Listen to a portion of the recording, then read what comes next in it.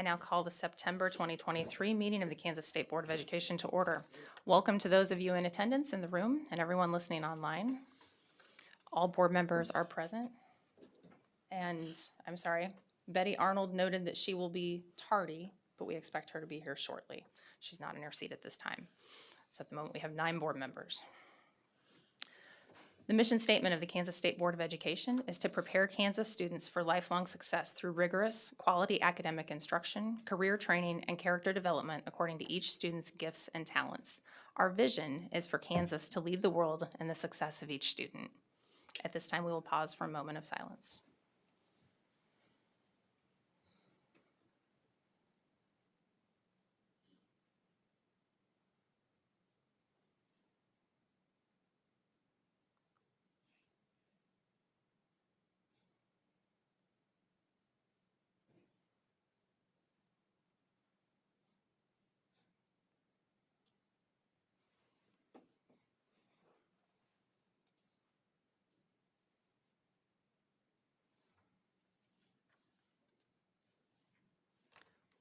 Please stand and join me as we recite the Pledge of Allegiance. I pledge allegiance to the flag of the United States of America and to the republic for which it stands, one nation, under God, indivisible, with liberty and justice for all.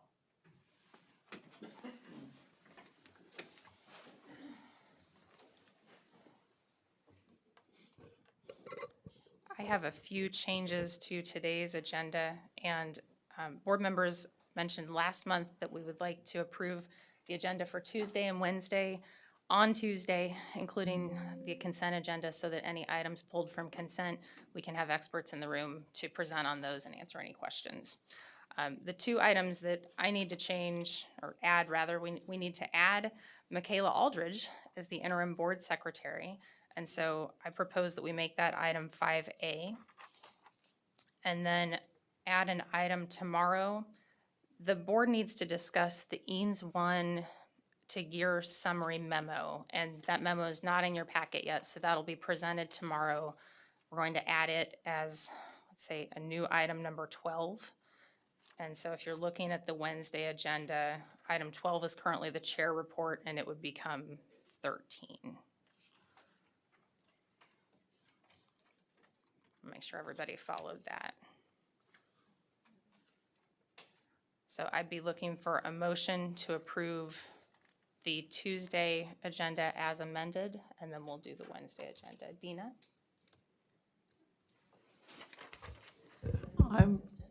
I move to approve the agenda for 2 days as amended. Okay. Is there a second? Anne? And then Kathy, did you have a question? Are we at this point pulling from the consent agenda? We're going to approve today's agenda, and then we'll do Wednesday. Okay, Yep. the motion was for both. Oh, you said Tuesday and Wednesday. Apologies. Thank you, Jim. So Dina's moved to approve both. So if something needs to be We said pulled, it last needs to month be- we were gonna if get this something needs to tidy. be pulled, it needs to be pulled now. Okay, so any changes to the consent agenda as part of that motion? Kathy? I would like to pull 11D for discussion. Pull 11D for discussion. Thank you. Any others? Michelle? I would like to pull E and P. Who is in all E's and A? E and P. Okay. I have D, E, and P to discuss from the consent agenda, so we'll pull those out. Okay.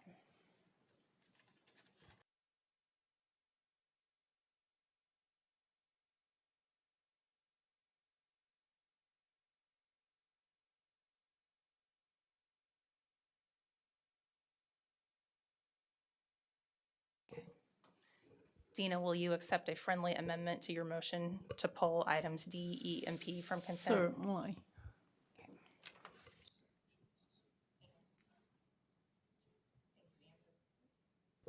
Thank you, Anne, for the second. All in favor, raise your hand. That is unanimous, 10-0. Thank you.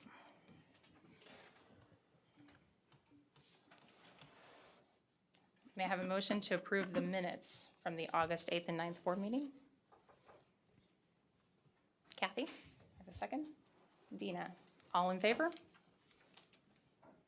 10-0, motion passes. Thank you. Commissioner, welcome. Thank you, Madam Oh, Chair. I'm sorry. Okay, Oh, thank you. This is why I have a vice chair. She'll vacate if we don't, I added motion 6A and didn't write it down. anybody that votes no has to do it.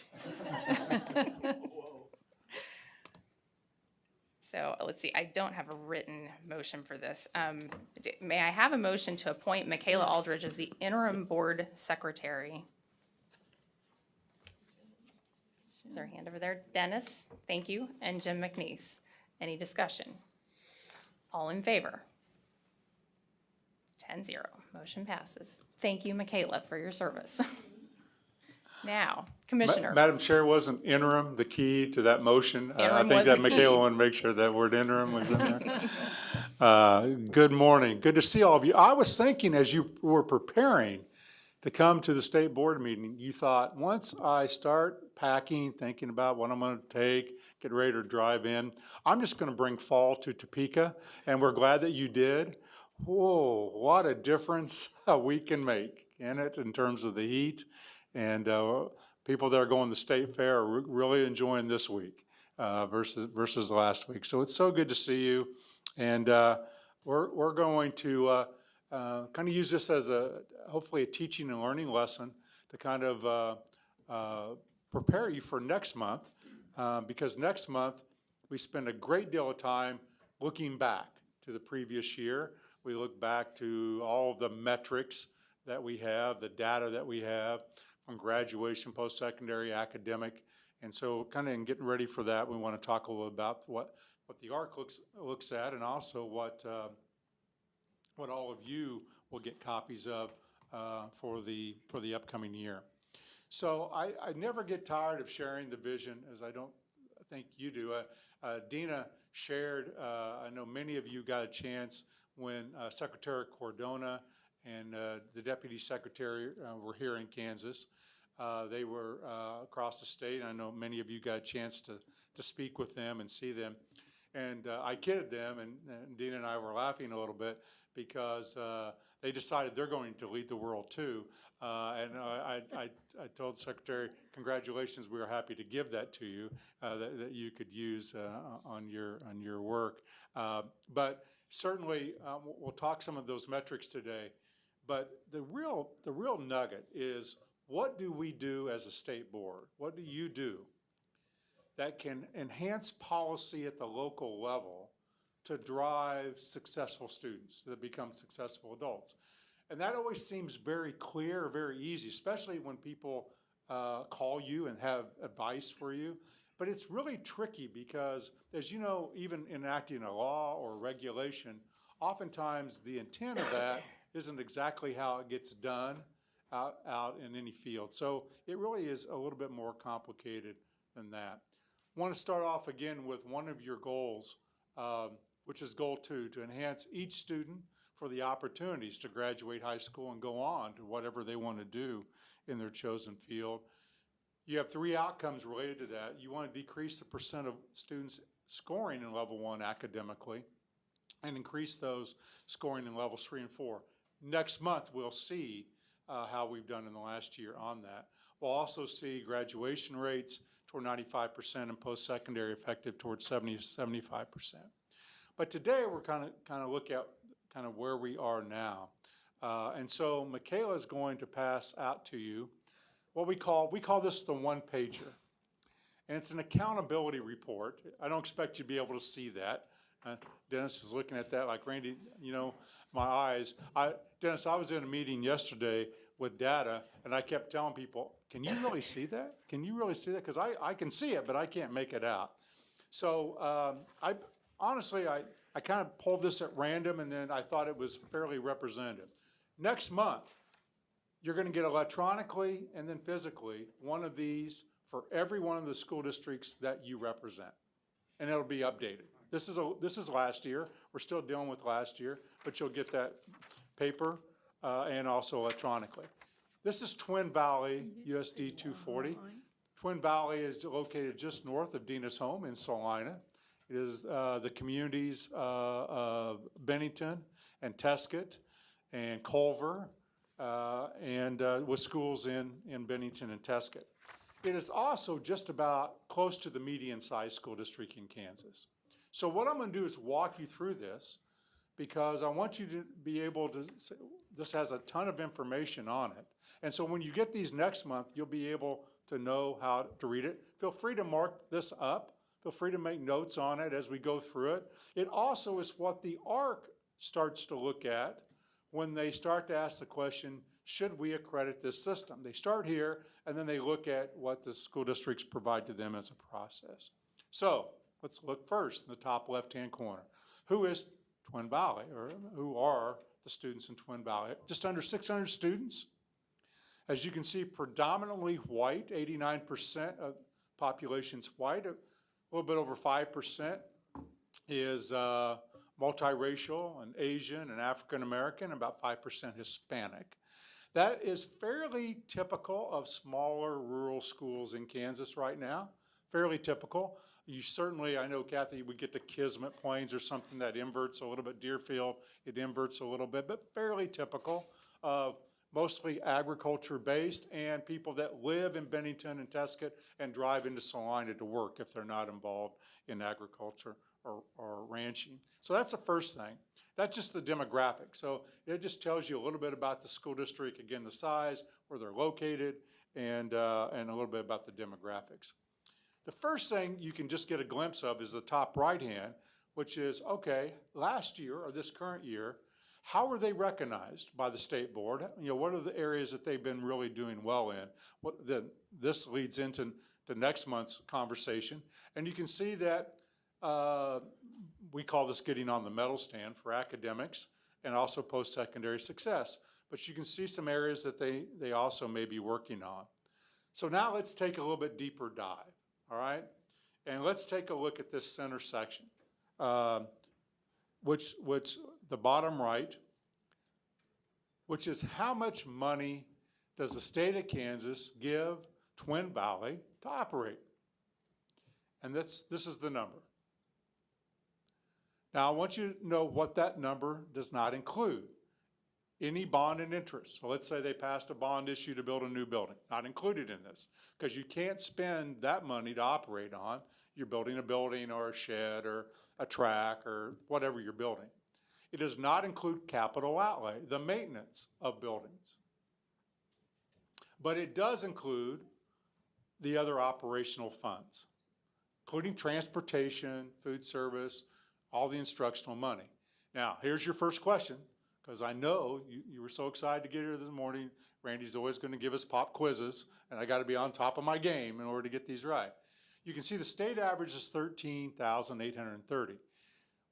The state of Kansas gives Twin Valley more than the state average. Can you tell me why? It has to do with the school funding formula. Weightings. All right, and let's start with the reason that someone with 600 kids or 597, they're going to start with low enrollment weighting. So remember that low enrollment weighting is going to start at about 1,400 students, and the smaller you get, the more money you get until you get to 100. And then anything less than 100 is the same. So they get low enrollment weighting. They also probably get some ESOL weighting. They may get, which is, because they have about 5% Hispanic, maybe some other students that do not speak English. They probably get some weightings around career and tech ed programs. They may send, do some programming or work with someone technical, but that's what they get. So one of the things that we do in superintendent groups is we'll say, well, just take that number times your third grade class or whatever, and you start to get an idea of what the budget is and how to go through it. Ann and Dina will remember this well, because I do too. in 2017, the Kansas legislature was looking to do a new school finance formula. By the way, they're going to do that again in 2027. Well, that'll be fun. It's always fun. If you like these things, it's always fun. In 2017, as the committee was getting ready to end their work and try to pass a budget out, both Republican and Democratic leaders at that time came into our offices and said lots of things. But if we pass this out, will the state board, through accreditation, be ready to hold schools accountable to the money that we're going to give? Because we're going to give the greatest amount of money in the new school finance formula that's ever been poured into education in Kansas. And we said at that time in 2017, yes. That's where KISA came in. So the legislature, that's where the 14922. You give recommendations, as you know, we just did that. So Betty will know, hey, we said to the legislature, maybe you want to fund special education, for example, at full funding. But they allocate the money. Guess who is responsible then for the money? You and the local boards. It's that partnership of how that money gets spent. So as we look at then the success that school districts are having, that's really what we're looking for.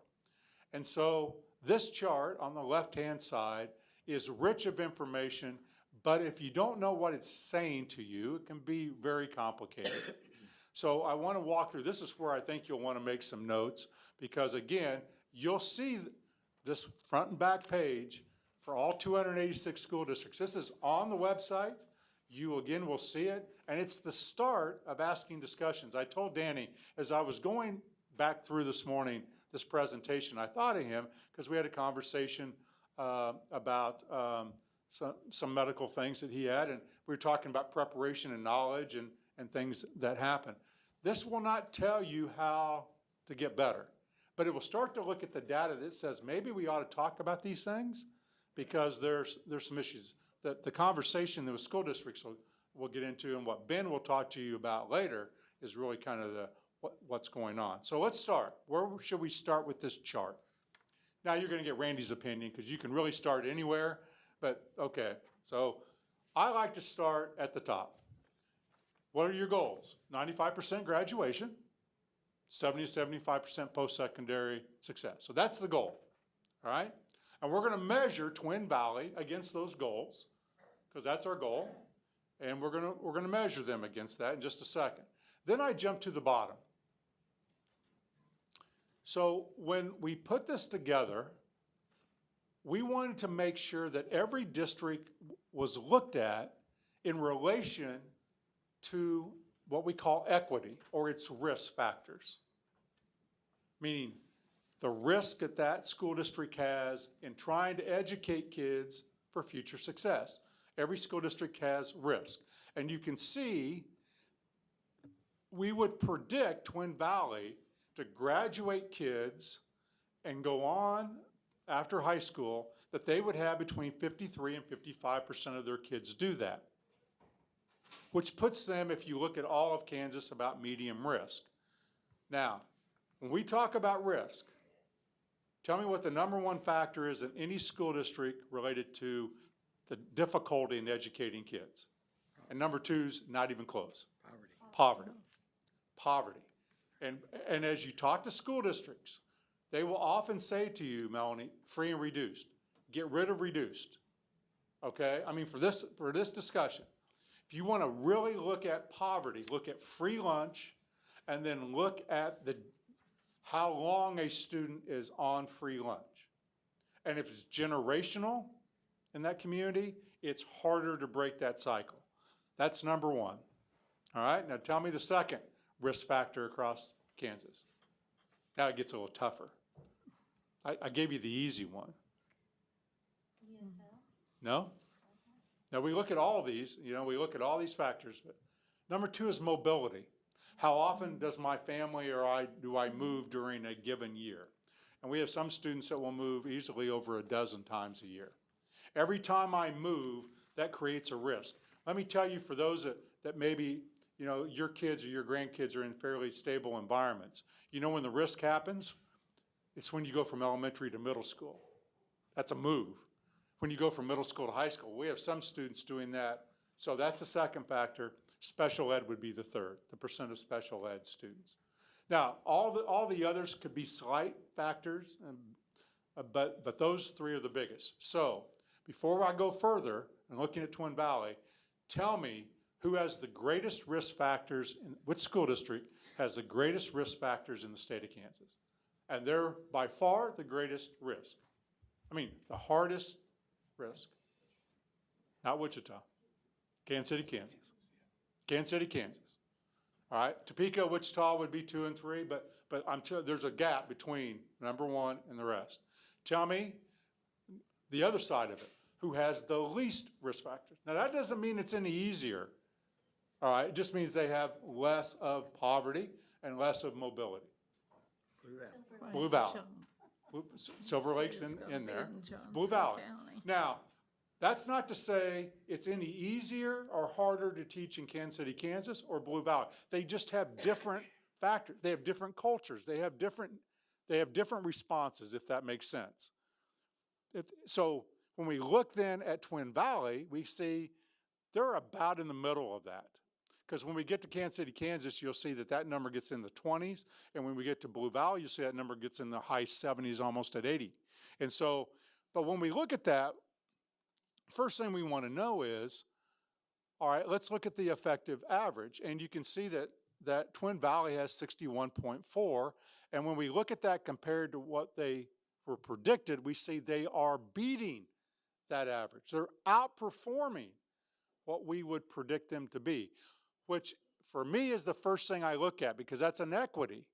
So when we look at Blue Valley or Silver Lake or DeSoto, where we have some lower risk factors, we would expect them innately to just do better. And we're measuring right off the bat against that and against the standard. And as it goes lower, we're looking at that also.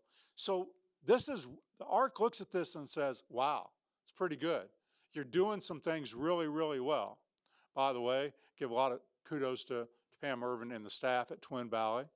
They are doing some remarkable things. And so we look at that. It's like going to the doctor, Jim, and the doctor says, your blood pressure's pretty good, Jim. And yeah, it is. Yeah, it's pretty good.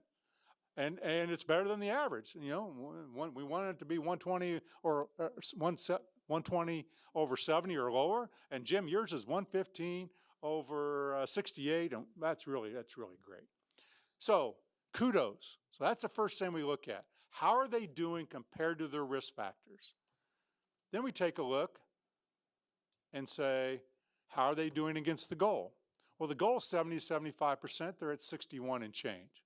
So we're not there, but we'll look at growth in a second. But we like where we're at.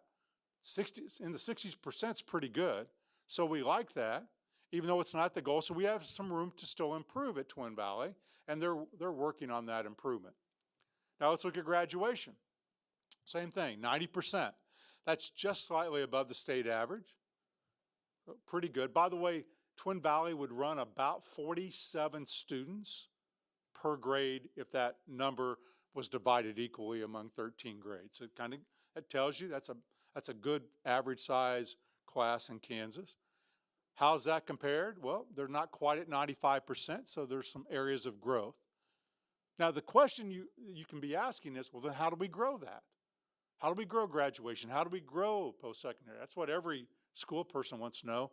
Ben's going to get into that a little bit later, when he talks about what do you have to do to that. So that's where they're at. That's just a static, that's like the scoreboard, Danny's sporting this KU, had to tell me 2-0. KU's 2-0. I'd remind him the Wildcats 2-0. But there's a scoreboard, right? Everyone knows the scoreboard. Well, that's the scoreboard. 90% graduation, 61% post-secondary effective. But let's take a look at over the last 5 years on this chart. Are they staying the same? Are they increasing or are they decreasing? We call that growth. So let's look at graduation. And you can see, like most small to medium-sized schools, what happens? It does a little bit of this, doesn't it? Why? Tell me why. Smaller numbers. And 1 or 2 kids, right, out of a class of 47 can skew you. You get even smaller than that, it really can skew. So if you're in Olathe, not so much. You know, it's fairly stable. So but we look at that trend line, and you can see the trend line generally is going up. In fact, currently, they're at 93% graduation rate, and they were at 91 to 80, but you can see in the last 2 or 3 years, 92.7, 92.3, 93.3 is what they're currently at. So we've gone up over that 90%. That's good. So the ARC's saying, is there growth? And there's growth. They're showing growth in that. How about post-secondary effective? Again, the trend line looks like it's going up. If you look back to 16 and 17, you can see 57, 45, and then the last 3 years it's been in the 60s to even 70%. In this past year, I believe, is in the upper 60%. So that trend line is going up. So our growth trend line is going up on graduation and post-secondary. All right, so a lot to look at on this little chart, a lot to look at, and that's what the ARC starts to look at. Now, the question is, in big areas, how do I improve those two factors? In general, because there are a lot of little nuances, in general, it's based on academic. If I improve academic, we should see that improve. If I improve academic, we could see that improve. And if I improve the Kansas Can competencies, I should see that improve. And the better I put those together, the better that I do. So we don't measure this. The ARC has no measure of this unless they write about in the process. We don't collect any data on this other than what school districts tell us. There's no state data that's collected on time management. There's nothing sent to us. So I'm going to focus, if you would, on this chart, which you can see. And now I'm going to have you flip over on the back page. A lot of data here, but I'm going to focus you on the top chart, all students, 2021 and 21-22. So we're going to look at some things. Remember your goal, your outcome for the goal? We want to diminish level 1. We want to increase levels 3 and 4, right? Again, we're just looking at data. We're coming in, ARC's looking at data. So let's start with mathematics. This chart can be a little hard, so watch how I do this. Let's look at level 1 from one year to the other. Now, remember what happens next month. You're going to get 22, 23 data. But right now, look at this. What happened to level 1 over that year? It's flat. I mean, it's flat. Don't get worried about the tenths or hundredths. It's flat. It didn't go up. It didn't go down. We'd like to drive it down. They would like to drive it down, but for that year, it didn't go down. Then we add 3 and 4 together. What happened to levels 3 and 4? They went up in mathematics. So they increased the number of kids in 3 and 4, which is half of the goal, and they stayed steady with the number of kids in level 1. We like that. That's a good, now again, you don't know why. Again, if Jim gets a blood pressure, doctor doesn't know why. Jim says, well, I've been walking 3 miles every day. It's what I've been doing. Been cutting out my salt. Okay, Ben will get into some of the why, but this is data. Now let's look at English language arts. And then, all right, level 1. What happened to level 1? He went up. We want it to go down. And it snuck up. So, not making a decision on that, but again, blood pressure's going up. Maybe not real high, but it's going up. How about levels 3 and 4? Went down. So in mathematics, we saw a different trend for Twin Valley than we're seeing in language arts.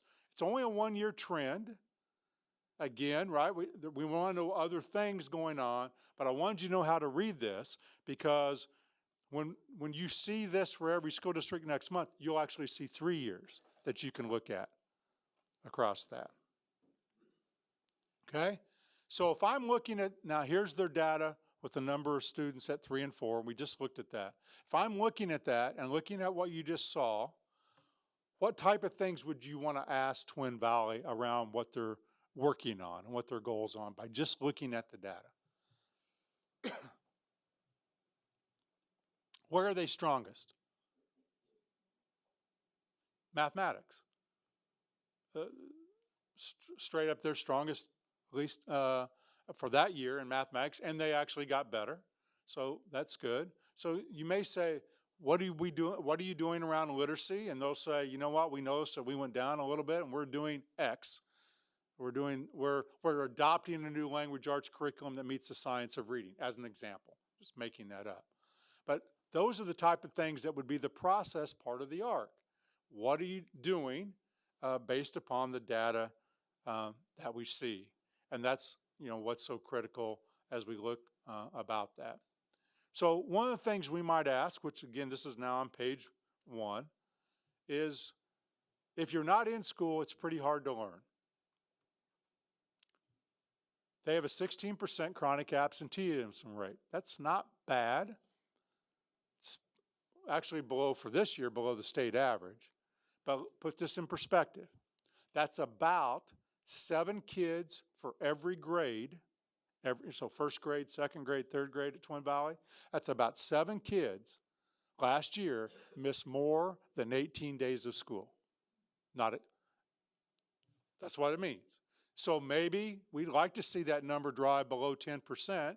So maybe, conversation, hey, you're doing pretty well. What have you done? And we'd like to see the daily rate creep up toward 95. Because if we're there, we have a chance then to do some other things again that we'll discuss a little bit later. So this is all just on what we call the one-page accountability. And this is where the ARC starts before they look at the process and ask questions around KISA. And so what can we do as we think about this? Well, if we're looking at literacy, you'll hear me say this probably every meeting. Do you know we have a little program called Letters Training? It's free. It's very intensive. It's a 2-year program. You've committed $15 million, and the next cohort starts in January. And we just love everyone to sign up and get trained, because if I know how to teach reading really well, I can probably make an impact. It's one of the steps, right? It's one of the steps. Knowledge is one of the steps. I think this is important, and you hear me say this a lot. We have to teach rigorously at the level that a student would do well at levels 3 and 4 every day. In science, in social studies, in all the curricular areas. Teach it at that level, expect. I don't know how many of you watched the Texas-Alabama football game. Two heavyweights in the top 10 battling it out. Texas wins that game. Both went into that game thinking they were going to win. Both had a game plan, but I can guarantee you in both programs, they're preparing at a high level to win every game. They are. That's the expectation. You'll be on time, right? Young people, you're going to do this. We need to ask more of young people. I'll tell you, I believe, in Randy's opinion, we're asking less of students over the last 20 years. From a rigor, I'm not talking about just more busy work. I'm talking about from a rigorous standpoint, challenging kids. Monitor each student. Look at the data. Academic, you can use the Kansas standards, free. You can use formative assessments that can be given daily by the teacher, and interim assessments, and there's no cost to that. That will give you more data on an interim basis. So I wanted to give you just a little bit of how to read this. Again, next month, you'll get these, and you'll get new data from me that as a look back as a state, and then we can take a look at every school district. And Madam Chair, I'd be happy to answer any questions. I just realized I don't have the app up yet, so if anyone has a question, feel free to raise your hand. Ann? Thank you, Madam Chair. Randy, the $14,000, is that Yes. Fed and state, or does that include LOB? It includes LOB. It does, okay. Yeah, I it wasn't includes anything that they can use for operating expenses, Ann. So it does not include bond and interest, does not include capital outlay, would not include if you're running a co-op, would not include that. Otherwise, it does include Fund 78 to special ed also. sure. Okay, and I know we've talked about this before, but one thing people always want to know is what is the percent of kids in the district at risk or in poverty or on free lunch? Can we add that to this?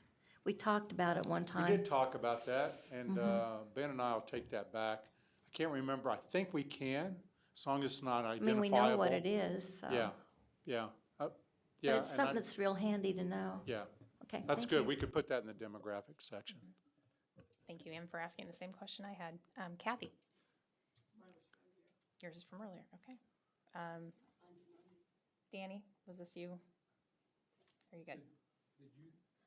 I'm sorry, did you say that the Fed's money is in here? It is from an operational standpoint. So the transportation, mean?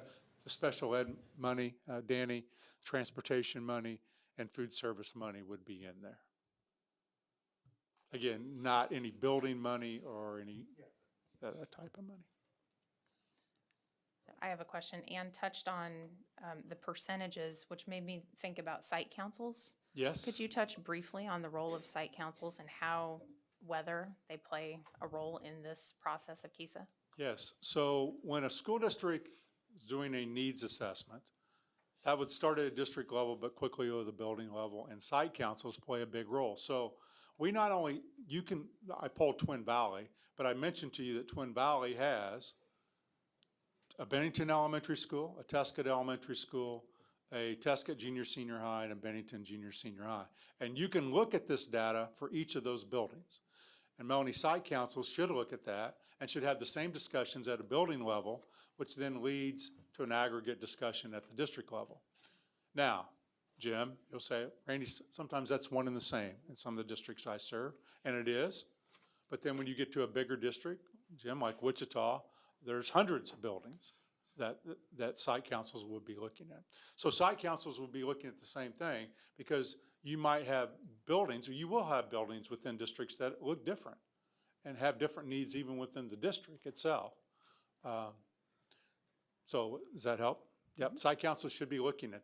And again, this data is public and information for not only patrons, but for school districts to use. Thank you. Danny? Thank you. So do local boards go over this data and also the accreditation summary that goes along with this? We encourage that to happen. Part of the KISA process is an assurance that is shared with the board. I don't know any more than that, Danny, because we don't monitor every board meeting, but there's an assurance that will be done. And it should be. It should be, yeah. This is, again, I use the medical because I think it makes sense. You know, you get this data, all right, my blood pressure's this, my blood sugar's this, my heart rate is this. That's just data, right? And then someone's helping you interpret, and then you're saying, well, yeah, I've been eating a lot of steak lately and a lot of sweets, or whatever the case may be, and then we modify behavior. Kathy? So I'm sorry, I was writing some notes while you were talking, so I think I missed something. So you said the schools are able to create this per building? It's created for them. It's created for them per Yes. building? Yeah. Okay. So if you go to our website, right on the right-hand side of our website, there's something called Accountability Report. And you click on that, and it will come up and ask you what year you want, and what district and what building you want. Okay. And I just pulled this as an example. So Gotcha. Thank they don't you. have to create anything other than look it up and print it.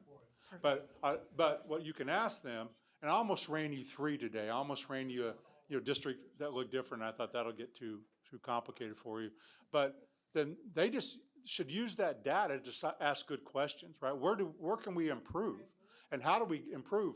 Which is the whole goal of KISA, just get better.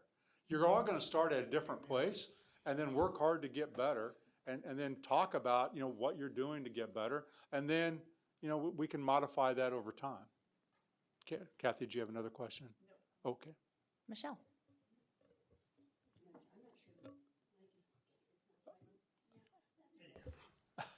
We got lots of help.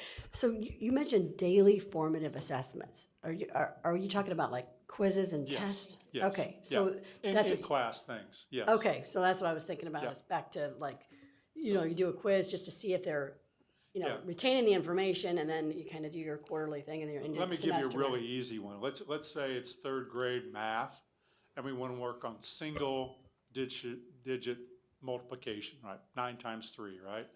I could quickly give all of you 5 of those questions we could see where you're at. That would inform my instruction. That's called the formative assessment. Yeah, like if you were teaching like something about the Constitution or something like that. That's right. And everybody raised their hand, you might move on to the next. you That's might- correct. You're like, we're not even gonna talk about that because we're That's- moving on and they that's all get correct. it. You know, That's if everybody correct. just looks like, deer in the headlights, then we need to slow down and we need to go back and make sure they're retaining that, yeah. Yeah, that's a great example, Michelle, and that's true. Now, when Ben and our school improvement group gets together, it's going even deeper, right? And so you're hearing, so I'm gonna get way in the weeds for just a second. You'll hear things talk about standards-based grading. Maybe Melanie has talked a lot about when can kids go at their own pace, right? Well, that would be when kids show you that, then maybe they get to go on. The challenge in our education system is if all of you are in my class right now, and 3 of you don't know that, and the 17 do, how do I differentiate that? See, that's the challenge every teacher faces. And that kindergarten teacher, all right, we're in early September, right, mid-September. That kindergarten teacher in every school district right now, I guarantee you, has kids reading on a 3rd grade level. And they have kids that do not know where they live, cannot spell their own name, cannot recognize colors. And if that kindergarten teacher has 8 in their class, they feel okay. If they have 28, they're starting to panic because, Michelle, it's just that, right? I'm trying to figure that out, and I've got some kids ready to go on, I have kids not, and then they'll ask the questions and you'll hear it, I need help. I either need more teachers or I need a para or I need some help. And so you'll hear systems talk about in the weeds around how then do I go about doing it. But you're exactly right. That's what happens. And the formative assessment just kind of tells you who knows it and who doesn't. And it can be done with just a raising of the hand. Dina? Thank you, Madam Chair. When we look at this, the back sheet, Yes, ma'am? part of the sheet, how many students is kind of the cutoff? So you might, for example, when you look at this, there are no African-American students, but that is not true. When I visited there are African-American students, but there has to be a number of them before you actually focus on it. Am I correct in that? You are correct. So sometimes, we talk about these things in isolation. Remember when we talked about data privacy? Had Kathy up here talking about data privacy? We would not report anything less than 10 because now you're starting to be able to identify possibly those students, and that's not what we want to have done. So if the number is less than 10, it shows up as NA in any school district in any subcategory. Even though, as you said, there may be some African-American students, and there are in Twin Valley, there just didn't have 10 take the state assessment. Right. So that's the privacy protection from And- identifiable information. Because we also have areas where there are Native American students and a number of them, more than 10, that are taking the assessments. So in that case, in those kind of cases where the demographics are different, is there a way for them to show that their demographics are different and how those students are doing? Yes. Because otherwise they kind of are left out of the picture. Yes. So if you go back to the demographics, let's say you had a large Native American population or a large Asian population or a large Hispanic, those would be shown too, and that is aggregated data to that school district. In this case, they don't have that, so. Right. And you can see, even in the case of the 5%, that's lumping African American, Native American, Asian, multiracial, even to get to 5%. So that's why that doesn't get disaggregated out. That's a technical term called disaggregation. But those districts would. Now, I know Ben and Ann is on, our indigenous work group, and they're working even to try to help identify Native Americans, especially tribal affiliation, so that they can track that better and assist those students even better. And some of what they would tell you is, wow, you're really strict about this data sometimes, and we can't track those low numbers. And that's true because of data privacy issues. Thank you. Yep. Danny? Thank you. Also, if, sorry, if, my microphone works good. If they're doing this, but also shouldn't they be going with the ARC summary with the board also, shouldn't be? Yes. Because they kind of go hand in hand. They do. Okay. So the ARC summary is the ARC making notes around this. And what I've alluded to that you don't see on here is that the school district provides to the ARC, this is what we're doing. We've looked at this. This is our process. This is how we plan to address our issues. And those are different, right, for every school district. So the conversation at a school site council or at the district level should be both, Danny. Should be both of those. And then, what I hear from boards, and I'll speak to this when I'm at the KSB conference in November, is boards sometimes would say, well, I don't know anything about instruction. You don't have to know about instruction. You want to look at the data and simply ask the question, can you tell us what we're doing to address this? Right? Because that's the question that you want to ask. You don't have to be the expert in knowing what to do, but you've hired people that should say, we're trying to attack literacy, here's what we're doing, and here's the plan, and then you can monitor, is that getting better? Yeah, so it should be both. It should be both. Jim? Thank you. How many of these reports have you looked at I look in your career? on my career, thousands. As long as you've been doing it. I will say this, Jim, Ben hears me say this all the time. At school districts, we have 3 superintendents with this day. I look at their data probably as much as they do. I don't study all the depth of it, but I know it pretty well because I'm looking to see where can we help, right? What can we do to assist? So thousands. Yeah. And regrettably, the names of the performing well and the names of the performing poorly have pretty much stayed the same over the years. There's people bounce up and bounce Yes. down, but generally speaking. There's exceptions to that. Yeah, yes. they're right. Yes. So this isn't new. In fact, I think I saw these when I was working in the early 80s. I feel bad about that because, one of the things that happens is you get a superintendent that does a really good job, or a principal, or a couple of teachers that do a really good job with this, and they usually move on. There's a lack of stability in leadership and in instruction. And that's one of the things we could address. Yes. See how all this wraps around? You're exactly right. Yeah.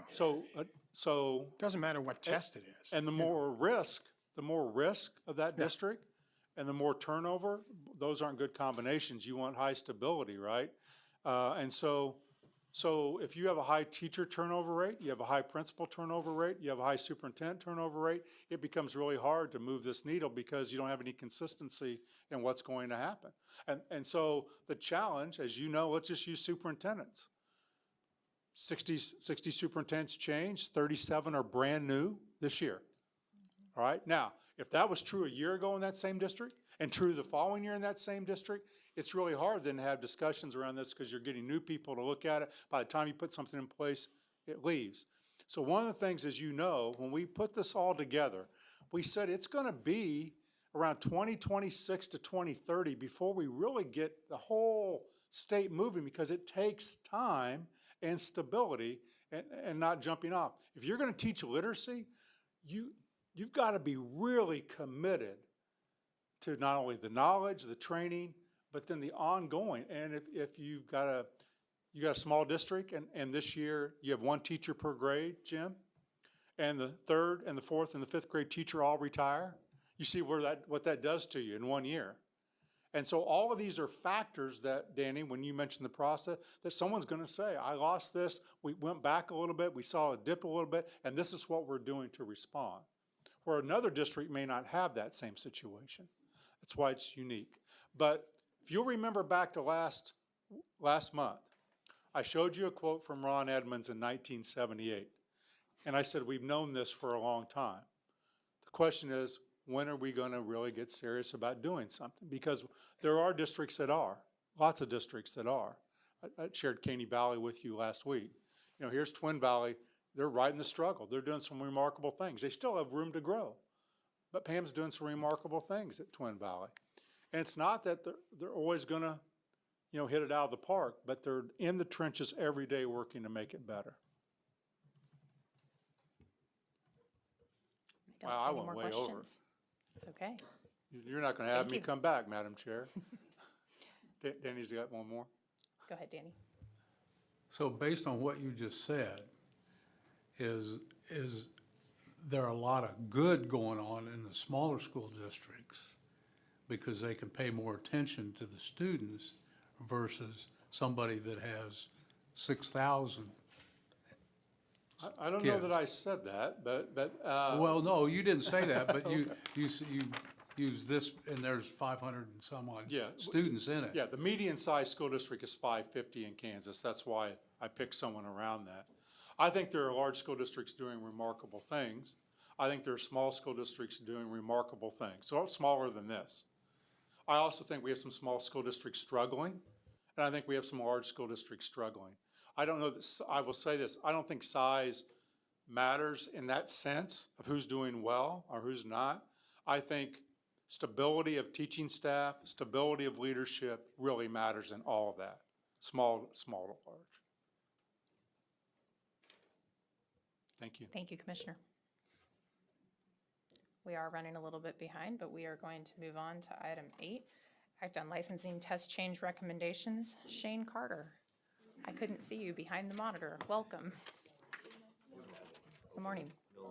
Good morning, Madam Chair. Oh, I'm so sorry. I'm in such a hurry that I skipped the open forum. Okay. I don't think we have any speakers. Correct. Let me open and close it real quick.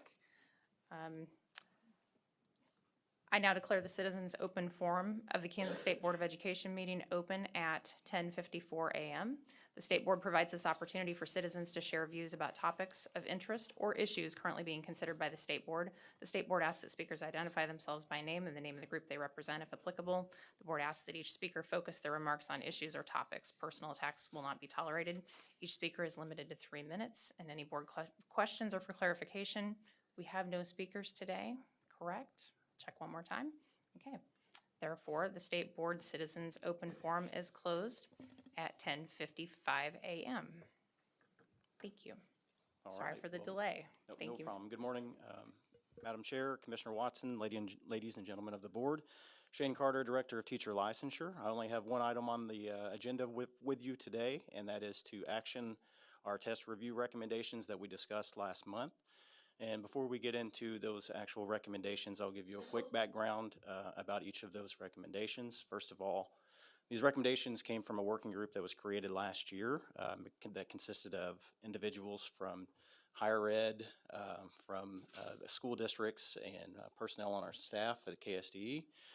Those recommendations were created over a series of months and then pushed through our professional standards board. And then the Professional Standards Board vetted those recommendations, and then those recommendations the Professional Standards Board made are what I shared with you last month. And as far as those recommendations, the first recommendation is to no longer require the principles of learning and teaching. The main premise for that recommendation is the fact that it's a duplicated test and that individuals complete a performance work assessment during their teacher preparation program, and it's basically measuring the same competencies.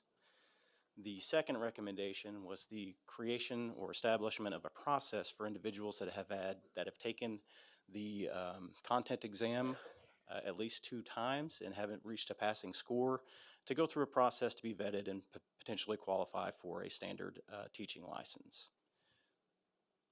So before, I'll go ahead and go. And as far as the recommended motions, these are the it's recommended motion. It's there for your organization because this is, kind of difficult to get a grasp on whenever you're making a recommendation. So don't feel that you have to, you're held to these. You can adjust them or make any changes. But I wanted to provide you something that you could reference in order to make your recommendations. So with that, I'll take a pause and see if there are any questions or additional discussion you'd like to have. Kathy? Thank you.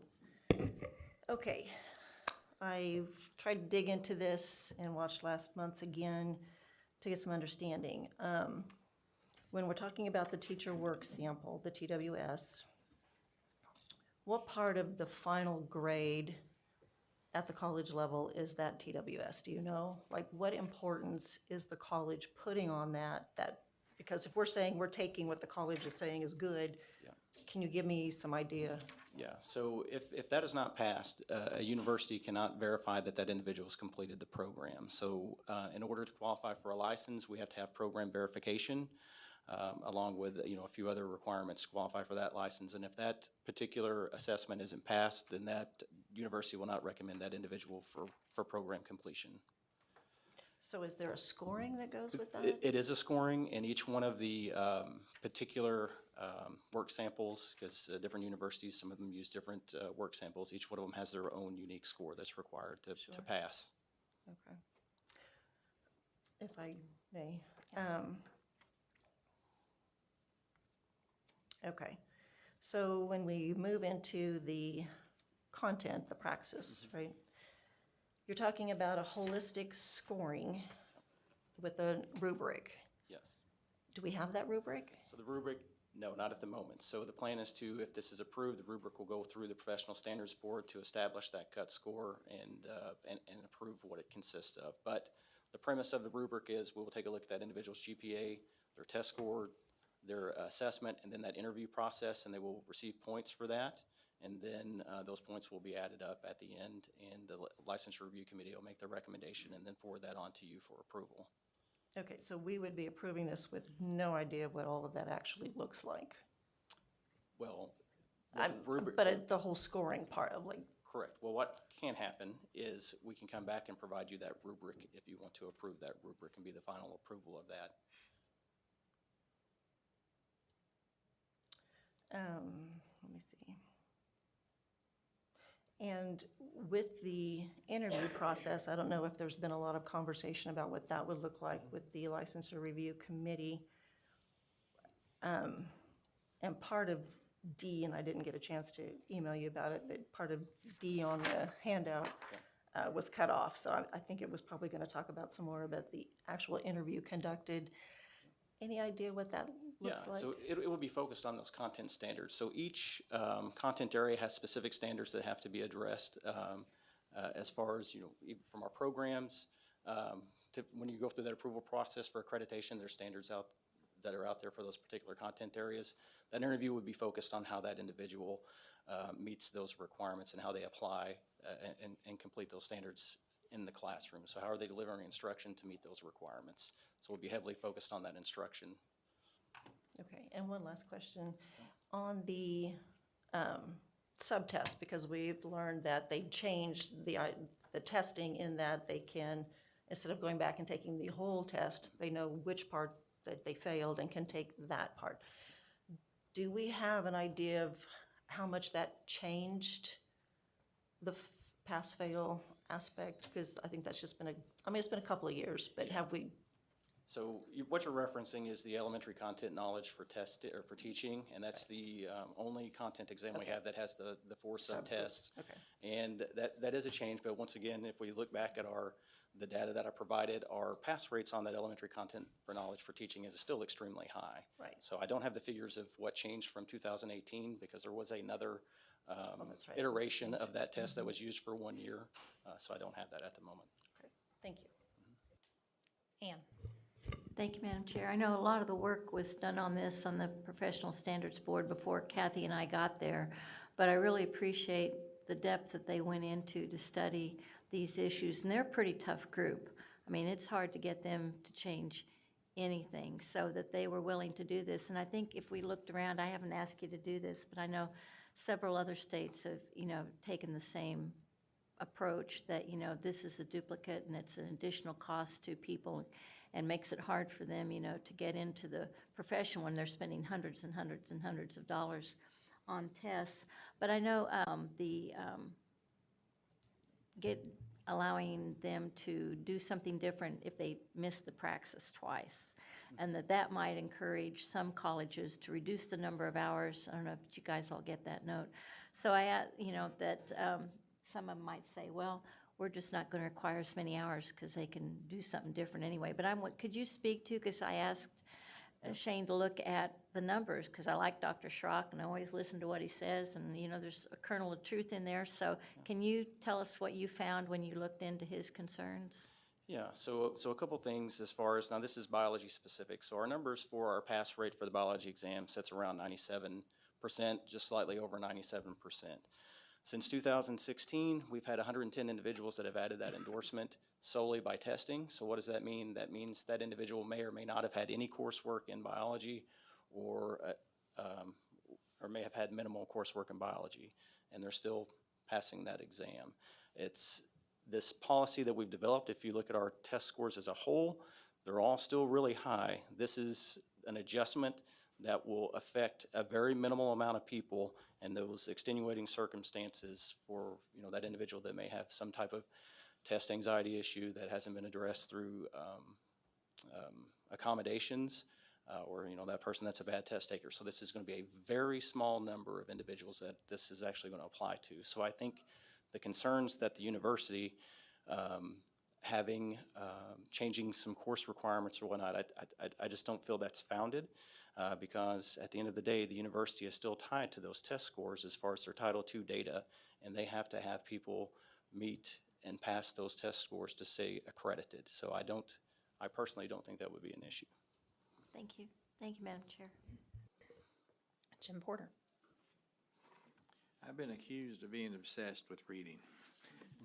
And so as you're doing the holistic, I just want to emphasize that the fact that they are competent, that people are competent in the area of structured literacy, so that we don't put anybody in the classroom to teach our kids how to read that do not have those skills. So I'm just suggesting that as we look at that holistic scoring, that we make sure that we're sending people into elementary classrooms that have the competency to teach reading effectively. Thank you.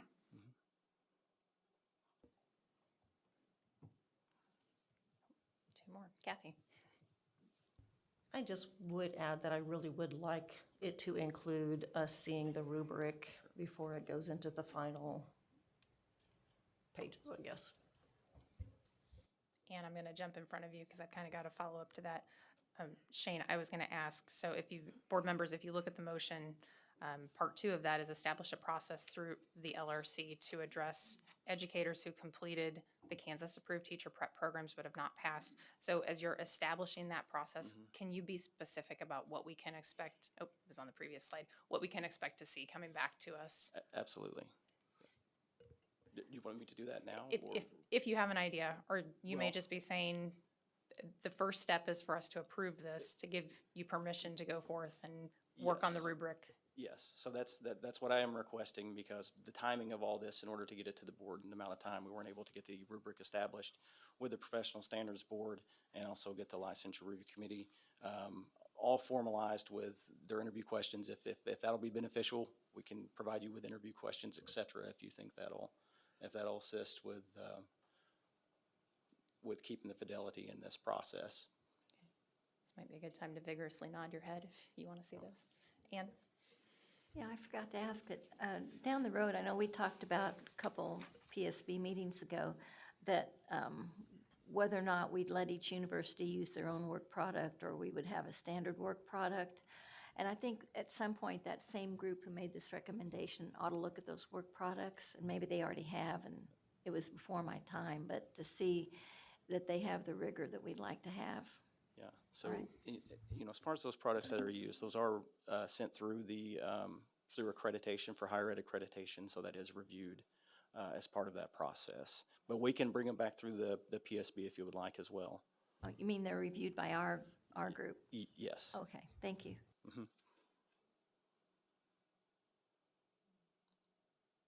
Dina? Thank you, Madam Chair. One of the concerns that keeps coming to my mind that when I look at the recommended motion for the pedagogy exam, I don't have issues with us removing it, but there seems to be no replacement for it. We talk about it, but I guess I'm thinking maybe we need an expectation that the school, the college, the university has a responsibility for a work product that shows that they know what pedagogy is and can put that into practice. And yes, ma'am. So that work sample that we're referencing, that each university that has an approved program that they have to provide, that is that check, that measure. And as I was, So where is that mentioned in the motion? well, it's not in the motion because that's already a requirement for universities to be accredited. Okay. So it's already established. So that's why it's not put in here. We're basically saying the PLT is a duplicate test. That's why we're removing it, because we have this other structure, this assessment embedded in programs that measures the same thing. Okay, so it's already a requirement, so we really don't need to put it in the motion as such. Yes. Okay. And it became a requirement in 2018. And the reason why I was saying that, because in the second part of that motion, we are talking about a replacement. Yes. But it's not something in place at this moment. Yes, so because the PLT and the content exam, two separate exams that we would be making a motion on, Okay, thank or you. that you all would be making a motion on, not myself. Thank you. Jim? I move that the Kansas State Board of Education approve the following licensure test changes recommended by the Professional Standards Board as listed on the screen. Do I have a second? Dina? Any further discussion or questions? Ready to vote? All in favor, raise your hand. That appears to be a unanimous vote, 10-0. Thank you, Madam Chair. Thank you. We will take a 10-minute break. We're running about 10 minutes behind. We'll be back at 11:20.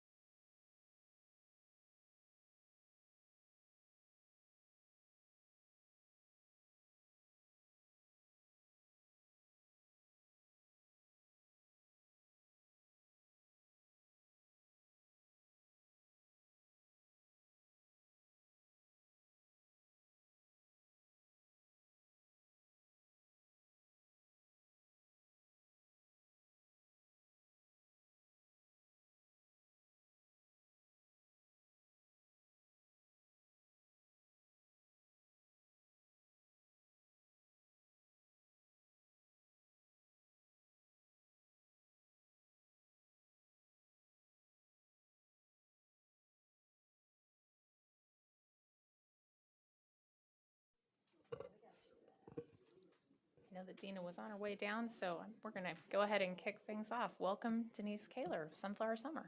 Thank you so much. So I'm going to start off, we're going to be giving you a presentation, kind of a wrap-up presentation on Sunflower Summer, but I wanted to kind of remind you of how the program started and why it started. So during a meeting in 2021 that Commissioner Watson held with his teacher advisory group, they were discussing several issues, and one of the things that came up was these educators, and these are top educators in our state. They said, you know, we really would like to create some kind of a program that provides opportunities for our students to remain engaged in learning during the summer months. And in that process, we'd like to also encourage parent engagement. Now, 2021 was about the time when some of the pandemic restrictions were starting to lift. So they really wanted these students to be able to get out and explore the state, learn about its history and its museums and all of that, and really be this interactive, experiential approach that would support their transition, these school-age kids, their transition into the fall school. So with your support and your approval, the KSDE allotted a portion of its ESSER set-aside funds to that it had set aside for its summer learning, extended summer learning opportunities to support this program, and Sunflower Summer was born. So last month, we wrapped up the third year of this highly successful program. It has grown exponentially since its launch in 21 and has been considered a home run for Kansas students and their families, and that's something that this board should be exceptionally proud of because it's been very successful. So beginning with the 2024 program year, the administration of the Sunflower Summer Program will transfer over to the Department of Commerce, their tourism division. So today, we're all about celebrating the incredible program that you all have supported over the years and thanking everyone who made it this teacher-led dream a reality. So with me today to present is Michael Kuntz. He is the Director of Administrative Services for Greenbush Education Service Center. His co-presenter, Janine Haran, is the Associate Director of Kansas University Center for Public Partnerships and Research. She is unable to be here today due to illness, but I know that Michael joins me in publicly thanking Janine and her staff for the incredible work that they have done to bring Sunflower Summer to life and to ensure the success over the years. So we wanted to make sure that we gave her a shout out on that. So I'm going to turn this over to Michael, and he'll let you know how the program went. Thank you. And to move forward, I just hit the... Yes, you can just use Okay, great. Well, good morning, everybody. As Denise said, my name is Michael Kuntz. I'm Director of Administrative Services for Greenbush and have had the honor and pleasure of just being a small part of this hugely tremendous program that you all have approved and supported together over these last 3 summers. It is proof yet again that time flies. It just doesn't feel like this should have come to an end as quickly as it has. I also want to be able to provide shout outs to the KU CPPR team. We've mentioned Janine, but in particular Jan and Kara, who were instrumental with their vision and their passion with this project. At Greenbush, Diane Brilhart and Michelle Elder, who made timely weekly payments to several dozen vendors throughout the entirety of this program. Our app partners at Slickit, KSDE, and of course you all as a State Board of Education, and also to our 286 superintendents, their principals, their teachers and staff, because without them communicating the enthusiasm and excitement that this program deserved, we probably wouldn't have seen the big turnout that we did. So everybody really rallied around this and partnered in a big way. We are here to celebrate today, and we speak to you on behalf of over 500,000 participants. This is just one comment from one of 597,000 participants over 3 summers. It really has been a wonderful blessing. Our family has experienced much more of Kansas than we would have otherwise. It also encouraged us to get out and do something new as a family. Please extend our gratitude to whomever is responsible for the idea and funding, and that's from Rebecca. Okay, so we're all about the smiles. Here is our attendance, and I'll let you just kind of look at that and let you soak that in for a minute. We start with the grand total on the left. Summer of 2023 follows, and then we work back in time. So I'll let you take a look at that and see what questions or wonderings you might have about that.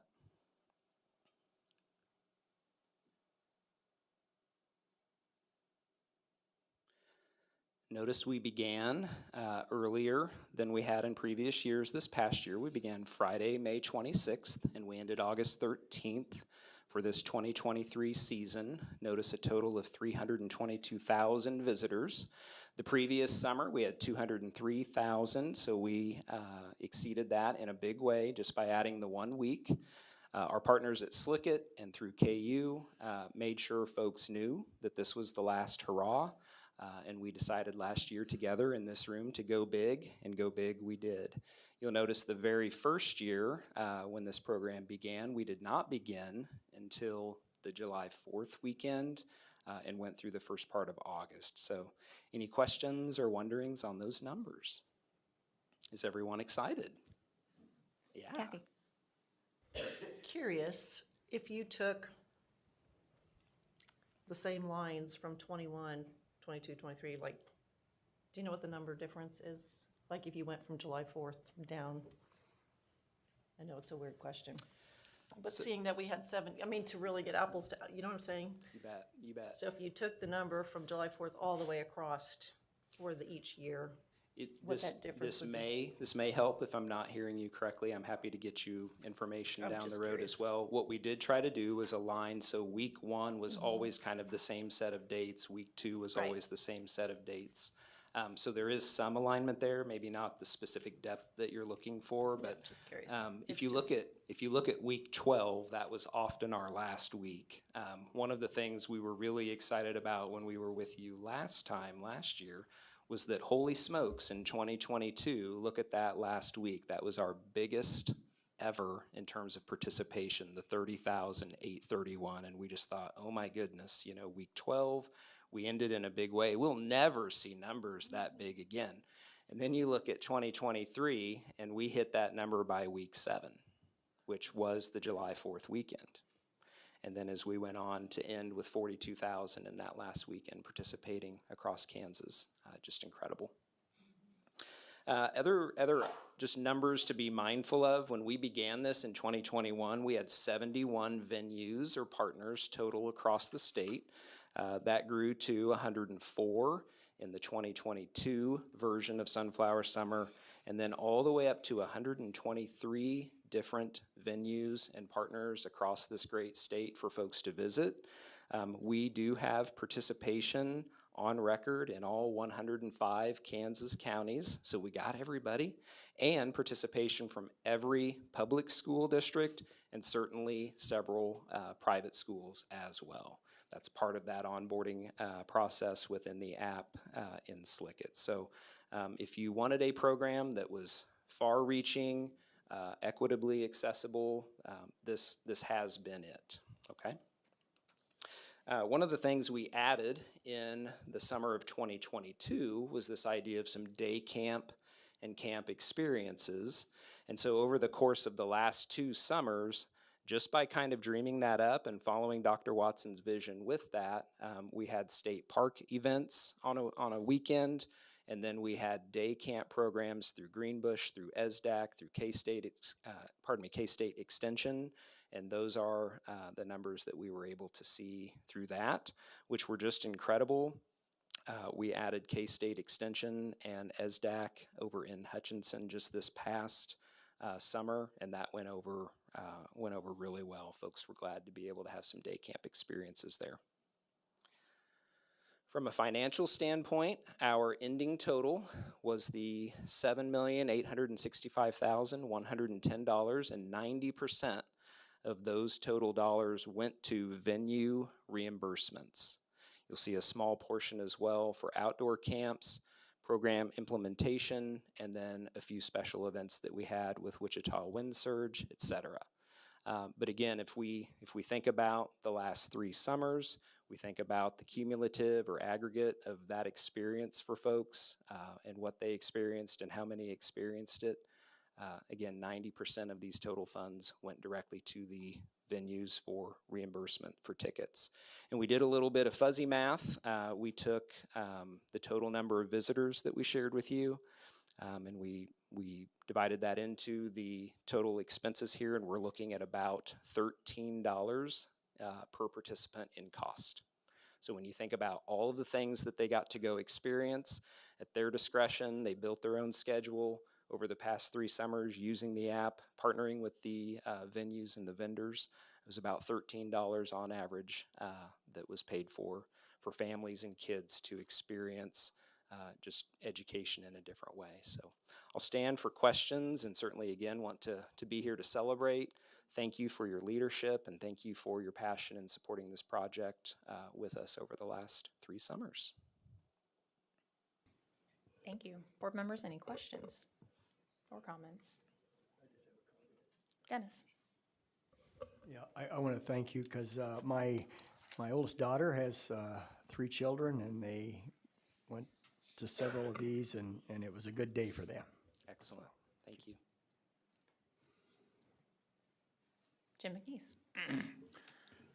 Excuse me. Thank you, but thank you to all the people who participated in this and in support of it. There are so many things we do that we don't see results like this.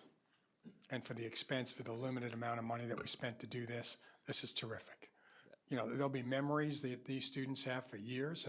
It'll change people in terms of careers. It probably even helped and healed families. You know, so it's amazing. I would hope that we're looking forward into the future and saying, how can we keep doing this? How can we keep, what are we doing to keep doing this? That's a question to you. What's your plans? Or are you waiting for us? Well, I can't speak for other agencies, but I know for Greenbush in particular, we've had a tradition of doing some day camp experiences for kids, both during the school year, in partnership with schools and with teachers, and certainly during the summers as well. We will continue to offer any guidance and support that Department of Commerce will take from us in continuing the legacy of this type of program into a new format. But we stand ready to serve in any capacity to make sure kids and families have what they need and can have great experiences. So Randy, what are we going to do to make sure this happens next year? Or what can we do to see it happens next year? Well, unfortunately, Jim, for this program, this ESSER money, Eanes money, it's gone. The Department of Commerce is going to pick it up under travel and tourism and economic development, and they will run a program that may look very similar, may look different. That'll be up to them. But this was done for learning loss. This specifically, and the teachers came up with it. So unfortunately, the 3 years has run its program, and we won't have any part of it going forward. But it's been extremely successful. Let's be a really good cheerleader for it. Oh yeah. You know, and We can do that. quite frankly, we see a lot of programs come and go, but this is a program that I see as inexpensive with great results. And we need to find a way to make sure it becomes a regular part of our summer programs for students. Thank you. Thank you. Dana, you're good? Randy answered your question. Excellent. I have a question for you. Given your perspective from Greenbush, do you happen to have data or just know from talking to folks, are field trips back up? You know, 2020, there were no field trips. Sure. I've still got kids in school, and I know that they have taken far fewer field trips. Do you feel like across the state, that's something that's starting to bounce back for districts, or do you see that remaining low? We are starting to hear more from superintendents and principals about getting back out and doing some different things. Certainly with superintendents here, they might have some different perspectives for you on what are barriers or limitations to that. But in general conversations, I think there is definitely a feeling and a desire to continue to have some of those experiential opportunities to learn outside of the walls of the school by taking field trips. Yep. Yeah. I love the quote that you brought because it is inspirational just to look at the list.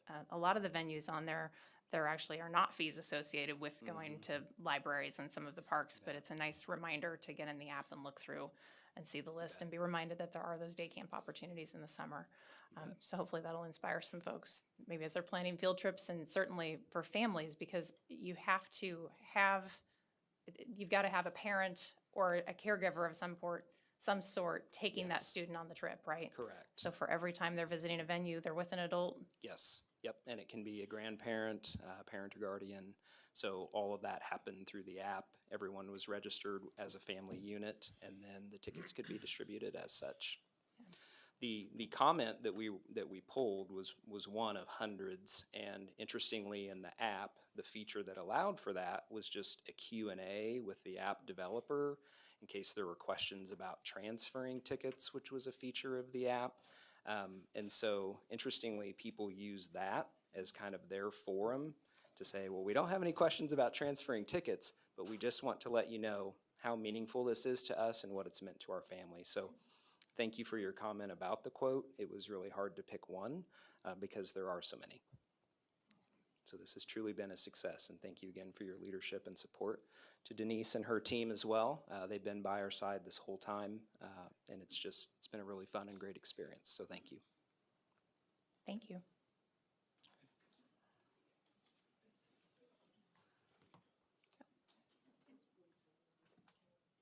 Yeah, Kathy. Commissioner, so with what I'm reading on here again, because I've forgotten, we do know that the legislature has given $6 million to fund this next summer. Is that what I'm reading? $3 million. Okay, this says 6. Yeah, $3 million. Oh, well, it's got 2 years on here, so Yeah. 6 for 2 years. Okay. Yes, and they may, so if we were instructing them, that's probably not enough to run it the way we ran it, because they're probably still gonna see an increase. What's still not able to be projected, as you ask about the question, is where's the capacity? Probably next summer, if we would have been able to run it one more, we would have found where that is, because we still saw such a growth. So they'll have to decide how they're going to run it and reimburse, and that may be different. I sure hope they're smart enough to keep the outward appearance of it so people stay attached to it. And for tourism, I mean, to see Kansans go out into Kansas, I mean, that's the perfect spot for it, really, to educate our families about where they live. I don't know, that part of it, I think, is It was huge. just taking advantage of the great things we already had and then Yeah. encouraging people to go. Our team will be transitioning both the app and the legal part of that over to them. And then whether they use KU and Greenbush or whether they do it themselves, that'll all be up to them. I'm sure they'll run it a little bit different, but as you could see that the cost went up, and we overspent this year, but we just went back and took some of the excess ESSER money to fund it. Yeah. Next up is agenda item number 10, the Early Childhood Transition Task Force update. Welcome, Amanda Peterson. Thank you. It's great to be here this morning. I'm here because I think that in the next couple of weeks and months, we've got some real opportunity to help shape what early childhood policy looks like in the state of Kansas. So I'm here to share an update on some of the work that the governor's Early Childhood Transition Task Force has taken so far this year, and also to gather some feedback. I would really appreciate, we've got some ideas for the opportunities that we might propose as that Early Childhood Transition Task Force shapes its final recommendations for the governor, and I'd really appreciate some feedback before the task force finalizes those recommendations in October for whether or not we're moving in the right direction. So a little bit of background on the work to date this year. The first executive order of Governor Kelly's second term was Executive Order 2301, which was signed in January. If you're curious about the text of the executive order, it's linked here and I believe also in your meeting materials, but it really does a nice job of laying out the charge of the Early Childhood Transition Task Force, and I've summarized that here. It's charged with reviewing Kansas's early childhood programs and then developing a roadmap for the creation of a new state cabinet level agency focused solely on supporting the success of youngest Kansans. So this is something, as we've heard, that is a bit of a trend nationwide. There are many states who have had a single early childhood state agency for quite some time, and then many others who have are either actively exploring that or who have recently moved in that direction. So the role of the task force is to develop recommendations for what that might look like in the state of Kansas that the governor will then take to the legislature in January to consider for whether or not we would like to adopt here. But there are a lot of, that's the big picture goal, but there's a lot in the details for this, specifically which programs would move and what this might look like. So in terms of the work that's been done to date to get a sense of where we're at, Governor Kelly signed the executive order in January. The task force had its first meeting toward the end of March. Each early childhood state agent or each state agency with significant responsibility for early childhood, so ourselves, the Kansas Department of Health and Environment, the Kansas Department for Children and Families, and then the Kansas Children's Cabinet and Trust Fund, shared an overview of the programs that we each currently administer, and then we had some conversation. In May, we got to hear lessons learned from two of our neighbor states.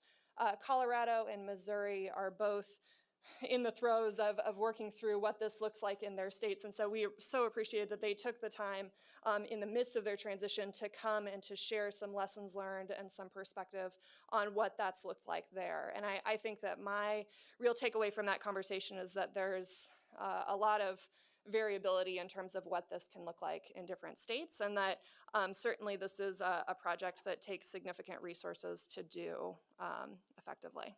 And then my favorite piece of the work so far, June 27th to 30th, we hosted 9 regional feedback sessions. I know several of you were able to attend the feedback sessions in your areas, and we had over 500 Kansans attend those sessions. So it was a really great time to be able to gather data.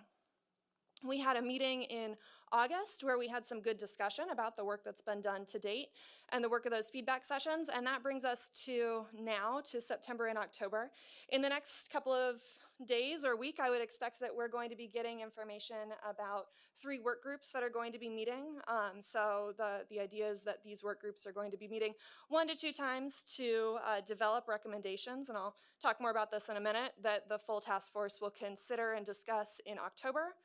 And then finally, the full task force will meet the week of December 11th to adopt that final report and present it to the governor. So it's a pretty ambitious timeline for a project of this scale. I linked to, there's some really great background information, and you've got some of it with you, but the Kansas Early Childhood Transition Task Force webpage includes a couple of pieces that I pulled out that I think are particularly helpful. The Early Childhood Program Inventory is that piece that I talked about in March, where each state agency put together a profile in one template of here are the early childhood programs that we currently administer, here's the amount of money that's involved, here's the source of that funding, here's any opportunities for alignment, here's the statutory or regulatory basis for operating these programs. So it's a pretty comprehensive document that gives a sense of the scope of things that we might consider here.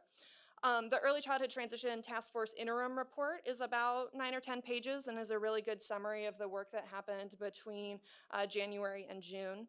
And then my favorite piece is the community engagement tour results. As I was putting this together, I had to stop myself from just putting in a bunch of slides about the results of that tour, because I think that any time that we get to hear directly from Kansans and get to hear from folks who are doing this work in communities, we get such a rich understanding of what our communities are facing, the bright spots that we're seeing in the state, and also the challenges that we have. And I think that tour, more than anything else, really highlighted the work that the state board in many ways has led and has sparked over the years. It very much reminded me of the 2019 tour that we did, where we engaged more than 6,000 Kansans to develop a comprehensive picture of our state early childhood system. But it really, I think, also had a different kind of energy than we did in 2019. I think that the leadership of local school districts and state leaders in helping people understand the importance of early childhood was really evident to me as I saw the range of people who attended, the frequency with which we had large employers, economic development folks, and others who represent some of those business and economic sectors that we don't always think of as typically early childhood who were really interested and engaged in that conversation. So if you would like the full summary of those results, that's there. And we're also incorporating that as we continue to update our state needs assessment and strategic plan for early childhood. As I mentioned, our next steps are to have some work groups who will be meeting, and you can see here on the screen what those 3 work groups will be. So I would expect that state agency staff who are serving on the task force will receive the opportunity to serve on all 3 of these work groups so that we can provide advice and answer questions and pieces like that.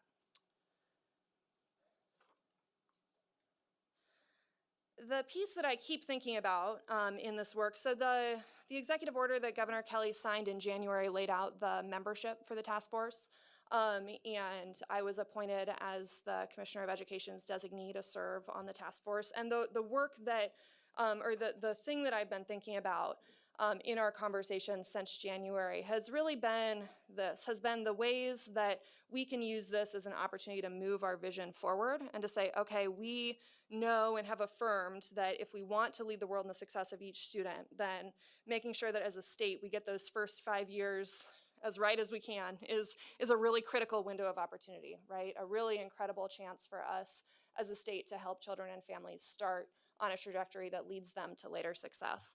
And something else that I've thought about a lot is that as we have done this work over the years and as we have engaged with communities, as we have worked together with school districts, something that we have heard and have affirmed over and over again is that there's not a one-size-fits-all approach that will fit every community or every family. We've got to be able to develop a system that's flexible enough to realize that in some communities, yes, it is the school district who is in a real leadership role when it comes to the community's early childhood system.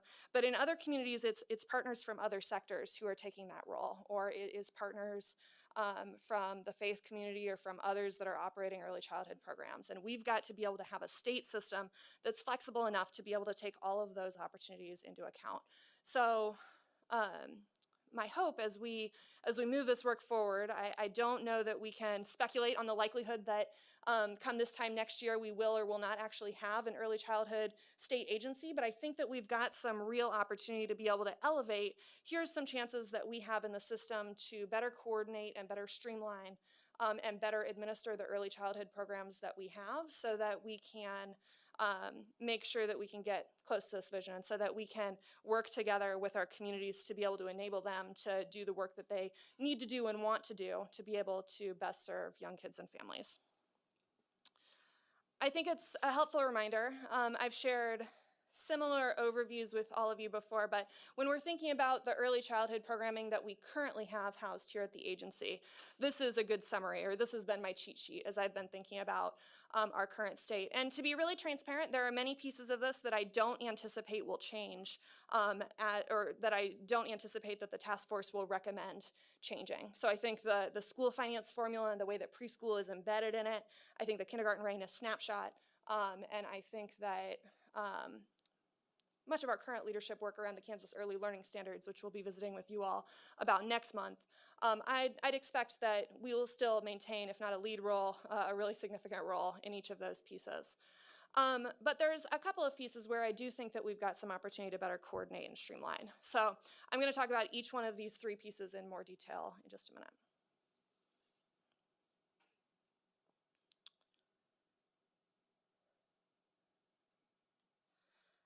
So when we think about this first piece, you know, something that we hear consistently from communities is that there is a real administrative burden that accompanies having to constantly apply for competitive grant programming to sustain basic operations and to sustain operations for preschool.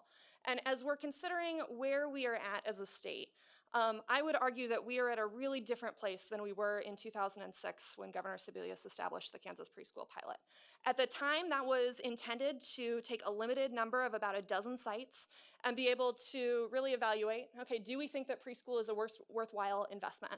And what does this look like in a quality way? This has changed a lot since 2006. I think that we have much more shared consensus that preschool is a good and worthwhile investment if we want to prepare students for success in kindergarten and for later on. The funding that's allocated for this program has increased from $2 million when it was first established in 2006 to a little bit over $8.3 million from 2019 to now. We did supplement that with a little bit of federal COVID relief money last school year. And that funding comes to us from two different funding sources. The Children's Initiatives Fund, which is state tobacco settlement dollars that the Children's Cabinet has some statutory responsibility to evaluate, and then $4.1 million in change from Temporary Assistance for Needy Families, or TANF funding, which comes to the Kansas Department for Children and Families, and as the name implies, is intended to support needy families. And I'll stop for questions about each one of these in just a minute. The amount of grant funding that's requested for this program continues to be significantly larger than the amount that's available. In a good year where we have an open grant competition, we might have requests for $16 or $25 million, and we have about $8 million available to grant out. And it is really difficult to find that balance of gathering enough information where we feel like we can make a fair decision, while also recognizing that we're asking a pretty significant burden of schools, especially schools that might not have a grant writer or somebody else who is responsible for applying for grants on staff. And I think that also a lot of what we have learned since 2006 is that the school finance formula can be a really effective way to fund preschool. And we've actually seen real increases in the state school finance formula for early childhood, both for preschool and for kindergarten since it was first established. So if we were considering some options that we might suggest to say, all right, the Kansas preschool pilot has served its purpose, we have piloted preschool, and here are some things that we could do instead as we think about what full implementation looks like. Some options could include things that we have already seen schools use this supplemental money to do. So things like funding preschool students who are already included in the school finance formula and who attend preschool for a full day as full day students, because currently, regardless of how long they attend, they're capped at a 1/2 student, or a 0.5 FTE. Another option, the eligibility criteria for the preschool pilot are more generous than our preschool aged at risk program. Many schools have shared that being able to qualify students who qualify for a reduced price lunch, but not at an income threshold low enough to qualify for free lunch, that being able to qualify those students as at risk has been helpful in terms of filling a gap for students who need access to preschool in their communities. And so another option could be expanding the eligibility for the preschool aged at risk program to include preschool students with family income qualifying for reduced price meals as preschool aged at risk.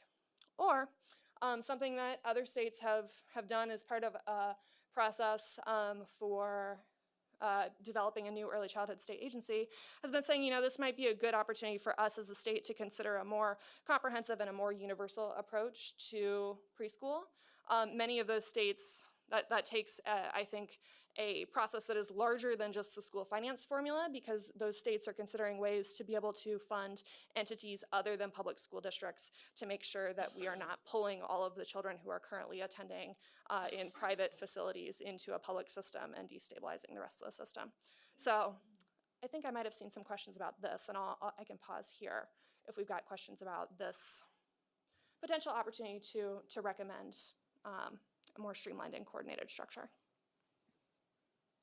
I want to ask you real quick, on bullet number 1, it highlights students with disabilities as opposed to just saying all students. Is there a difference there?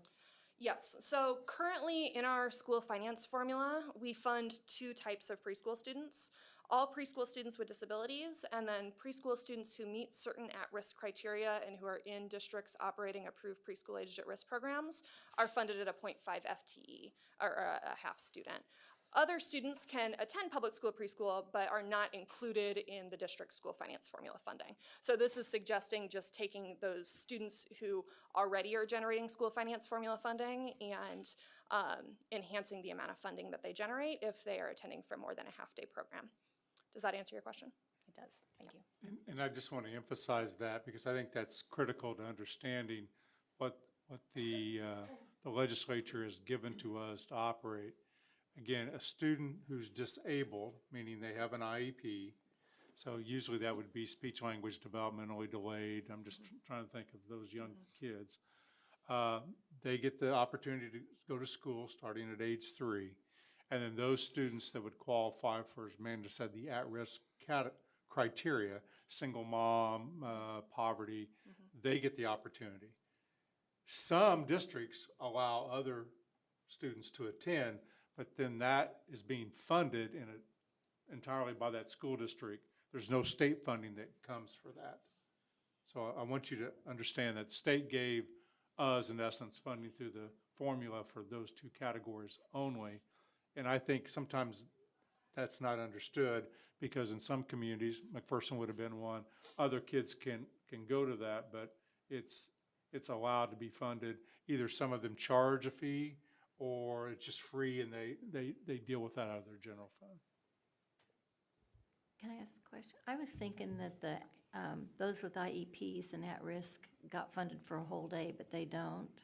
It's only half day, That's like correct. kindergarten used to be.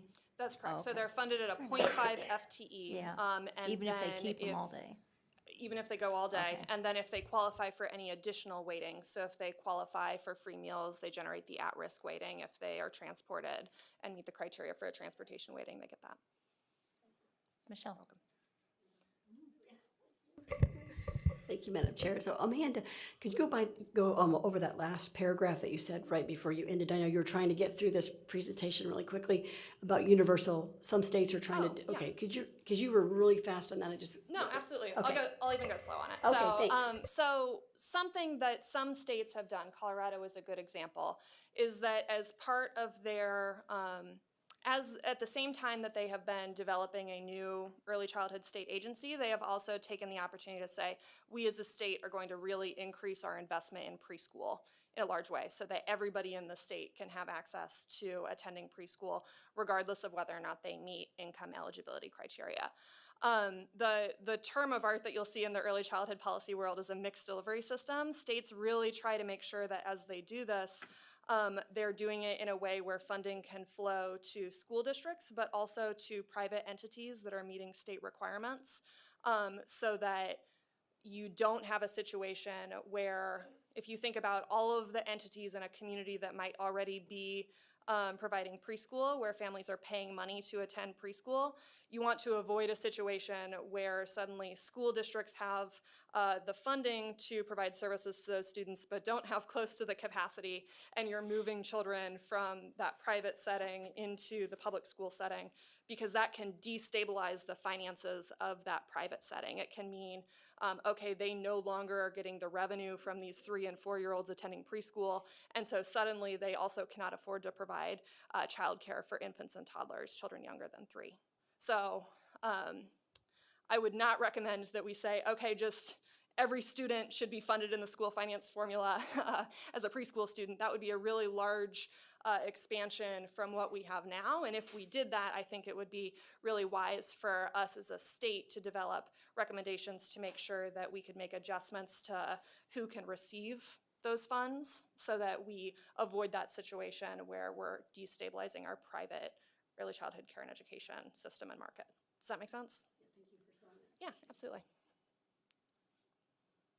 I'm not sure if my question fits here or somewhere else, because I don't know how many slides you have left. Just a couple. So if it's about the overall piece, I've got 2 more kind of opportunities to streamline. Okay, so I think you started to touch on, and I had the opportunity to go to an early childhood conference last week. I spent 3 days in Nashville with the Hunt Institute and talked to lawmakers from other states. And it was really interesting to hear how every state does this so very, very differently. I mean, across the board and all the details in every way. But the one thing that was consistent was states talking about their public-private partnerships. You touched on it a little bit. That might be something you could go a little deeper on. What are we doing in Kansas, and what are those opportunities? And I know the board has talked about it before in terms of funding, but if you could just kind of refresh our memory, that'd be great. Absolutely. So when we're thinking about preschool specifically, something that is really helpful in our current school finance formula and our current structure is that school districts do have the option to partner with private entities to deliver preschool. So there's some very well-known examples in the state. The TOP, or the Opportunity Project Early Learning Centers in Wichita, is a 501c3. Similarly, the Family Resource Center in Pittsburgh is a 501c3.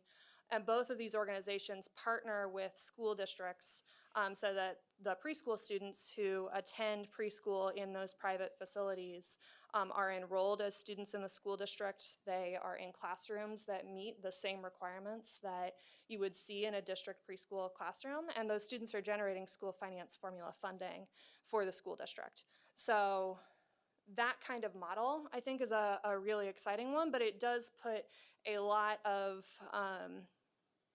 work, a lot of responsibility onto the local school district to figure out how to make that work. And typically something that's a real barrier is that there tends to be a large disparity in the wages and benefits that are offered in the private early childhood sector and in public school districts. And so finding private entities who can attract and retain KSDE licensed teachers can be a bit of a challenge. So that, I would say, is the biggest example that falls in this bucket. As a state, we also, I mentioned the Children's Initiatives Fund. That's our state's master tobacco settlement dollars. The Kansas Children's Cabinet administers the Early Childhood Block Grant, which takes a large amount of those funds. And a real point of emphasis in that grant program is a public-private partnership where local grantees are providing some sort of private match, and where there's that real connection between public entities and private entities partnering together. Those might be some helpful examples, and then I can think of some more pieces and maybe follow up with you as well. But Thank you. yeah, the Dolly Parton's Imagination Library is another great recent example of local programs and the state working together to expand. So this is opportunity number one that we might highlight. The second, so something that has come up since the very first meeting has been some recognition that right now our home visitation and parent education programs in the state, the administration of those is really fragmented across our 4 early childhood state agencies. So we are responsible and most familiar, right, with Kansas Parents as Teachers. All 4 state agencies that I've mentioned, KSDE, the Department of Health and Environment, the Department for Children and Families, and the Children's Cabinet, provide funding that many of our Parents as Teachers programs access. And so when we think about what that means at a local level, it means that those local programs are dealing with 4 different data systems, 4 different deadlines for submitting reports, 4 different cycles for when they need to apply for funding. And that's not just the case for Parents as Teachers. We have a number of evidence-based home visitation models in the state of Kansas. Currently, Kansas law designates the State Board of Education as the entity responsible for awarding the funding that our agency receives in grants, specifically to school districts. And the state budget allocates about $9.4 million for this current year for those grants. I think that the opportunity ahead of us is if we see that the task force is recommending that all of the other early childhood or all of the other home visiting programs that are administered and led by other agencies should be in this new state agency, I think it would be a real mistake for Parents as Teachers to get left behind, for us to maintain administration of just that one program while other state agencies are able to build a shared infrastructure around the rest of our state home visiting infrastructure.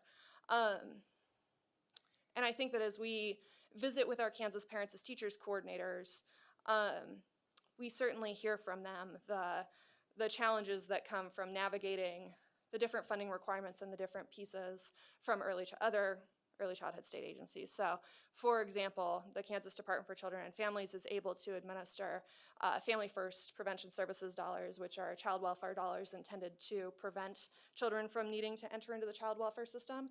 They have a grant to the Kansas Parents as Teachers Association to administer PAT services to families who are at risk of entering into foster care later. So that means that our PAT programs have to navigate both our reporting requirements as a funder and also DCF's. This is my only slide for this recommendation, so or this opportunity. So I'm curious if we've got feedback. I do think that all of these pieces come with big caveats, right, for whether or not the recommendations proposed go into effect. But I do think that as we are considering opportunities to streamline and coordinate, our home visiting programs are something that consistently stand out as being something that is really fragmented across our agencies right now. So some people might look at this dollar amount and go, whoa, that's a lot. This board back in July went through the governor's budget line by line. We looked at dollars. And can you just highlight, again, I'm biased because I'm just coming off of 3 days of this, but the money that we invest early from 0 to 5 comes back to us. How does that come back? Yes. So for a program like home visitation, right, it is helping really empower and educate parents, put them in the driver's seat, and help them have the knowledge and the resources and the understanding of child development that they need to be. Parents are our children's first and best educators, right? And Parents as Teachers is a program that families can opt into that allows them to have access to those resources and to that knowledge. We know that that translates into families who are better able to do things like or more likely to do things like read to their children, to talk to them a lot, to be able to really help develop early language and literacy skills early, to be able to play with them, to develop fine motor skills and large gross motor skills early, to be able to really help children get off to the best possible start. And when we do large-scale evaluations of these kinds of programs, we see that they easily pay for themselves and then more in terms of the amount of money that is saved later on, in terms of children who avoid the need to receive special education services, and children who avoid the need to repeat a grade or have other kinds of remediation when they're in the educational system, children who are more likely to graduate from high school and from college, and children who are less likely to come into contact with the criminal justice system or the child welfare system or other. Yeah, absolutely. Yeah, I'd be glad to share those. Both for Parents as Teachers, and then for, we've got some good pieces that speak more generally to early childhood investments, so.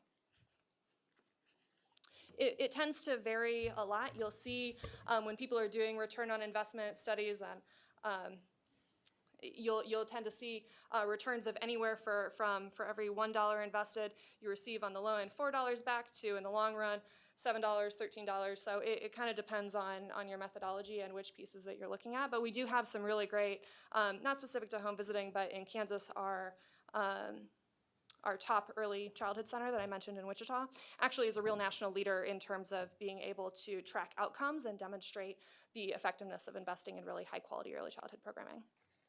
Anne? Yeah, I know there was like a 30-year study on Head Start, and the return was like 7 to 1.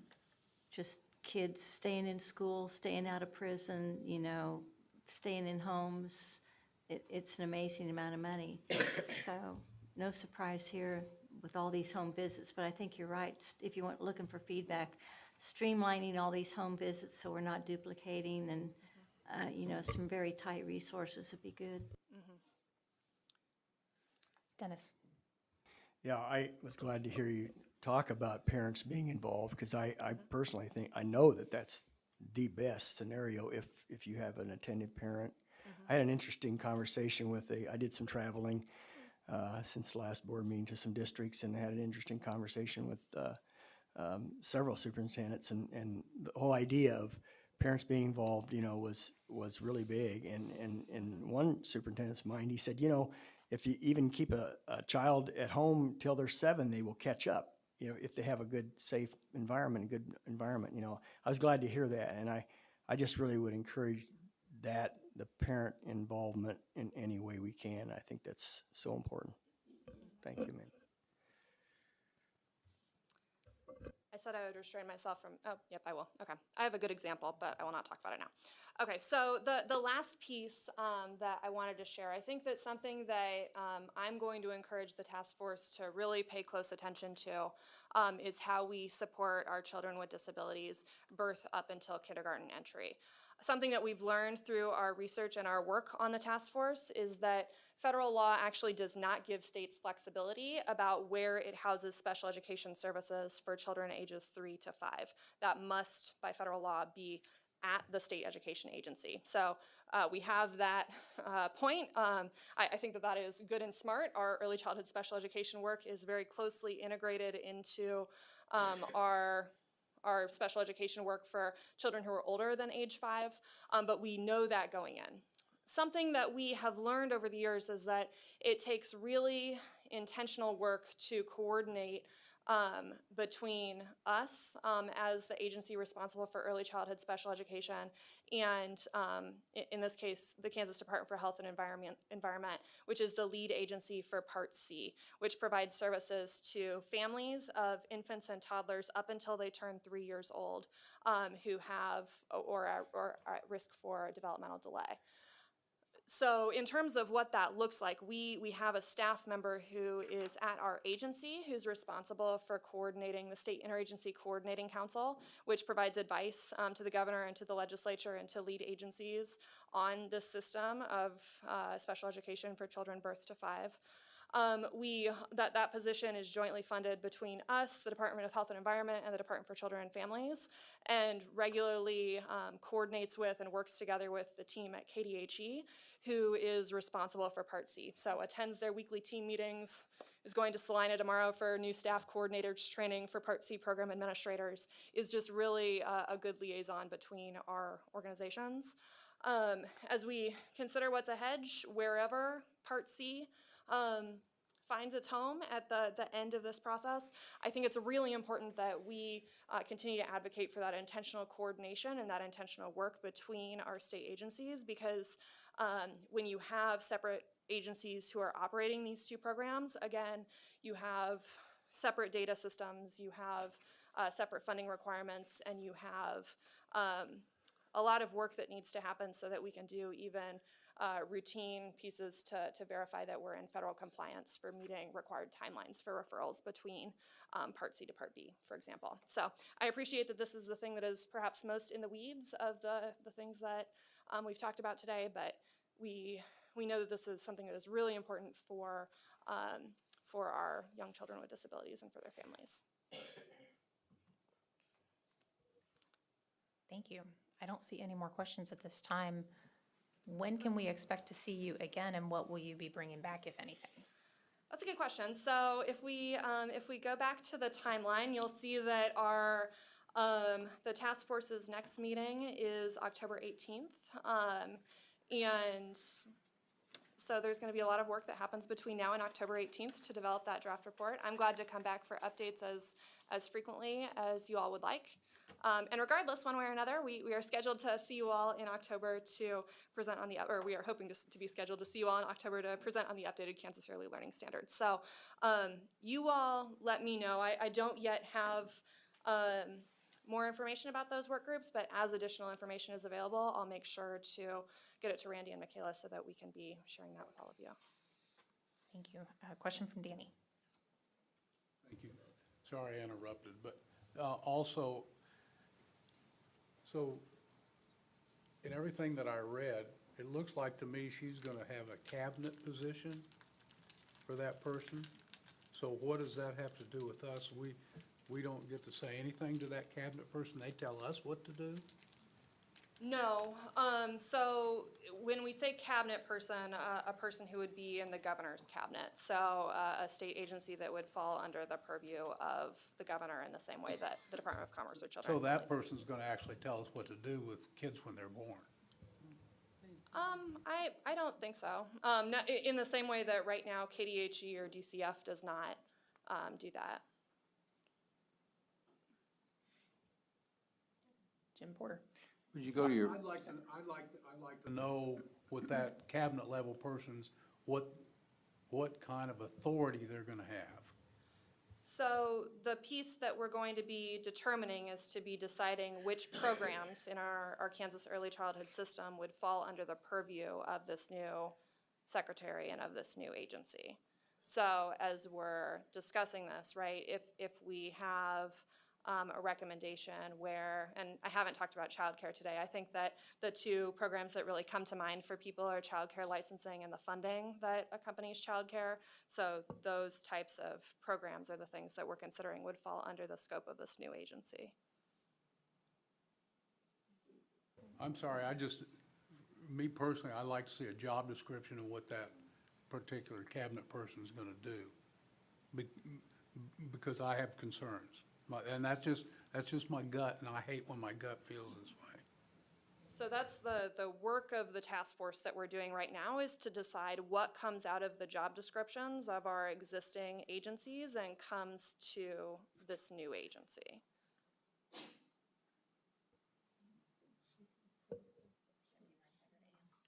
All right, it's ready.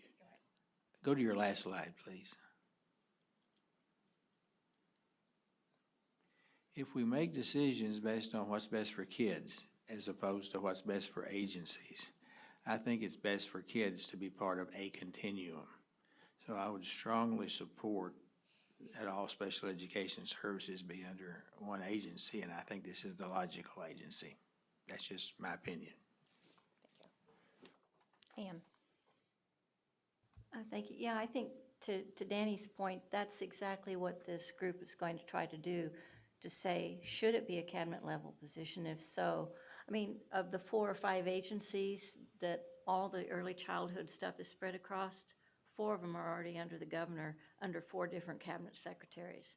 So it really makes sense from a smaller government and efficiency standpoint to say anything that deals with early childhood, like particularly special ed for early childhood kids, is now spread across several agencies. Let's bring that under one agency.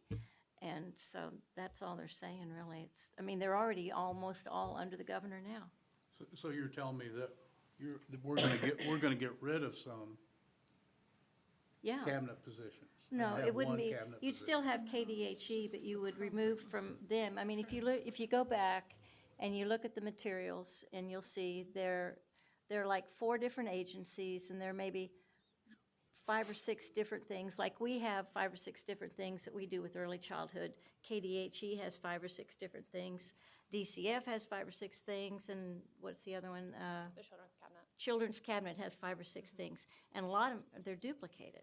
So that's what this task force is doing, going, where can we consolidate these functions, and would that be the best thing to put them in one state agency under one cabinet member? That's all. And they're just exploring that, like, where are we duplicating, where could we do better? And like she said, for example, one category is home visitation. We have several different kinds of home visitation for different reasons. It's probably smart to pull all that together in one spot. So that's what they're looking at, and we'll get a report and they'll decide. Thank you, Anne. The early childhood program inventory, I appreciate, is maybe not the most engaging reading, but is, I think, a really good snapshot of the range of the different types of early childhood programming that we have in the state right now and who is responsible for what. So if you go to the Early Childhood Transition Task Force webpage, that's posted under that first March meeting, and is perhaps a good place to start to just get a sense of the scope of what we currently do as a state. So I'll look forward to keeping you all updated and to seeing you all in the future. Thank you So very is much. this part of the whole child, I'm sorry. Is this part of the whole child What do you education mean? we're trying to do? Well, it just seems like to me when they're born, we're gonna start educating them the way we think it should be done to when they graduate from high school. So That concerns me, because you're talking about what's best for kids. I haven't heard anything about parents in there. when we're thinking Because the of, parents, no matter what the parents believe is best for the kids, not what the secretary of whatever the cabinet thing is gonna be. She can't decide, or he can't decide what's best for kids. The parent does. when we're thinking about our state early childhood system, something that we hear consistently is that kids and families don't just need one type of service or one type of thing. So if we really want to achieve our vision and to make sure that kids can enter kindergarten ready to learn, then making sure that families have access to food and shelter, medical care, those pieces are really important to making sure that children can develop and can grow in a healthy way and be able to enter school ready to learn. So that's a little bit of why right now it's so spread out amongst different state agencies, because it doesn't do a lot of good. Like, you can have the best parent education programs in the world, right? I can have the best story time, the best play group, the best instruction happening in my preschool classroom. If you've ever tried to work with a really hungry 3-year-old, you'll know that that's not going to be the most effective, right? We've really got to make sure that we're able to address all of the needs of kids and families if we want to make sure that they can grow up healthy and thrive. And also what we hear from families is that it's pretty burdensome and obnoxious to try to navigate a whole bunch of different state agencies to say, oh, I'm looking for this, but actually I need to go over here instead of over there because I'm not sure where to go. Thank you, Ms. Peterson. You're welcome. We will break for lunch. We'll be back at 1:30, and the policy committee meets over lunch, as a reminder. Thank you all.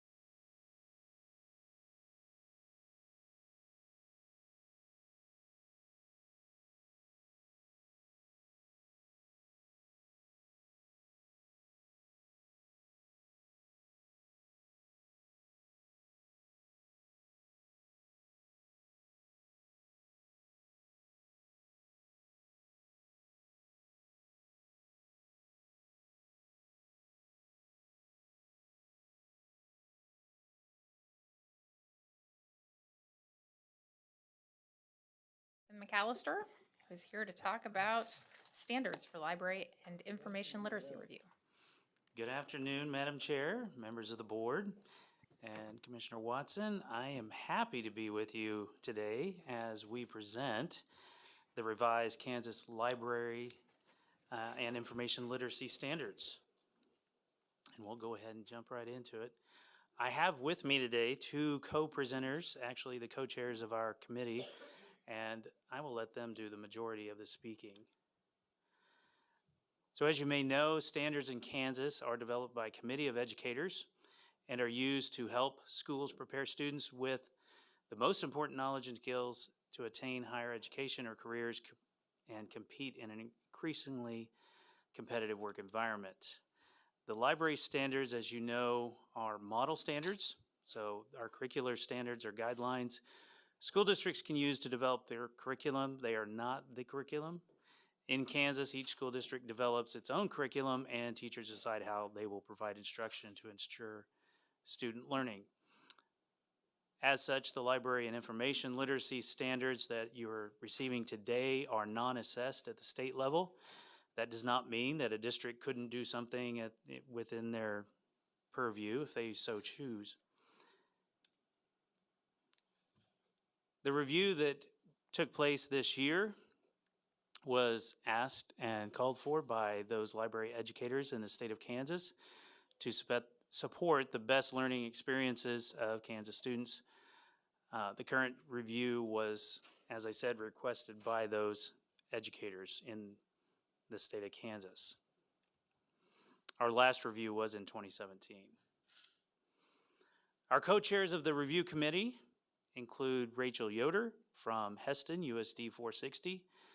She is also the president of the Kansas Association of School Librarians and oversees 512 library and media specialist for Heston. Our other co-chair is Myra Dow, who is with us virtually.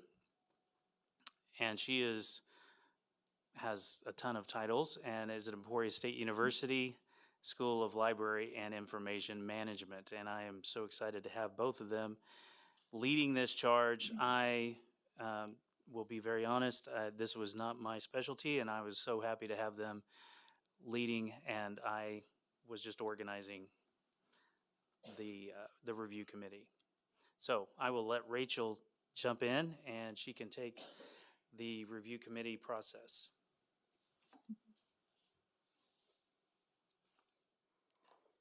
Good afternoon. The co-chairs began working in February of this year, and during the spring we worked to form members of the committee. Most of our work happened during the summer. We met for the first time as a whole group at the beginning of May, but most of our meetings were held during the summer months. And then during August, a subcommittee met to make final edits to the standards as you see them. I was responsible for securing members of the committee. I had several priorities that I wanted to make sure I made every effort to meet. First, I wanted to make every effort to have representation from every state board district. Also, I wanted to make sure that every person on the committee was a certified licensed school librarian. Our members come from rural and urban districts, small and large districts. They vary in size from 603 students in Eureka to approximately 46,000 students in Wichita. We represent all grade levels, pre-K through 12, as well as a district level employee and a university level with Dr. Dow. Collectively, we have over 150 years of experience as educators. All of our meetings were virtual this summer. We met several times as a whole group and also broke into two subcommittees to meet several times, one elementary and one secondary focused. Dr. Dow took the elementary subcommittee and I chaired the secondary committee. All of us took time individually and together as a group, thoroughly reviewing our current library standards and considered how to best update them in order to keep them relevant for today's students as well as students of the future.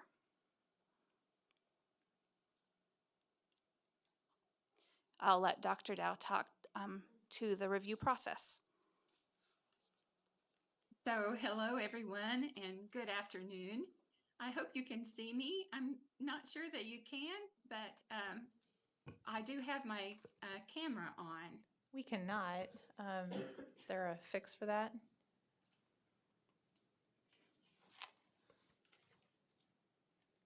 Is it possible that your camera's still turned off? We just see a black box. Oh, Yeah, that's a very good question, but I'm sure it isn't.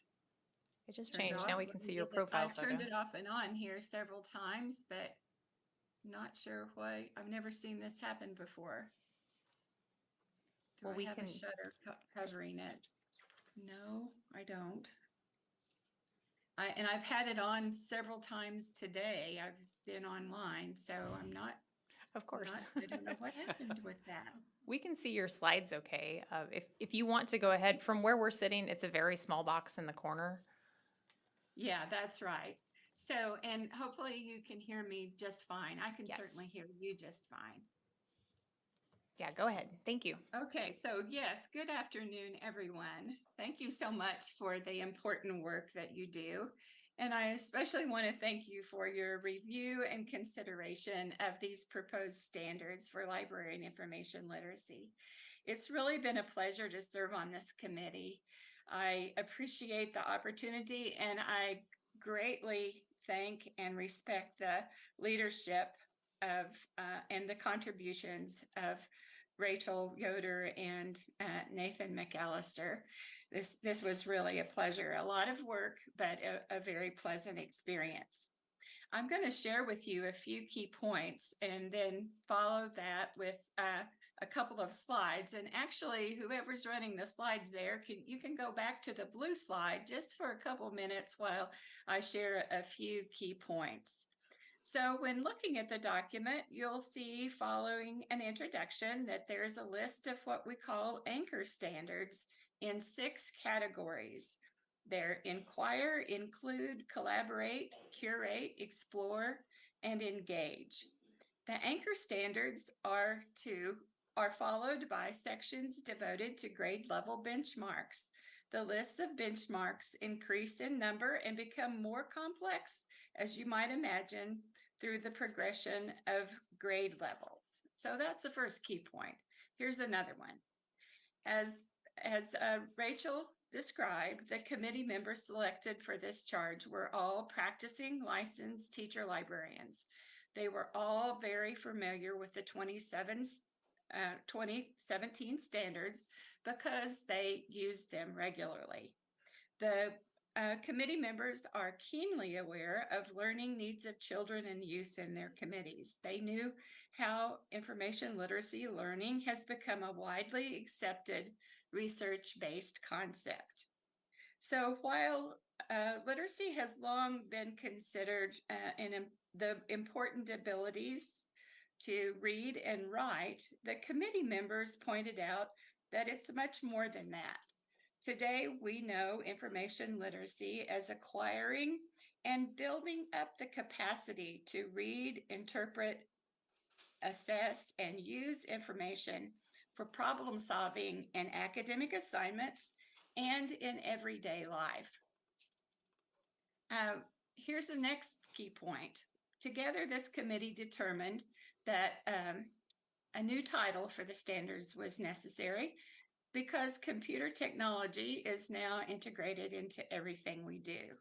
We also determined that rewording the anchor standards was needed, not a complete overhaul of them, but rewording was needed, and that we needed to do it with the goals of making the document easy to read and relatable to all educators who work in partnerships to deliver quality instruction. They needed the document to be a clear series of structured standards, a guide for formative and summative assessment of student learning and achievement, and a document that was focused on learner-centered, with a learner-centered focus and on what students should know and be able to do. So as Rachel said, we worked first in small groups and then as a large group. We pulled the things together into a comprehensive, easy to read document. So now on the next slide, as a result, and throughout this process, the 2023 proposed standards, there are now organized, clearly articulated library and information literacy skills outcomes, reading as lifelong learning outcomes, and vertical alignment of learning outcomes across grade levels. So the next two slides, I'm just going to, we're going to briefly show you examples of the kinds of revisions that were made. So on the slide that says example anchor standards revision, you will see that in 2017, the anchor standard inquiry was called information research as inquiry. And we described it saying, pursue, study, and investigate problems for new understandings. In the 2023 standard, the standard inquiry is now just called inquiry. And we describe it using these words: build new knowledge by inquiring, thinking critically, identifying problems, and developing strategies for problem solving. So similarly, we did the same thing for the standard exploration. We changed it just to explore. It once said, know the scope of the task required to meet as an information need. And now it reads, discover and innovate in a growth mindset developed through experience and reflection. On the next slide, you see that some examples of the benchmark level revisions, and we picked the pre-K grade level to show this to you. And so you'll see that for inquiry, in pre-K now, the benchmark is state a simple problem or need for information. Whereas in the old standards, it said gather information for provided resources for a specific topic, state a simple problem or need for information. And then for explore, it last said explore a range of resources related to one's information needs, personal interests, and well-being. And now it says read widely and deeply in multiple formats for lifelong educational and personal enjoyment. Another thing we did to the document that makes it easier to read is on the next slide. And you'll see that we developed a system of coding. And this is a key to understanding the numbers. For example, in grade band standard 863, that 8 represents the end of the grade band. 6 represents the anchor standard that this grade band, for this grade band. And then the 3 represents the 3rd grade band standard in the series under anchor standard 6, engage with 6 through 8 grade band. So that's a little bit complicated when you're just listening to me tell it, but when you're reading the document, I think it makes really good sense, and it's very helpful to our educators as they're using the document, particularly when they're planning lessons and when they're being accountable for what they've taught or what they're going to teach in their own lesson planning. So I think that's about it for me. And I want to pause so that now we can respond to your questions.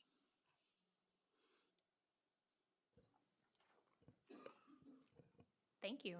Board members, any questions? I see none. So our next steps are to post these for public comment. We'll have a couple of sessions, 1-hour Zooms that will receive feedback from the public, and then we'll be here next month for a final action vote. Are there? Kathy. What we saw on the screen was 17 versus 2023. Can Correct. we get that as actual, because that's not, Oh, did you not receive it? well, not the comparison, so that we have the old with Oh, you want new. the older version? Right, so we can actually compare what the changes Sure, yeah. were. I wasn't think even it is sure still if- on the website. Okay. I can download that and get a copy Because to I you. honestly wasn't sure if this was the old or the new that we received, so I was a little confused on, but to have that side by side is really helpful if that's possible. Okay. Nathan, do I you can do know if that. they're the same format on the website versus, so that you can put them The next only to each other? difference, the only major difference with the format, you're still gonna have your information, your introduction, then your anchor standards, and then the coding is what's gonna be different. You're not gonna see a coding system in the older one, Okay, thank you. Danny?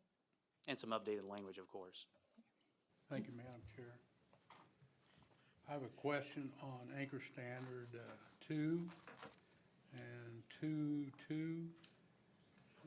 Actually, 2.1. Students recognize information as means for developing empathy, equity, and knowledge building within the global learning community. Can you explain that to me? So that anchor standard in particular is one for, and I'm just paraphrasing what they have there, an understanding of the commitment of inclusiveness. And when we're thinking about what it means, global learning community could be within your community as your classroom, your school district, your community. So various, when we say global, various communities with that you'll be learning within, that each student So will why be do we learning. use the word global if it's just within? Because it's a more encompassing word. So global could be that it's everywhere that you happen to be. So for instance, it could be your town, it could be your state, your country, and understanding where you are within that community.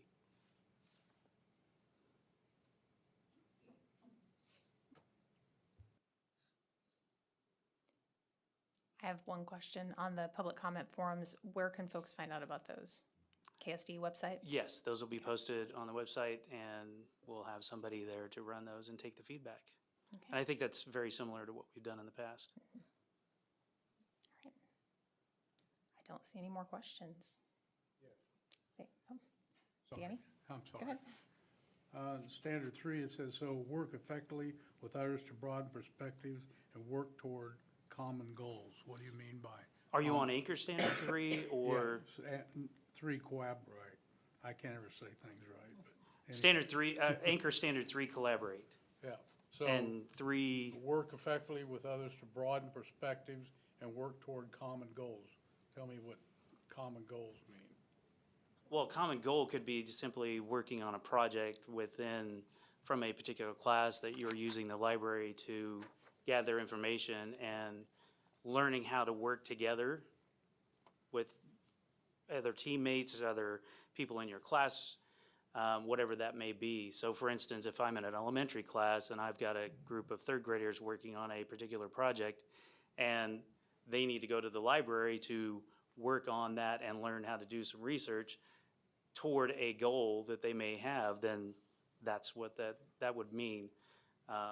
So you're learning how to work effectively with others. And Nathan, I just might add to that it's the teacher who decides what the common goals for an assignment would be. And the students would be working to achieve whatever that is.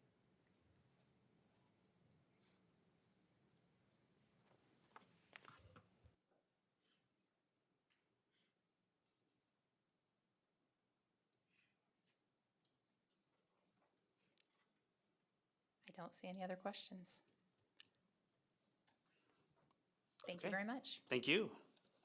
Have a great rest of your day.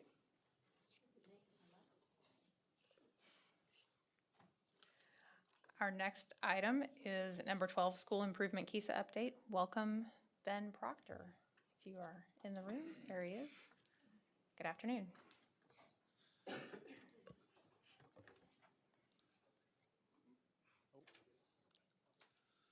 Somebody's controlling the screen, so it's a good thing.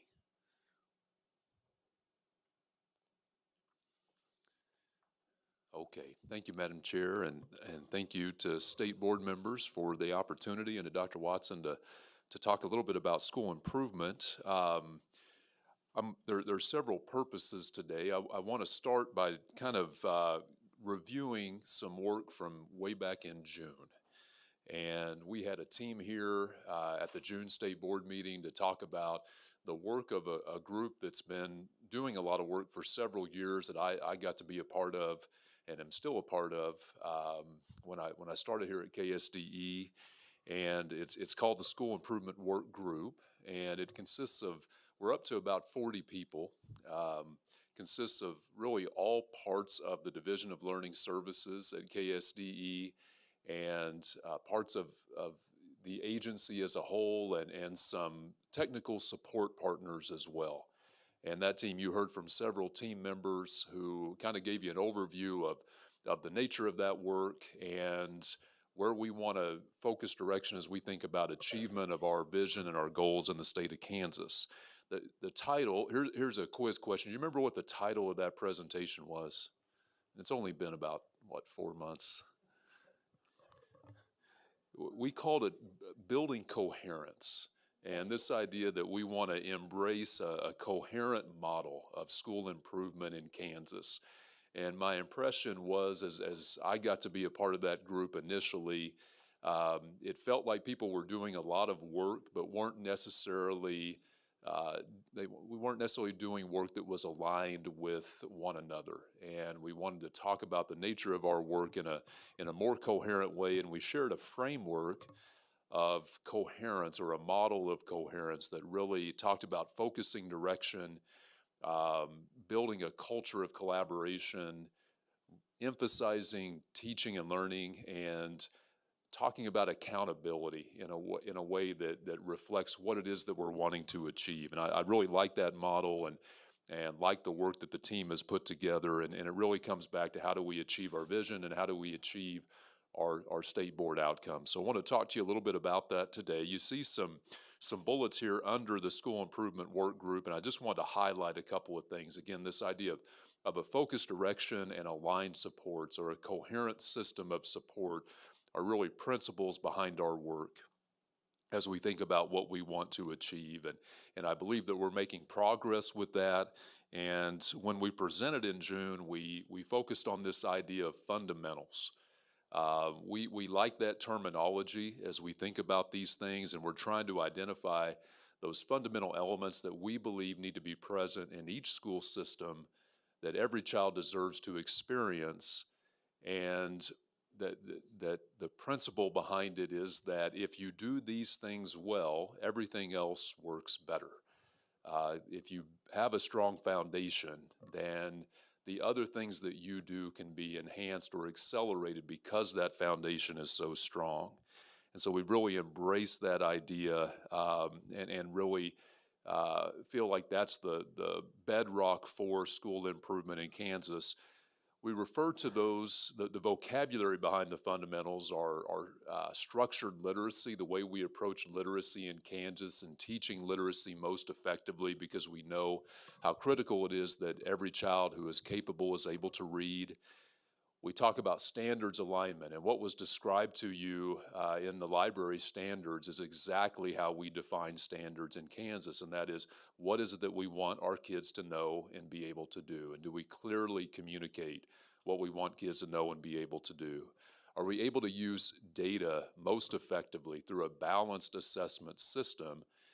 We often talk about, and Dr. Watson mentioned today, some summative state assessment results, which we know are an indicator of something that's happening academically within a school system, but we have a lot of other data as well that we want to be able to utilize most effectively to make instructional decisions and adjustments. When something isn't working, we want to know what to do about that. Or when something is working, we want to affirm that through evidence and through data, again, through a balanced assessment system. And then we love talking about quality instruction and what does it mean to have high expectations in our classroom. So went over that in detail with you in June, again, as fundamentals or things that we believe should exist in every school system. And I'm curious, how do you believe we're doing in these areas now?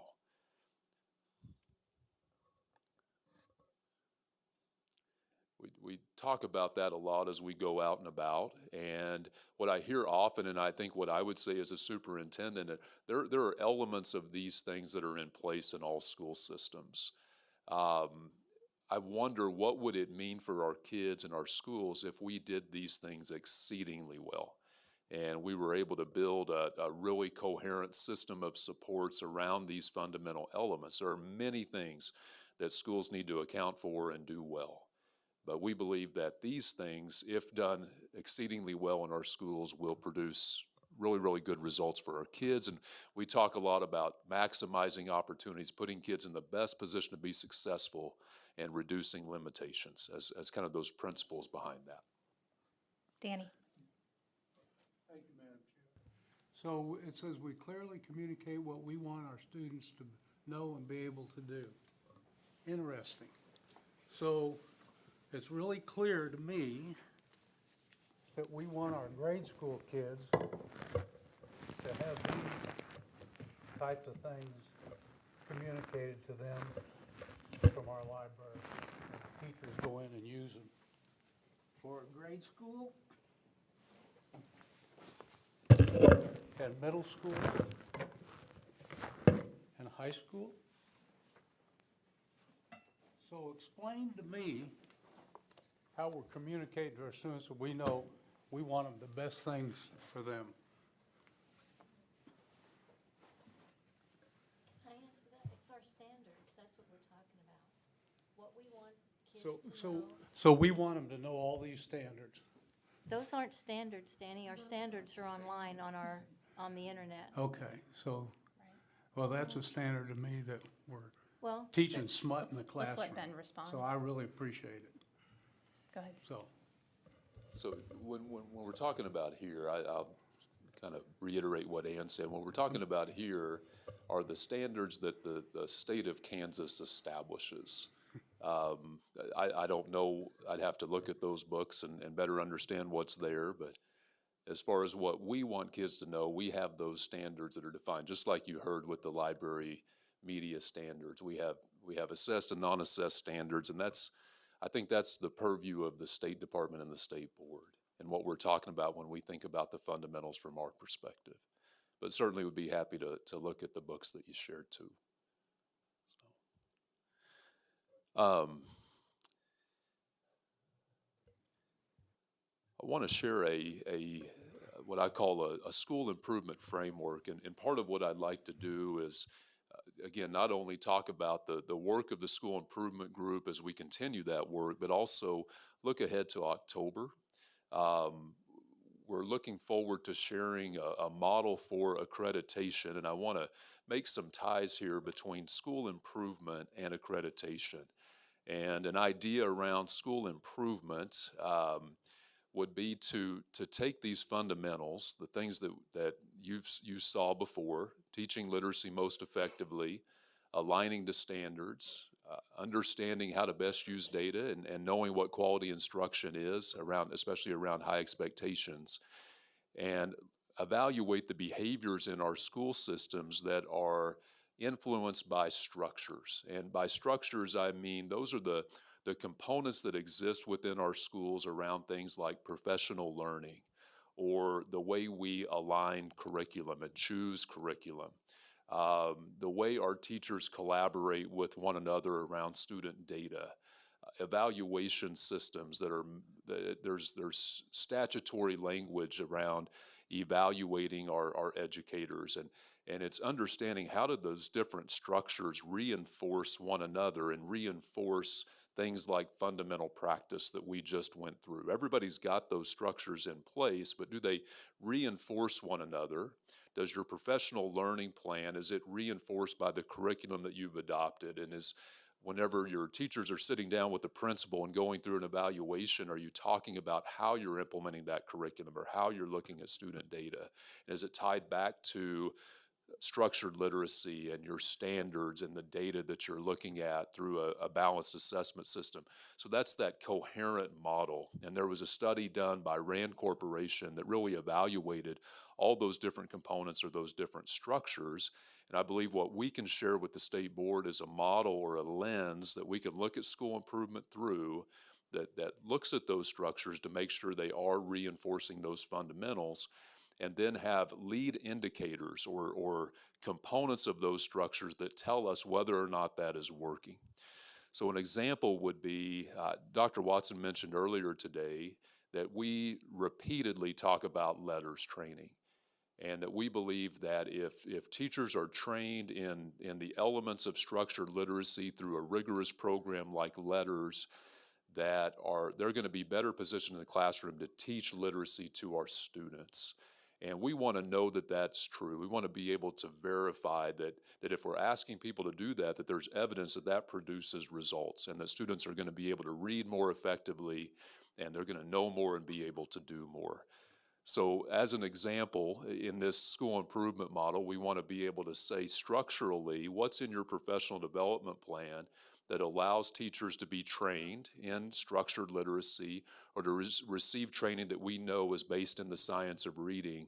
And if we get teachers trained, is it having the intended outcome? Are we starting to see more students who are able to read more effectively? And so the model is really built on that idea that if that's what we want to happen, if we want more effective literacy instruction, then how do those structures reinforce that, and how do we know if it's working? So we're working through a model right now that allows us to not only say this is what we think you should do, but here's the evidence that we believe it will have the impact, the intended impact that we want it to have. So as we start to tie that to something like accreditation in Kansas, I think we can look at accreditation a little bit differently. And in our school improvement, we had a school improvement work group meeting just yesterday, and we talked about how there's not really a model of school accreditation in the United States that we can point to and say, that's the model that works. Oftentimes we see states not have an accreditation model altogether. Maybe they just talk about accountability and they just look at data, or they have a accreditation model that is just built around compliance, or as long as you're meeting the law, you're good, or their check boxes. We're talking about really aligning school improvement with accreditation and how we support schools in Kansas. So what you'll be presented with in October is a look at that, a possible way forward to connect those ideas. And it would be really the state board deciding that if you want to pursue this idea of effective literacy instruction, if you really want to know, and we want to be able to clearly communicate what we want kids to know and be able to do, we want to use data most effectively, we want to have high expectations in our classrooms, we feel like we have a model that we can present to you to evaluate, to decide if that's the right work. So we talk a lot about leverage, and anything that we do at the State Department we believe has to be high leverage, meaning that if we do this, that there is evidence that it will produce a result that we're looking for. And we tie that back to the state board outcome and the results that we want to see improved, as Dr. Watson talked about earlier today. So when we present to you in October, we'll be presenting those ideas to you, and it's really built on this concept of fundamentals and structures that support those fundamentals, and the indicators that tell us whether or not that's having the intended outcome. So right now, we are spending a lot of time out and about. And we've been able, Dr. Jay Scott and Dr. Jake Steele and I, and we've had Dr. Jessica Hess, one of our researchers on our research and evaluation team, with us for one of our service center visits. We've been out at Southwest Plains and Greenbush talking to superintendents about these ideas and really trying to collect feedback. As we share ideas, we're trying to create conversation around what they think is going to support them best. And so we're going to continue doing that throughout the month of September. We believe we're going to be able to hit just about every service center throughout September, and also have opportunities with our accreditation team. So we have our Accreditation Advisory Council coming up next week. We have an Accreditation Review Council meeting where we want to present these concepts and get really good feedback, so that when we present to the state board in October, we're not only sharing what our school improvement group believes, but also what we're hearing back from those that are implementing these things in schools or have been working through accreditation to this point. So we also have our annual conference coming up at the end of the month in October, and we want to be able to present some of these ideas. We feel like that Friday would be a great opportunity to present some of these ideas post the October board meeting as well. So a lot of engagements. So what you'll hear from us, just to review very quickly, what you'll hear from us in October, Jay and his team and I will present this conceptual framework that connects our fundamentals to school improvement and accreditation in Kansas. And it's a system that I believe can start to align supports so that when we're seeing schools that have deficits or challenges or deficiencies, that we can help them identify those things and not just say do better, but really provide the supports that are needed to improve in those areas. We'll present to you some protocols that we believe through a full year, a timeline of a year, will allow a really rich needs assessment, so the identification of what a school system needs are through a team of experts being able to help that system evaluate those needs and then really build solid action plans around filling those gaps or where those deficits or constraints may exist.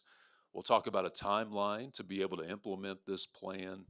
And then we will talk about the reporting back to the state board that we believe is really important as we evaluate our own work as part of this model as well.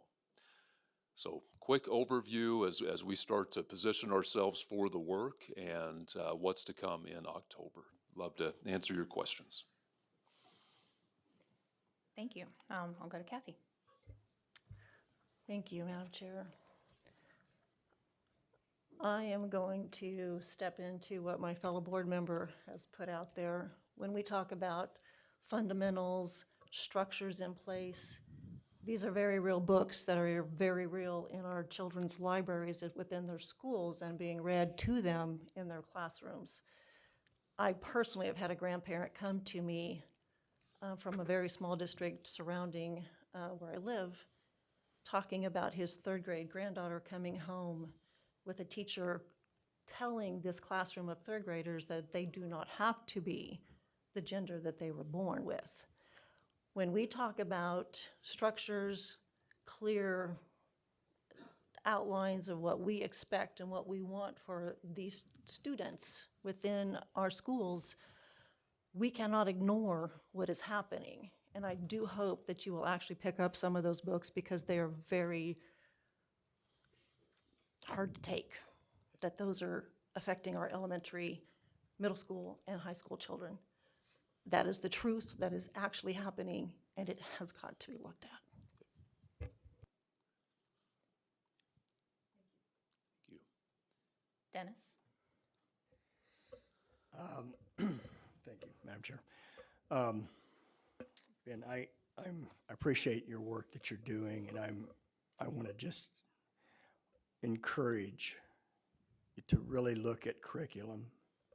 I too have had books sent to me now in the last, well, I had a whole bag full given to me out of a fairly large school district, a library.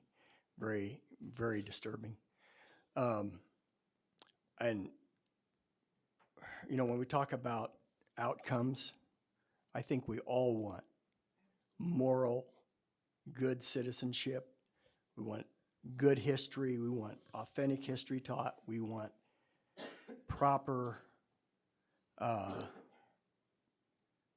training in how biological sex is actually formed and not just ideology. These are the things we're hearing out in the field from parents. And I think what we're seeing in some of the kids' lives is we don't want to create problems. We don't want to create confusion. We need, I see education as being the one tool we have in the public realm for truth, for actually giving a good description of what a balanced life can be like when you grow up. And I just would encourage you, your team, whatever you look at, you know, in not just process, but in materials. I've got 2 books in my bag that I brought with me because I just can't figure out why we have to have things like that in our schools. And so I wouldn't want my grandchildren to be exposed to some of this stuff, and I talk to my kids about that. I'm really with Jim when it comes to reading. I just think it's so important, and we're going to be talking about screen time here later today. Just to sit a toddler on your lap and read to them and read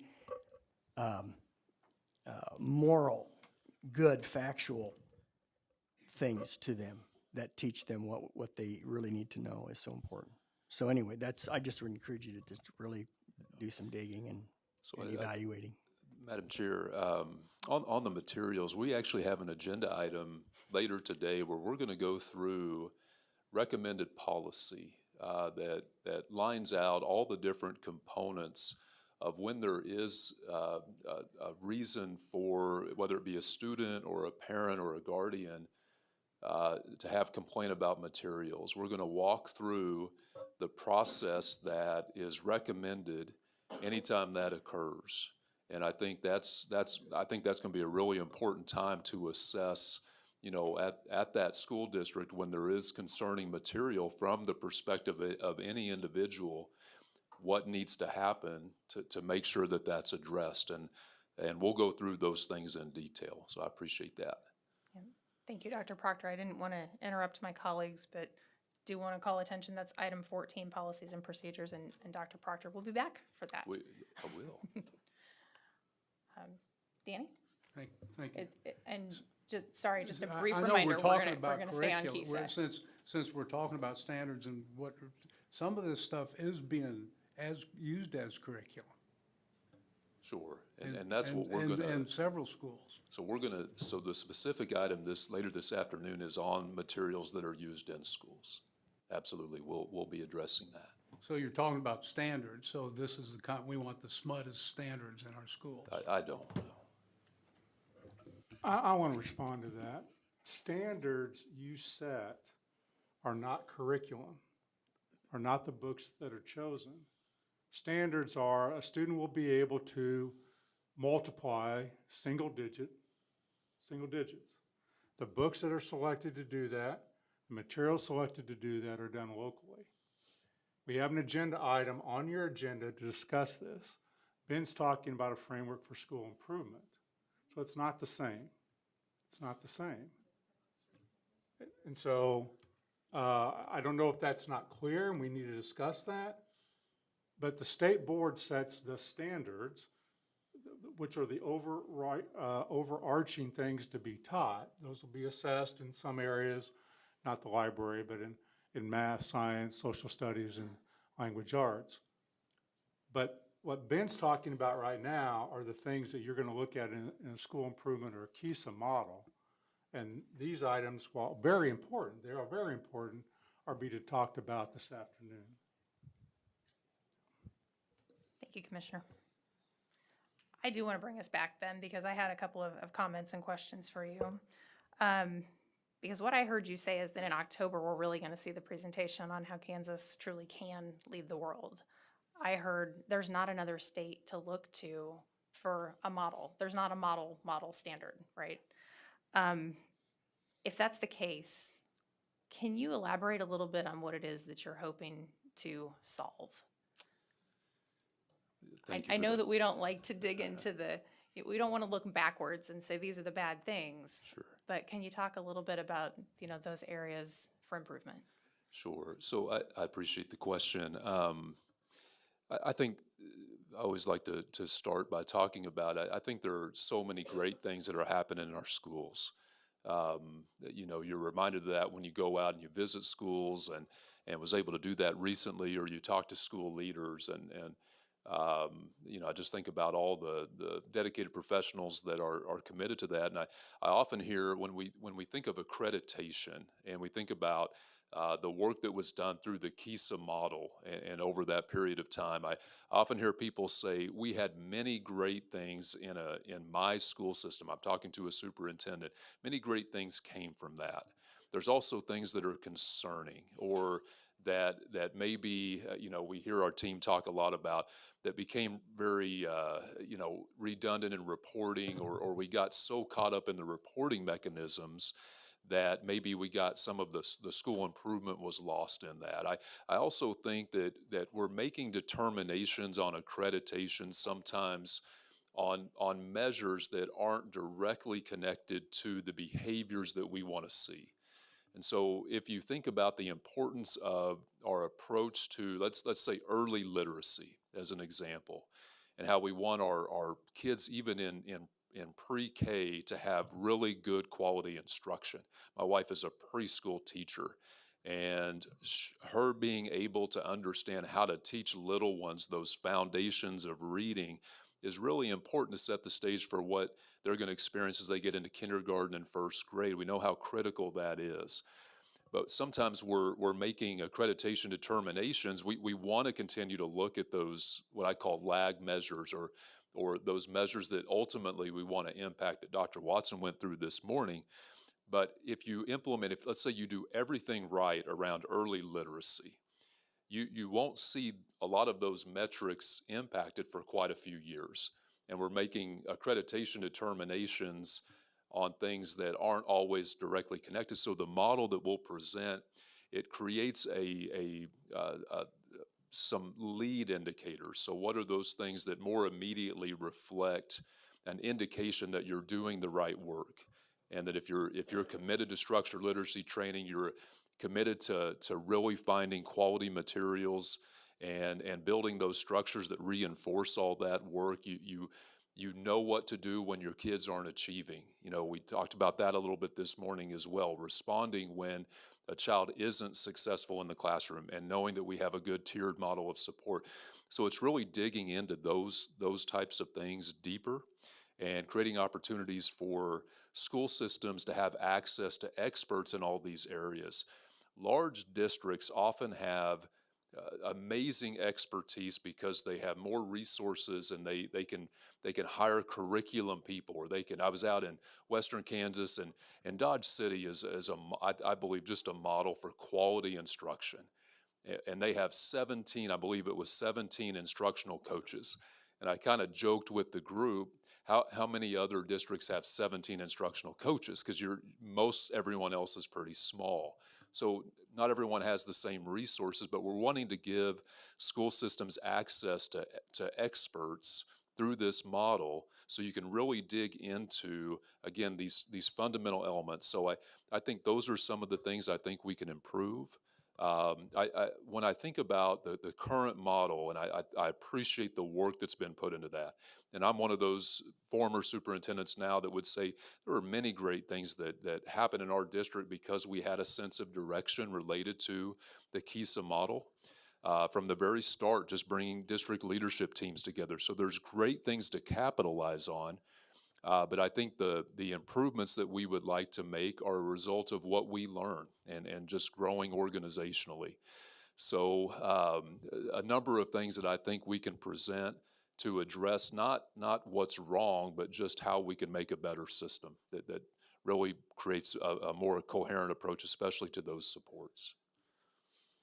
Thank you. And real quick, and then I'll go to the next one. But when you talk about leading indicators, are we back here from this morning? Well, so we think that there are, as far as the leading indicators, those are going to be even before that, before the accountability report, so that along the way we know, what those metrics are going to look like. So if you take our summative assessment, we've got a state assessment that's taken each spring in certain grade levels and certain content areas. Dr. Watson mentioned, I thought a great example is that idea of a formative assessment. What's happening on a daily basis What's happening on an ongoing basis? We've got interim assessments. So how's that through year understanding of how students are doing against standards? This is an example of what I think we can support. Awesome, thank you. But ultimately, yes, trying to improve those measures. All right. Michelle?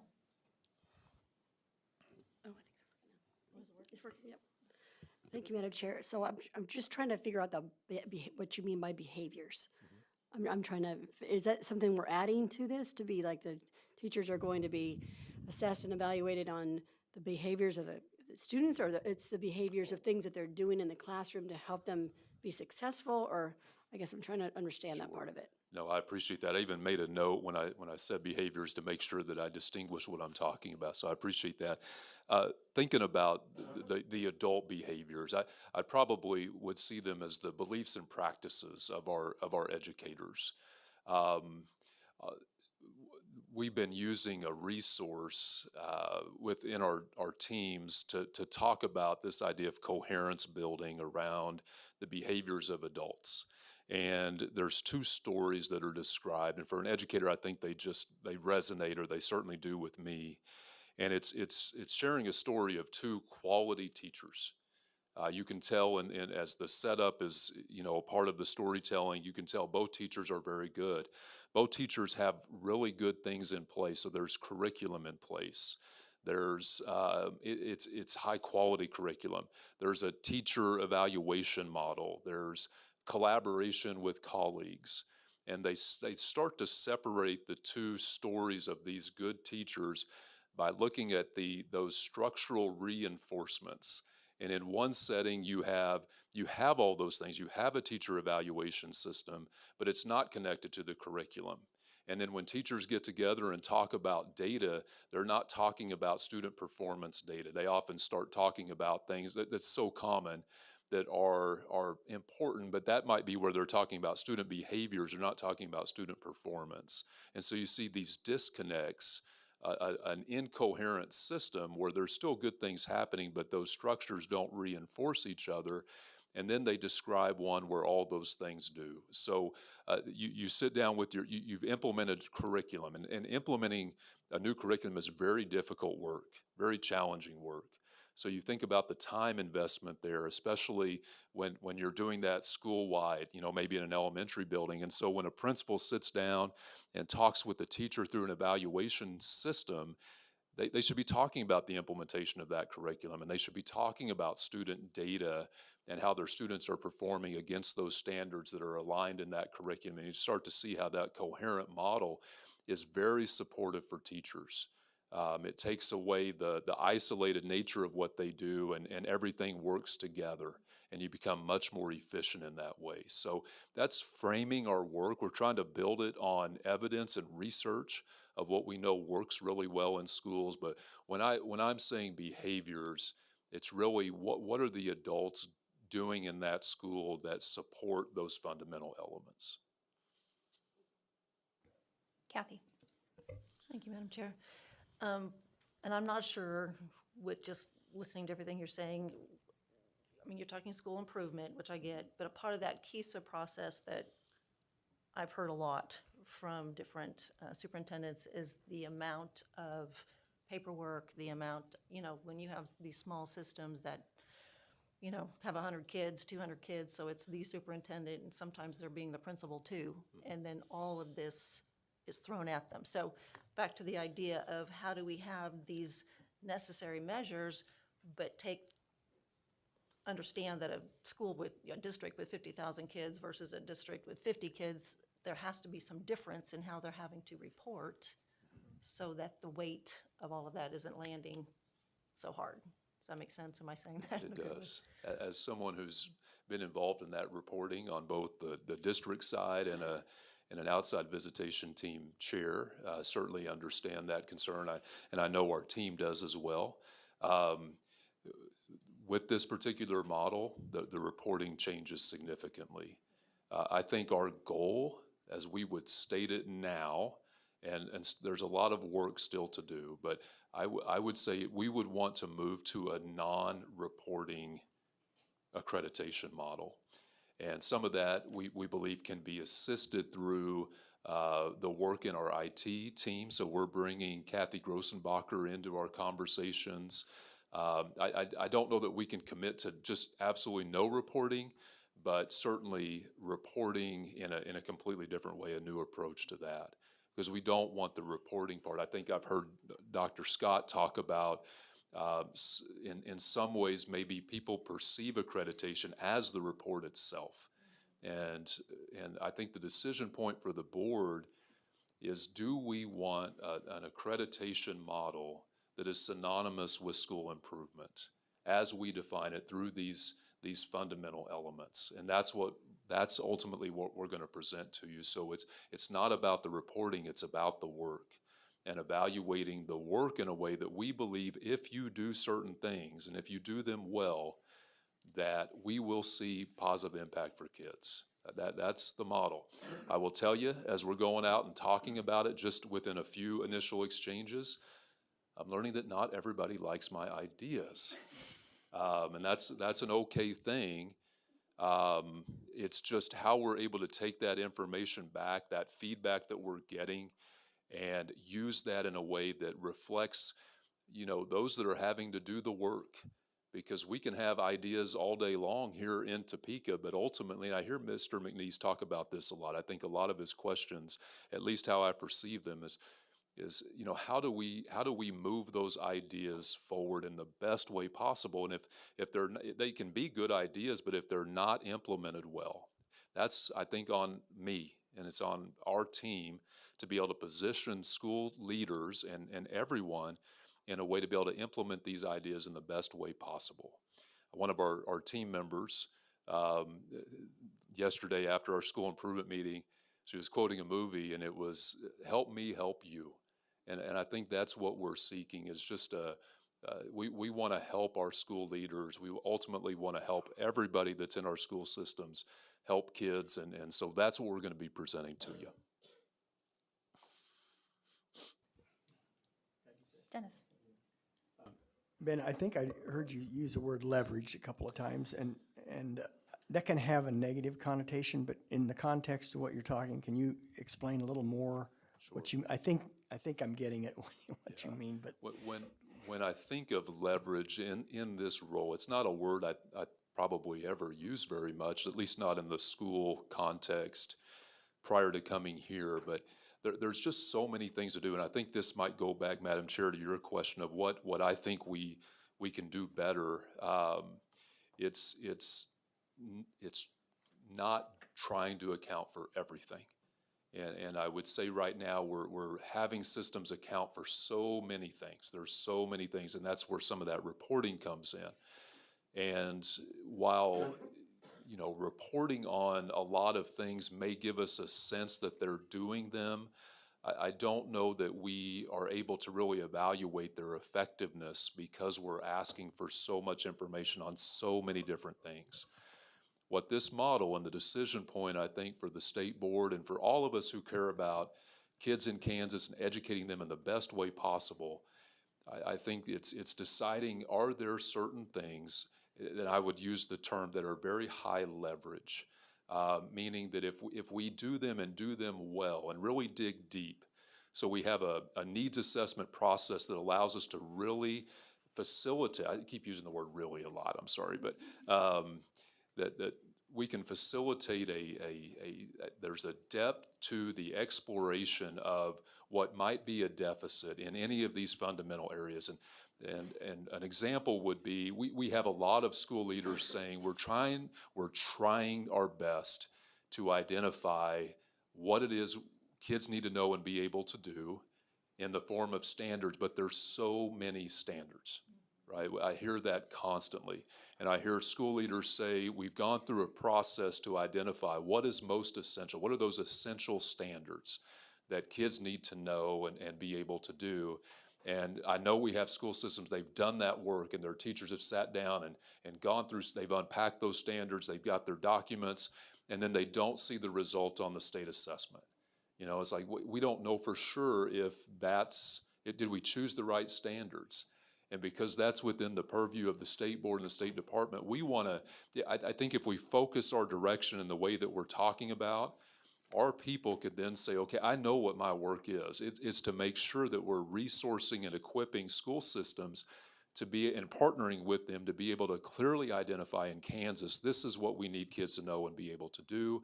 Here is how you unpack those standards so that you will see success on this summative measure, which is one way to determine whether or not our kids know the content, that we're saying is valuable. So I think those are the high leverage actions that we can take. But I believe that it takes us really narrowing, not narrowing the focus in that we're saying don't do other things well. It's just when we evaluate, or when we create this sense of accountability. It's a healthy sense of accountability. It's a healthy evaluation that's partnered with the system to say, in the context of what you're doing, the work that you're doing, or the deficit that you have, this is going to be a very high leverage action for you. And what we'll do is line out those protocols, or the process of how we'll sit down and do that evaluation, that needs assessment. And we believe it has to be a partnership between experts that understand those fundamental areas and the people who would lead the work within the system. I hope that answered yeah. Ben, I would like to ask you about the tour, September, October. It sounds like you're going to be out listening to a lot of people. As you're talking, I'm having all these ideas, right? I want to say, try this, try that. Are there opportunities for the public to engage with you as you go through that process? Just the general public? Haven't thought about that. We certainly can explore that. We're not opposed to, we have our kind of our established system of engagements. And so, example would be service centers, or those committees that already exist, but certainly willing to talk to anybody. So we can talk about ideas on that with our team. Dr. Watson. Madam Chair, maybe this would be helpful. It's not the public, but we have set up sessions for the board to really do kind of like we do our duos, where Michaela set up some time where they're just going to go over in detail and get feedback from each of you and think about it. So that is going to take place. So maybe folks can reach out to their board members. Certainly. Okay. Any additional questions? All right. Thank you very much. Thank you. It looks like we may be set for an extra long break. Give me just a moment here to look at the schedule. We're a little ahead of schedule. Maybe we can do some of these little items, like, if that's okay.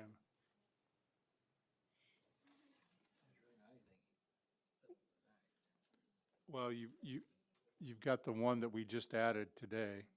Well, I could certainly go through this. This, I think, would be 5 minutes, which is the EANS funding, if that would be okay. So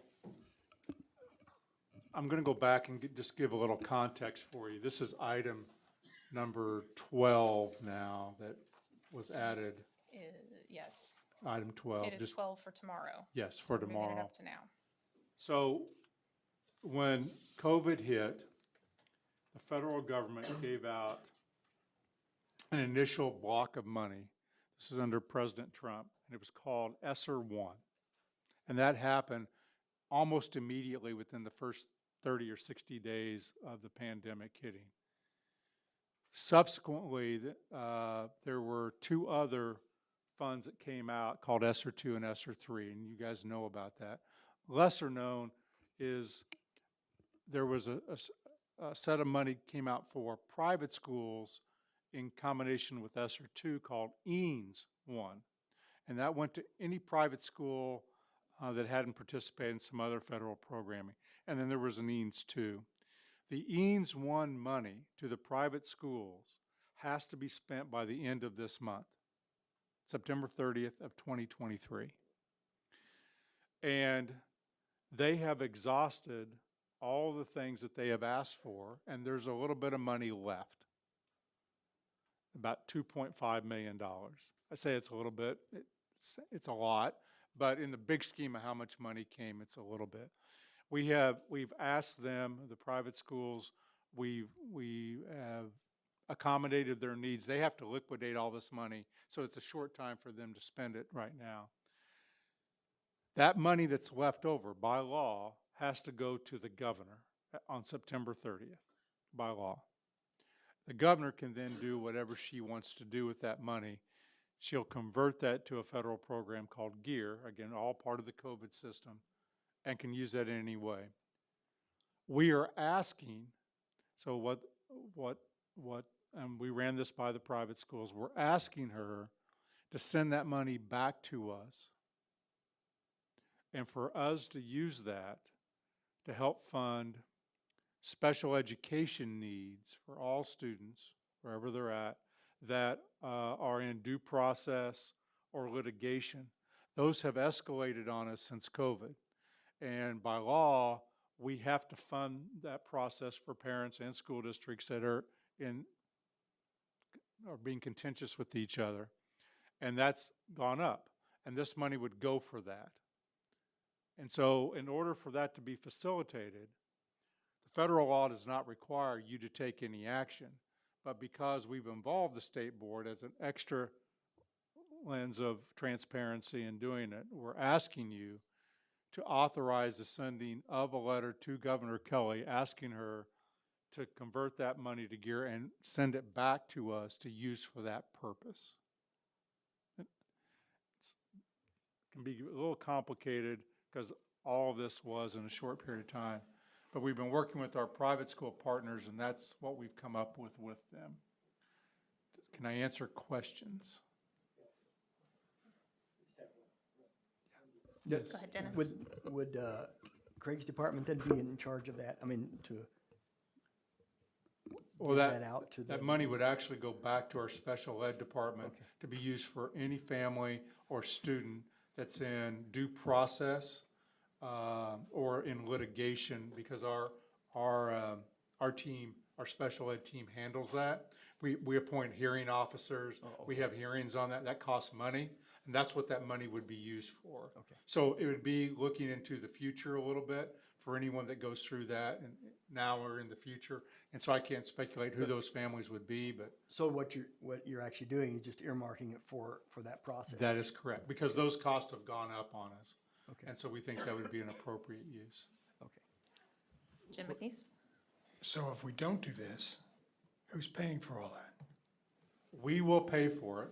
It's coming And out we of will our take pocket money out of regardless. other special education services that would go to schools in order to do that, because Exactly. we just get a block money. And then Governor Kelly would use the money in any way that she wanted. She can still do that. She could She can deny still our do that, request. I need you to know that. By law, it goes to her. She can deny it. This is just the ask to do it that way, Jim. Thank you. I just will preview, we will go through this again next September at the end of EANS 2 and at the end of ESSER 3, because I'll use letters. You've allocated $15 million for letters training. What happens if we only spend 13.1 and all of a sudden we've got 30 days, 60 days to liquidate? We'll have the same issue. How are we going to do that in a short period of time? And we'll come up with that plan. So I apologize for the lateness. What we had to see is that the EANS money, it's complicated by the way the federal government does it. So the private schools cannot hire people with that money, but they can be provided services. And so the services could be through a service center. And we had to make sure all that was paid and where that, ended up being. And that's why we just don't have much time to turn this around before the money gets sent back. And lost forever, yeah. This can be very complicated because of the details and the sequence of timelines that it has to hit. So what does the motion need to say? You would authorize the agency to send the EANS 1 request to Governor Kelly and authorize her to return it for special education I funds. so move with those words. Can I ask a question, Madam Chair? Was this this was added to the agenda as an action item, correct? It was for tomorrow on item 15. So the first motion would have to be to suspend the rules, to take action on an item, Correct. and that would require a supermajority, so that would be, you'd have to have 7 vote in favor of suspending the rules as the first order of business, and then the motion. That apparently is what I meant. Thank you, Mr. Porter. Is there a I'll second? There's a second from Dina. So So there's two votes, one to suspend the rules and then, first to suspend, yeah, so the motion to to suspend the rules and vote today. Everyone understand the motion we're voting on? All in favor, raise your hand. Danny, is your hand, there it is, thank you. Okay, that's 10-0. Sorry, Mark? Okay, And so I- now the questions And would I be remake around- the other motion. As stated by the commissioner. And I'll second. to approve the memo in a second from Dina. Okay, any discussion or questions? All in favor, raise your hand. That is unanimous. Thank you. Thank And you. again, I apologize. 1 year from now, we're going to face even a bigger cliff because the dollar amounts will be larger. So, so again, we won't know what that amount is until we get close to liquidating that money. So thank you.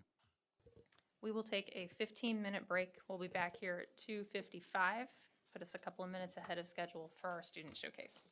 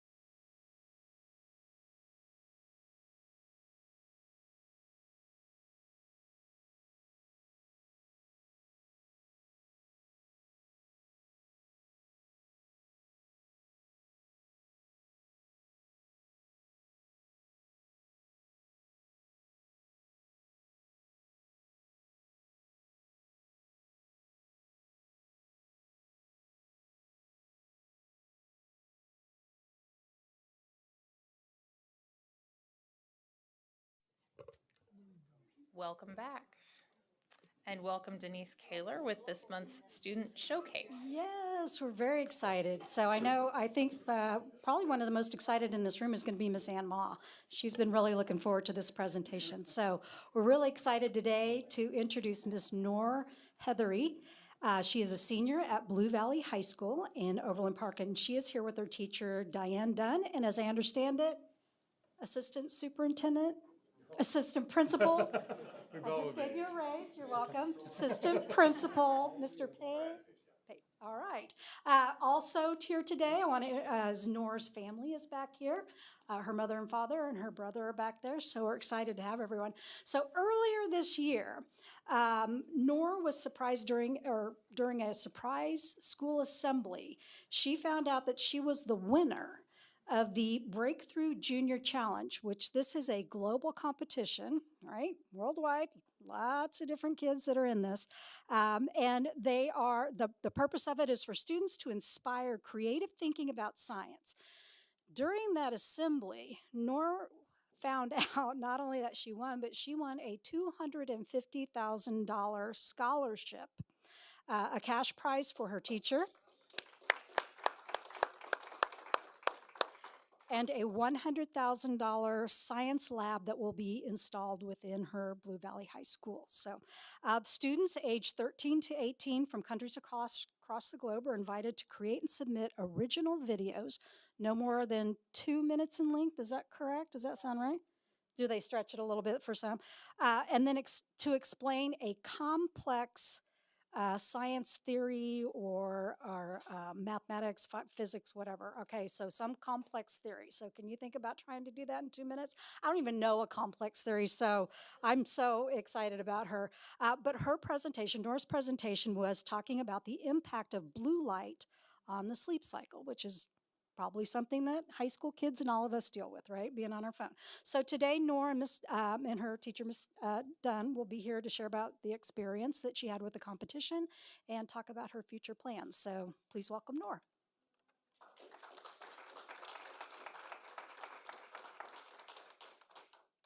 Hi, everyone. Thank you so much, and thank you for the kind introduction. I'm Noor Heathery, and I'm here with my teacher, Mrs. Dunn. And so a little bit about us. Nora wanted me to introduce myself. I am a teacher at Blue Valley High School. This is my 33rd year teaching. I love my job. This young lady, I've had the pleasure of working with her since her freshman year. I was one of her mentors that year, and so I've kind of got a chance to see her grow. I had her as a student in my anatomy and physiology class, and so it's really been fun to see her go through all of this and achieve what she's managed to achieve. So there you go.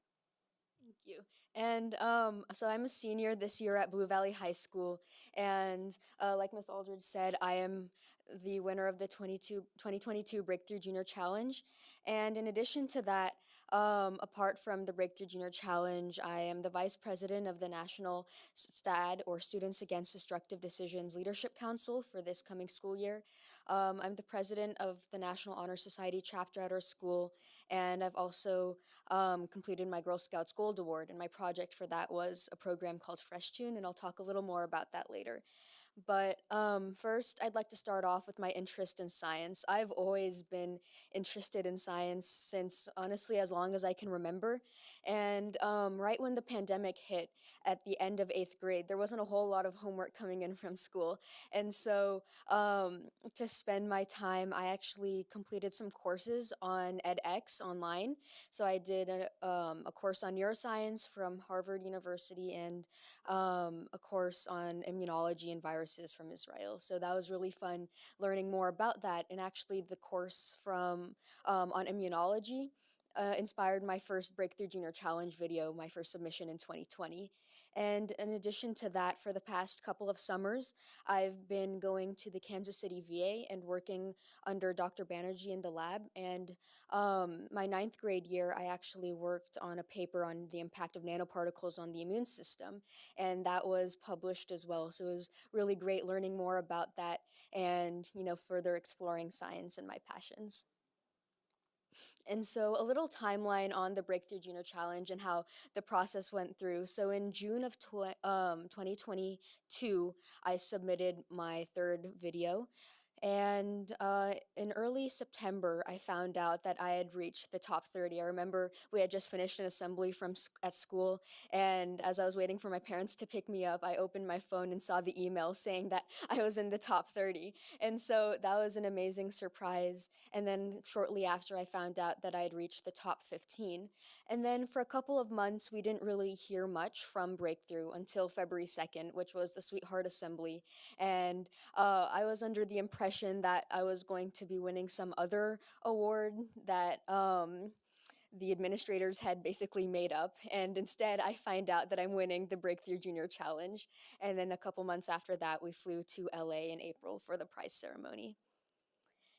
And so the inspiration, as I said, started right around the end of 8th grade when I made my first submission. And ever since I made that first video on immunology, I've been keeping a running list of Breakthrough Junior Challenge ideas on my phone. So whenever I come across a fun topic or an interesting topic that I thought would make a great science video, I added it to the list. And so when time came around in April to choose my topic, it was a video from Andrew Huberman, who's a professor at Stanford, that really stuck out to me. And he was talking about how to stay alert longer and the kind of the neurology behind that. And he had mentioned melanopsin cells. So I further researched melanopsin and what that was, and that ended up being the topic for my video. And in addition to that, Mrs. Dunn's guidance and encouragement was really invaluable throughout the entire experience, to bounce ideas off of, to go over the script, to look at my animations, and I really couldn't have done it without her help, and she was really supportive throughout it all. And so now I'd like to play the video that won this year's challenge. Noor, get off your phone. Why? It'll ruin your sleep cycle. Is that even true? Well, it is true. Light can drive away sleep. But why? Like a camera, light enters the eye and is focused on the retina, where rod and cone cells, our photoreceptors that are essential for vision, transform this image into electrical signals, which are carried to the brain through retinal ganglion cells and the optic nerve. 1% of these ganglion cells, called iPRGCs, have a protein called melanopsin, which plays a role in the release of melatonin, a hormone that assists with sleep. Light with a relatively shorter wavelength of around 480 nanometers greatly affects melanopsin, signaling to the brain to reduce the release of melatonin, thereby keeping us awake longer. And surprise, surprise, 450 to 495 nanometers is the wavelength of blue light emitted by electronic devices. I guess my parents were right. My phone will drive my sleep away. But my sleep aside, why is this important? Light reaches the retina, even in vision-impaired people whose rod and cone cells do not function. However, iPRGCs, which have melanopsin, still register the light, thereby controlling the release of melatonin and keeping their circadian rhythm, or sleep-wake cycle, on track, even though they can't see the images. The discovery of this powerful third photoreceptor in the late 1900s revolutionized the way we understand the effects of light. So that was my video that I submitted featuring my dad's voice at the very beginning. And yeah. And so my previous videos, like I said, in 2020, I did it on the immune system, and that scored in the top 10% worldwide. And then the following year, I focused on the antibodies and cells that are related to the allergic response. And so that reached the top 5% worldwide. And then last year was on melanopsin. And all of these videos are found on my YouTube channel. And I'm also going to be posting some advice videos for people who want to take on the challenge in the coming year, to kind of guide them through the process of choosing a topic and researching and filming and going through all of the steps so that they can make a video that they're happy with too. And so back to February 2nd, that's when I found out that I won. And so there's a picture from the from the assembly that they had posted. And shortly thereafter, they had a whole setup with the cameras and the lights and everything. And they filmed me and then later filmed Mrs. Dunn and Dr. Golden for their video. And so then on April 15th, we went to LA for their prize ceremony. And so James Corden hosted the show, and this is a little clip from that. Please welcome Breakthrough Prize founder Julia Milner and actor and producer Gal Gadot.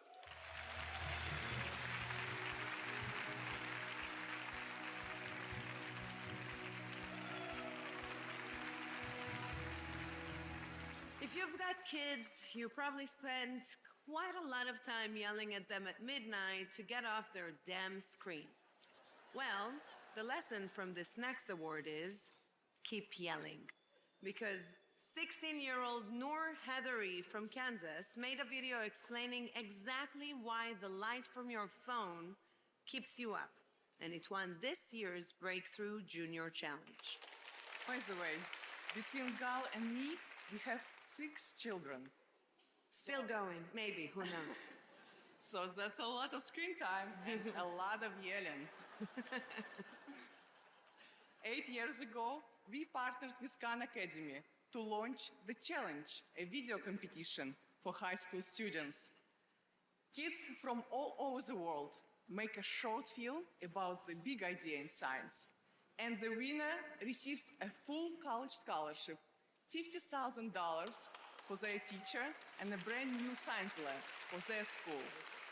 Tonight is also a chance to recognize the winners from the previous 2 years who both, as I'm sure all of us did when we were teenagers, made videos explaining exotic quantum phenomena.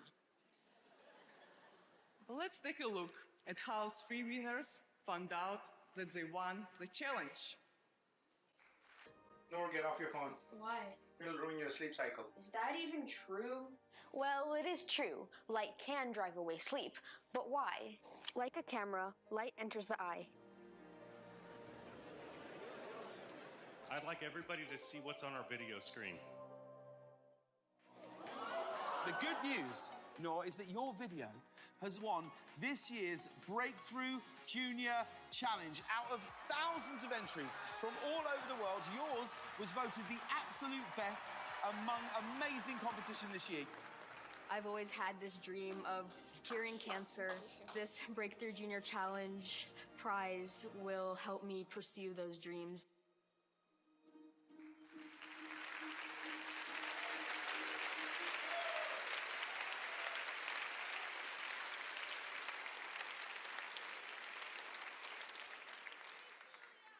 Ladies and gentlemen, the winners of the 2020, 2021, and 2022 Breakthrough Junior Challenge. Noor Heathery, Amber Kwap, and Mariam Segay.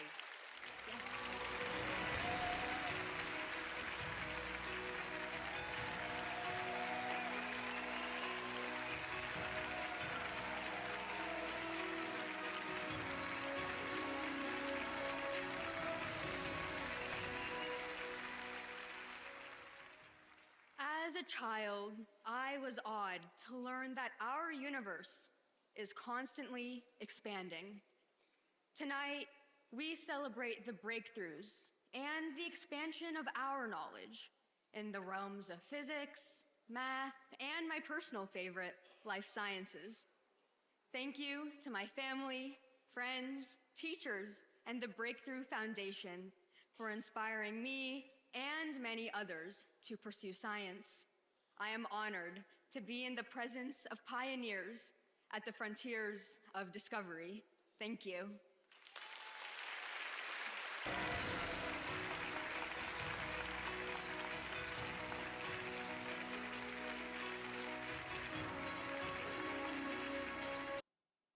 So that's the video from the ceremony.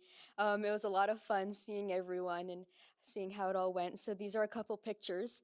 As you can see, the picture on the right, that's the trophy that they gave us.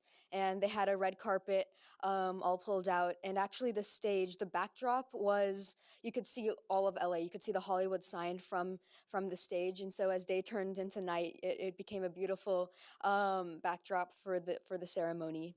And there were a lot of different people in attendance as well. For example, there was Rob Lowe, Edward Norton, and Lionel Richie. He was really nice, fun to talk to. Kristen Bell was also really nice. James Corden, as I mentioned earlier, he hosted the show. Will I Am sang at the end when they had the other three winners, as well as the other laureates who won the Breakthrough Prize for their scientific contributions. When we all walked onto stage, he was singing. Anne was there as well. She was the founder of 23andMe. Lauren Ridloff was there, as well as Vin Diesel. Yuri Milner is the one he's the founder of the Breakthrough Foundation. And so he's the one who's giving out all these prizes. And his wife, Julia Milner, and Gal Gadot are the ones who introduced us for the Breakthrough Junior Challenge. And actually, Yuri Milner worked closely with Sal Khan from Khan Academy to sponsor the Breakthrough Junior Challenge. And additionally, Huda was also on the committee for that. Jennifer Doudna, who discovered the CRISPR-Cas9 gene editing thing, was there, as well as Mae Jemison, the first African-American female in space, and as I mentioned, Sal Khan. And then some of the other laureates that were there. So Caitlin Carrico and Drew Weissman won in the category of life sciences for basically developing the mRNA technology that's used in the COVID-19 vaccines. So they received a standing ovation and they were recognized at the ceremony for their work. And Dennis Lowe from Hong Kong discovered a method for non-invasive prenatal testing. Daniel Spielman from Yale had significant contributions in math, and so he was also a lot of fun to talk to and learn from him. David Kleinerman and Shankar Balasubramanian had technology for DNA sequencing on a massive scale, which was also very important for science and medicine. And then Peter Shore from MIT contributed greatly to quantum information. And I've read some of his poems. They're posted online, and they're pretty fun to read and listen to. And the other two girls that you see there are Amber Kwok and Mariam Segai. They won in 2021 and 2020, and because of COVID, they weren't able to have their prize ceremony. And so all three of our ceremonies were combined into one, along with the other laureates. And so it was great meeting them as well. And then because of the Breakthrough Junior Challenge, I've had the opportunity to reach out to other previous winners who weren't at the ceremony, but I've been able to talk to Catherine Dulac and Arthur Horwich and Jiawei Zhuang, and it's been really great hearing about their research as well and the things that they've done. And I also had the opportunity to meet Robert Langer, who's the founder of Moderna. And so we talked on Zoom, and it was really great talking to all of these professors and scientists and hearing more about their contributions. It was really inspiring and made me want to do science even more. And in addition to Breakthrough, like I mentioned earlier, I'm a Girl Scouts Gold Award awardee. And so for my project, I created a program called Fresh Tune in cooperation with Dr. Dackman, who is faculty at KU, and she's also the CEO of her nonprofit, Center for Supportive Communities. And so our focus is on truancy, and so we've actually been creating a website and app working with developers to gamify daily tasks into a performance reward system so that as students improve their attendance and complete their homework and complete various tasks, they can receive points for that and then receive awards in turn. And so that's currently in its final stages of development and beta testing, and we hope to have a launch event / fundraiser pretty soon. And so there you can see the logo for Fresh Tune, which is the dandelion, and then her logo as well. And so here are some screenshots from the website, which will go live pretty soon. It basically talks about, again, how we want that gamification and integration so that it can be really customizable for students and so that they actually want to go to school. And here, this is a PowerPoint that I had made to kind of outline how it would work. And so that's not necessarily the interface, but it also shows how there'd be various different features to like manage anger and anxiety and track how you're feeling and track your points as a whole so that you can see your progress. And so that's also like screenshots from what the app would look like on how you can again see your points and track, kind of like filling all your rings on your Apple Watch, filling all those points for doing things for school. And then in addition to that, like I mentioned earlier, I'm the National Vice President for SAD, and that's for this coming school year. So actually later this week, Thursday night, I'm flying out to Memphis for a conference on traffic equity and transportation safety and all of that. And so I'm really looking forward to that. And this picture's from last year. We went to New York in October. And so that was, I made a lot of friends, and it was a really great experience meeting other people from across the country. And so looking forward, I would like to eventually become a doctor. And like I mentioned, these past few years, I've been interning at a research lab at the Kansas City VA, and I really enjoy, seeing the mice and working with the cell cultures. My cells died the first couple of times, but I was able to get them to survive towards the end. And I was also shadowing doctors and physicians in both radiation oncology and orthopedics and different fields to get an idea. And I really like both researching in the lab and seeing patients. And so I know making this decision is over 4 years away from now, but as of now, at least, I'd like to be a physician scientist so that I can continue to do both of those. And I'd also like to continue the work I'm doing with Girl Scouts and SAD. And so thank you for giving me the opportunity to speak here today. Again, here's the trophy that they received, and they actually have my name at the bottom on the stand. And so thank you again, and if there are any questions, Mrs. Dunn and I would be happy to answer. Thank you so much, Nora. I do see a question from Ms. Ann Ma.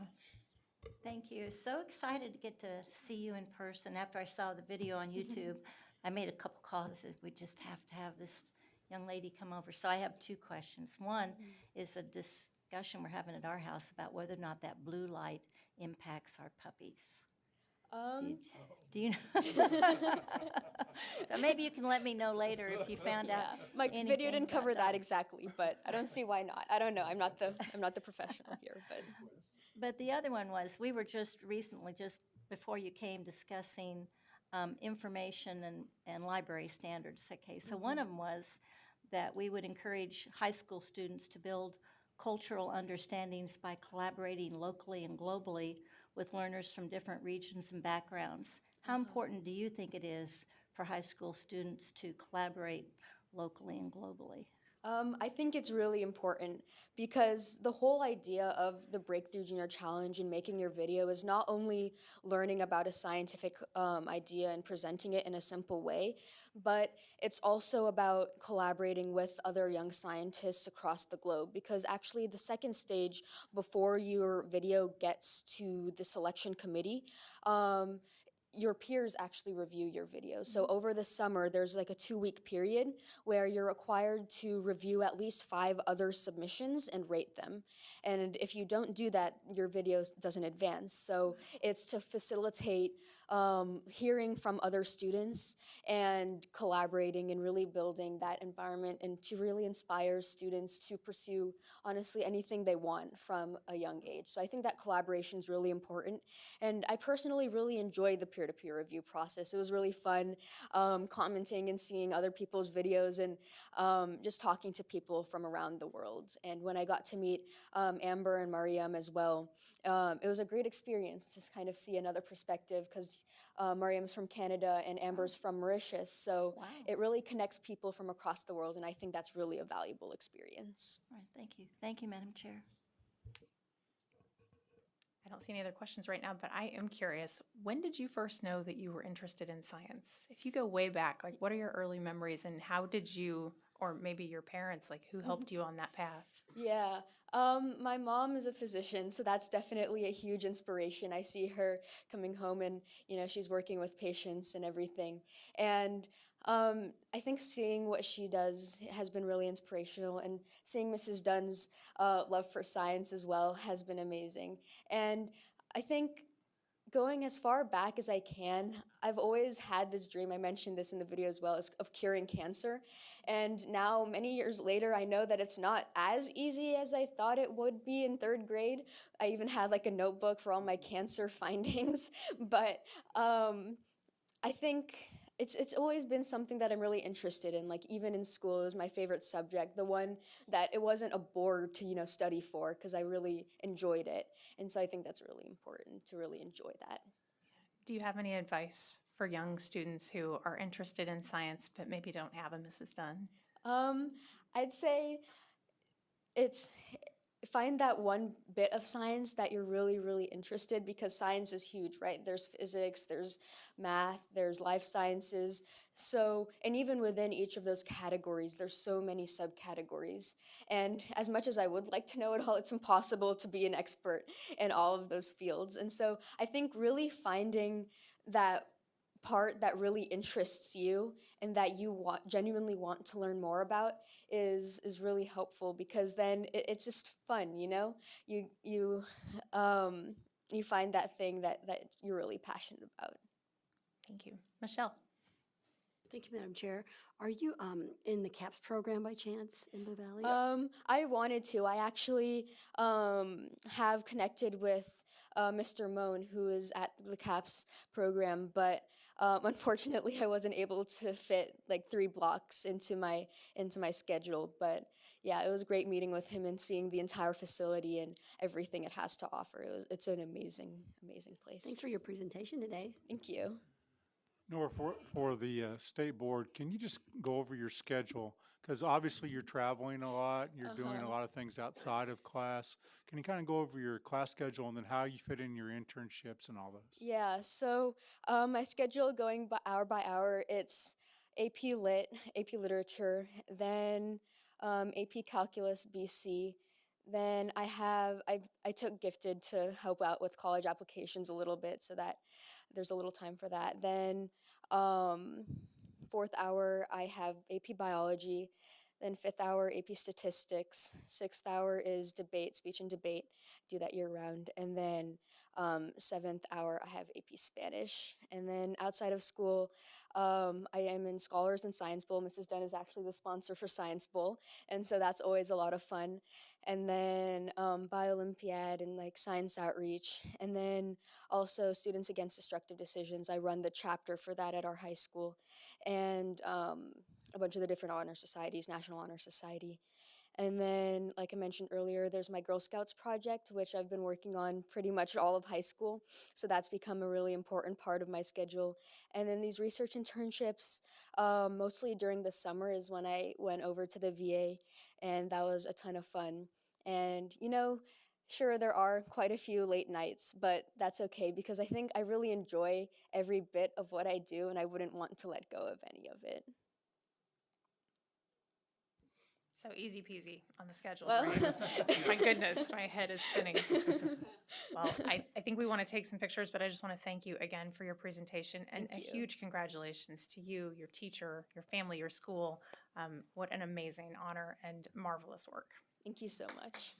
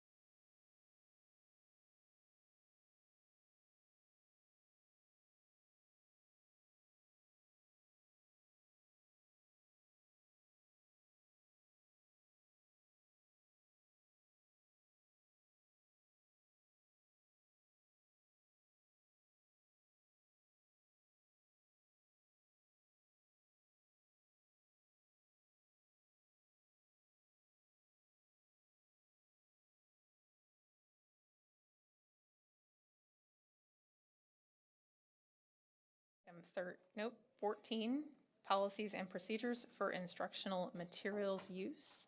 Welcome back, Dr. Proctor.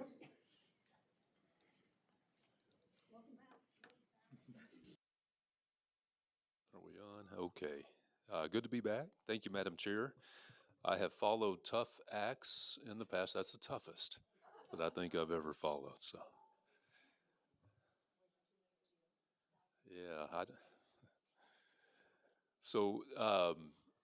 Today I'm going to go through policy related to specifically textbooks, instructional materials, and media centers. And I have with me Mrs. Angie Stahlbaumer from the Kansas Association of School Boards. Angie is the Deputy Director and General Counsel at KSDE. And one of the services that's provided to school districts through the Kansas Association of School Boards is policy recommendation. I believe those are usually done kind of in bulk format a couple of times a year, and then the local district will take those recommendations and determine how they want to utilize that at the local level. And this would be an example of one of those policy recommendations that has been updated as recently as June of 2022.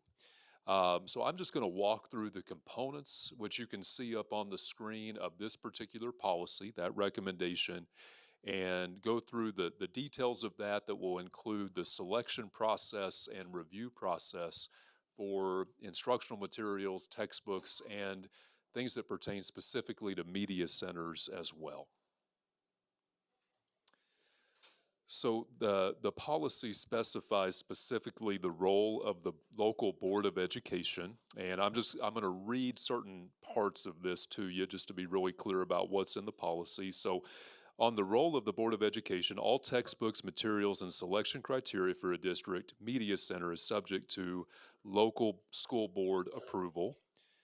With the purpose and goals, the policy recommendation describes the purpose and goals of textbooks and materials as they should provide an effective education for all students with factual knowledge, literary appreciation, and meet ethical standards. They should promote critical thinking and content area skills as descriptors of the goals and purpose of materials in that policy recommendation. And it also specifies the role of the superintendent of schools to develop procedures which meet the above criteria and a process to review materials by appropriate staff members. In addition, there is policy information on media center materials specifically. And as far as standards go for choosing materials, the descriptors that are used in the policy are materials would be chosen for accuracy, artistic quality, format, and authoritativeness. They should be available for various reading levels and presenting different points of view. And materials should be evaluated before purchase using a reputable, unbiased, professionally prepared selection tool. And a really good resource for that selection tool is through the American Library Association. And they've got a toolkit or a resource that allows you to go through that checklist process.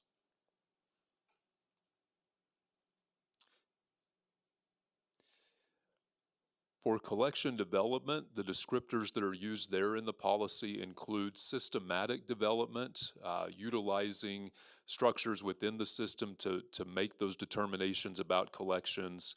The materials will be well balanced in the coverage of various subjects within the school setting, include various types of materials and formats of those materials, and have a good quality and quantity of those materials as well. The policy also gets into the nature of challenging materials and the process that's recommended to go through if there is a challenge to those materials, with the first step being for that individual that would bring the challenge or the concern, which could be a student, a parent, or a legal guardian that has a complaint. That would go to the teacher or to the media specialist specifically. If it's not resolved at that level, then that challenge would be reported to the school principal, And then if that's not resolved, then the principal would report that to the superintendent of schools, and then a formal process would be recommended at that point. And that would include a request for review specifically for review by the superintendent. And if that's not resolved, then it goes to the local board of education. And the board would then forward the concern to a review committee that has certain responsibilities within that.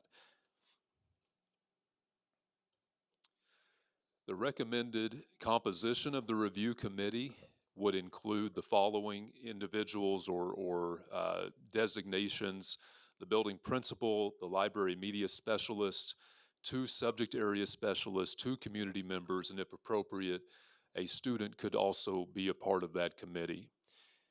The policy recommendation is that the superintendent would be responsible to appoint committee members, but the board would have ultimate authority over that process of selecting the composition of that review committee. So within the purview of the committee, as another component of that policy, they would examine and evaluate the material in question. They would consider the policies that exist within the school district, procedures, philosophies, and the material selection process as stated in policy, and then they would form their opinion based on all of those things and the discussion that they would have related to those materials that the complaint has been filed on. At that time, the policy recommendation is that a written report would be submitted within 30 days. So there's a timeline element that's recommended in that policy. So within 30 days of receipt of the complaint, that written report would be submitted with the conclusions of that committee, recommendations to the local board of education based on the complaint. And there are some logistical components of the policy recommendation too, for breaks and summer months and those types of things, just to maintain timeliness when people may not be present within the district.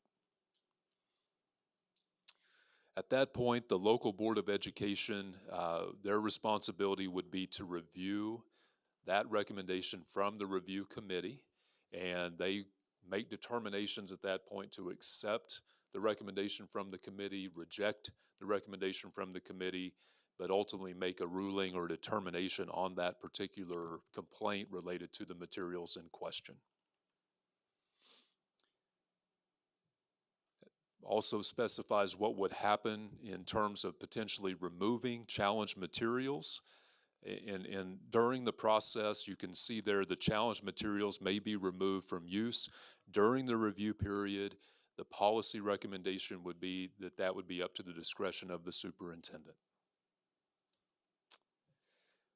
The last component of the policy recommendation is an allowance for simultaneous requests for review, or if there's simultaneous complaints that would come in. And so I just put the recommended policy language down, and I'll read it to you quickly. If there is more than one request for review that's received simultaneously, or if one or more requests for review is received while another review is pending, timelines established in this policy may be extended by the superintendent or the local board to allow the request to be processed in turn.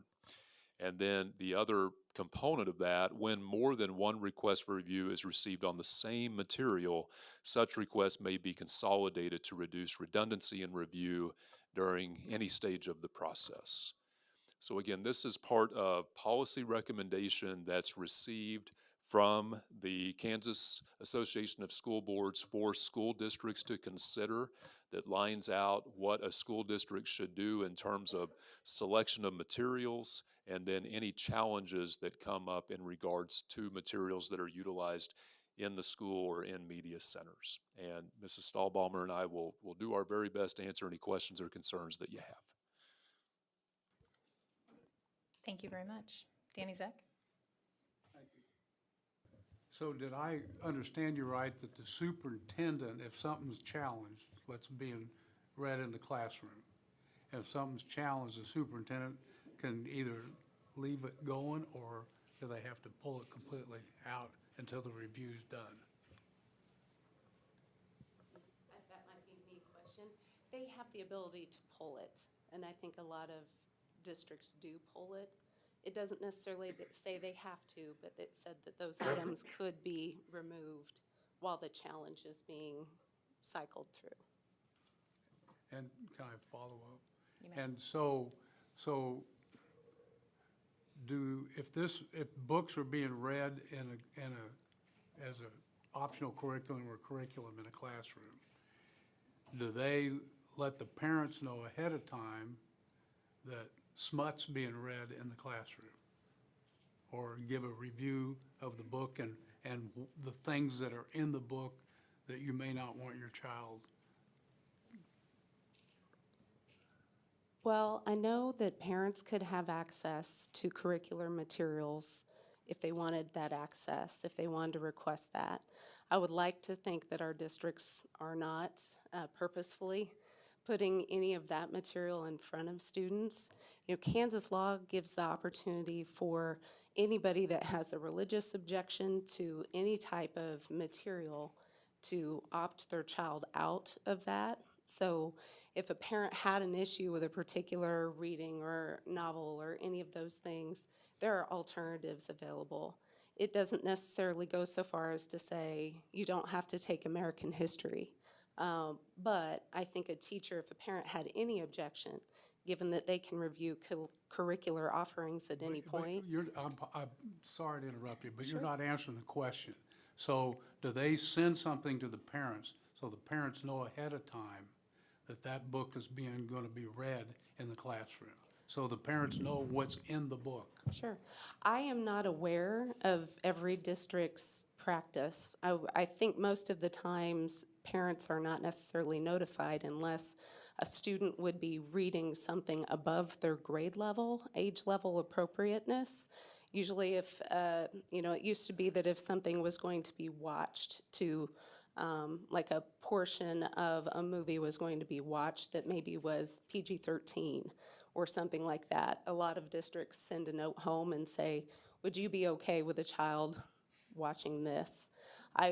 Your question is phrased as though teachers are purposely putting smut in front of children, and I don't feel like I can. No, ma'am, I'm not saying teachers are purposely doing that. I'm just saying, if they know that there's smut in the book, are they sending out a synopsis so the parent, so it's being, your word transparency has always been used, so the parents can say, yes, it's okay, and if the parent says it's okay, I'm okay with that. But if a parent isn't okay with that, then they need to know up front. Sure.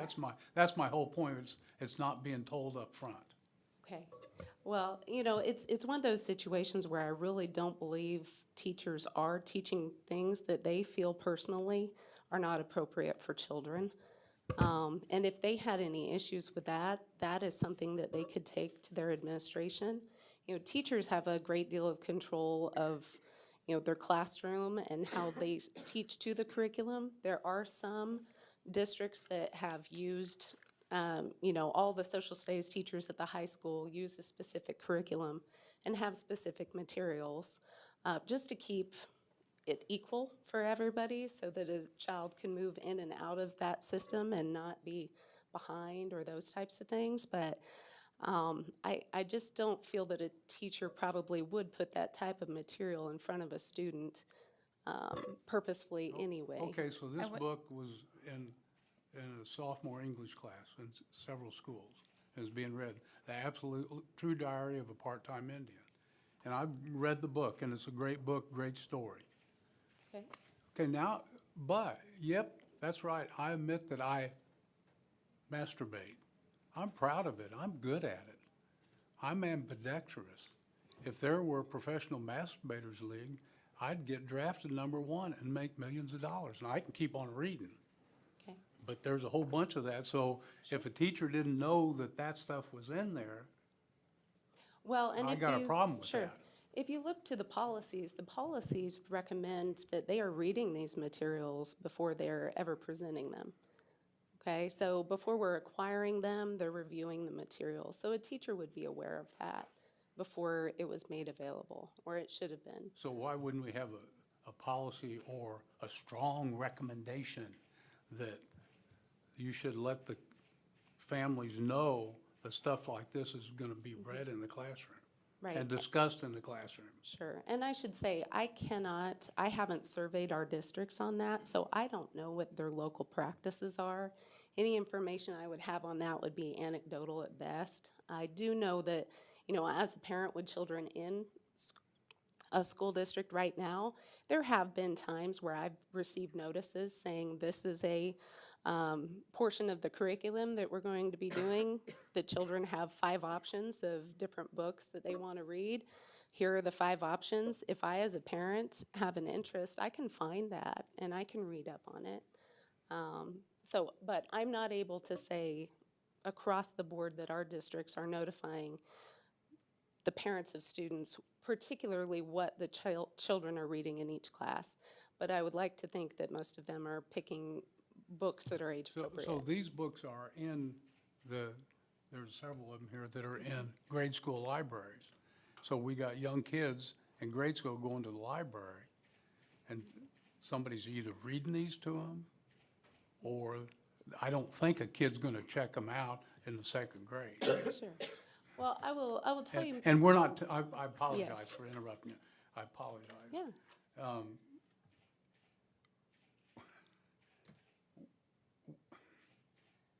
We're not being upfront, or if the parents are okay with them, again, my word, smut, okay with that, then I'm okay with that. But I like the parents to know ahead of time that, number one, that this stuff's in our library, and number 2, that we could be reading that to your child that's in 2nd grade. And I understand that. I absolutely do. I think what I could tell you, again, this is anecdotal, but what I could tell you is most of the challenges that our districts have received based off of these policies are more for library books, library materials, and honestly, when we've received those, maybe it was something that was recommended, won lots of awards as a youth book of some sort that made it into a library. Most of those circumstances, the only people that checked that book out was the child of the person, trying to challenge the book. So there have been several instances like that books like this are not necessarily flying off the shelves or being consumed in the classroom setting, but some of them may be available. I'm not able to tell you what districts have what books because they do that locally. So, yeah, you can go into their websites and go to the library section and see what's in each school. And for instance, bring up gender, and we'll tell you if it's what's in the grade school library, or what's in the middle school library, or what's in the high school. And they all catalog them differently, but you can find them and know what's in the school. And it's amazing what is in the library. And would we say we're with American Library Association? We depend on them? No, there are a whole bunch of different options for school libraries specifically. That's one place that they could look. This could be, and I apologize, just stop me at any point. There are a lot of different resources that librarians, media specialists, teachers can look for. A lot of award-winning lists. The goal is for them to read all of those things. We all know that it's going to be easier to read one of those or a handful of those than it's going to be to read War and Peace and all of those 800-page books. So I can't promise you that every word of every book is read prior to making it to a library There shelf. are other board members with questions. Yeah. So if, I'm sorry. I want to make sure that everybody gets a chance to at least ask their one question. Go to Michelle.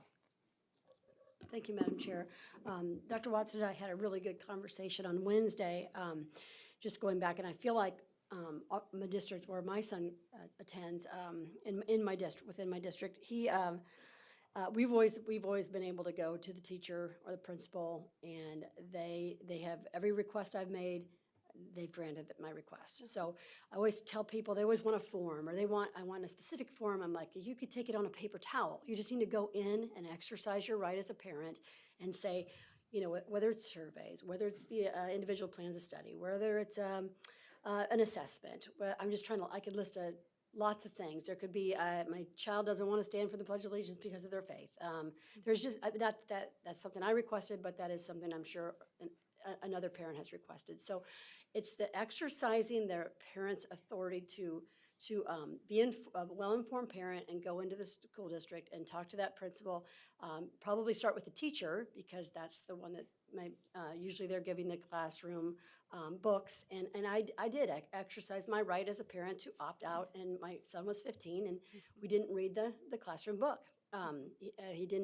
He participated in assignment, but we did it in a different way. So I made that we weren't going to do that. And so I just want to make sure parents are exercising their right and going to the teacher, and then if they need to exercise that right to the principal, if they're not getting their wishes granted, I would go to the principal. But start with the teacher, and you do have the rights as parents in Kansas right now, not just a right or specific rights. We have the right, and we need to go in and exercise those rights. So I understand that there are, you may just say, I don't want my child to attend the library. I mean, that you may have to, just say they're not going to go to the library unless they're with me, or, especially at the younger ages. So those are kind of things that the parents need to feel comfortable about going to the school. And then if there's a problem, then that's where we need to say, okay, they've exercised their right and they're not listening. We might have to take it a step further, but individually at those schools, hopefully those parents are exercising their authority, which Dr. Watson and I talked about. That needs to be happening with the parents. Madam Chair, can I make a comment? You may. Is that okay? And what you said is exactly right. And that's why we have so many levels in this process, so that if anybody has an issue, the goal is always for them to try to address that at the lowest possible level with the teacher, if it's a classroom issue, or with the media specialist, if it's in the library, or librarian. If it's not resolved there, they go to the principal. If it's not resolved there, they go to the superintendent. If it goes to the board has the right to put a committee together that even includes committee members, so that you have those community standards represented in that process. So I would like to think that a parent having any kind of issue will get several opportunities to get redress of grievances on that. Dennis. Thank you, Madam Chair. From a legal standpoint, I need some information. What is the state's view on pornography? I mean, isn't there laws, statutes?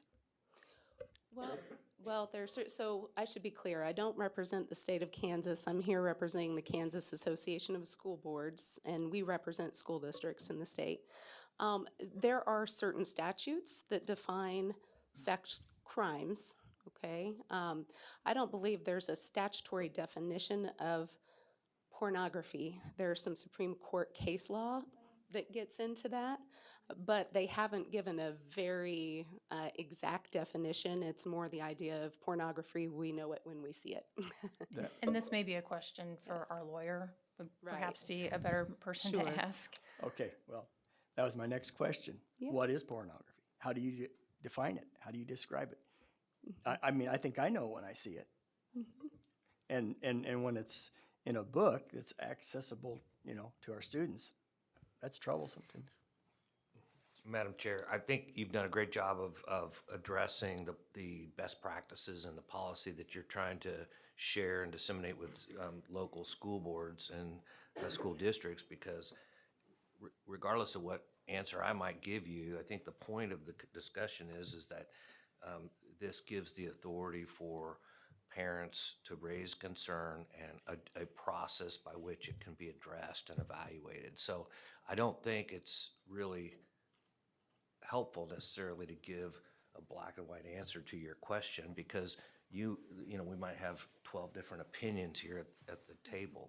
The real issue is, if you have an objection about some material that's in the classroom and in terms of curriculum or in the library, what we're discussing today is the process and procedure that's available, that your best practices are recommended, kind of a tried and true policy. It's not required. It's not statutorily imposed. It's something that through all of the dialogue that we had with school districts and developed a recommended policy. So I would just direct the discussion away from some attack about a particular book or one individual view as to whether or not it falls within the overall category of pornography, because I don't think that's not productive or useful for this discussion, in my Interesting. opinion. So you didn't address whether it was okay, that we should be transparent.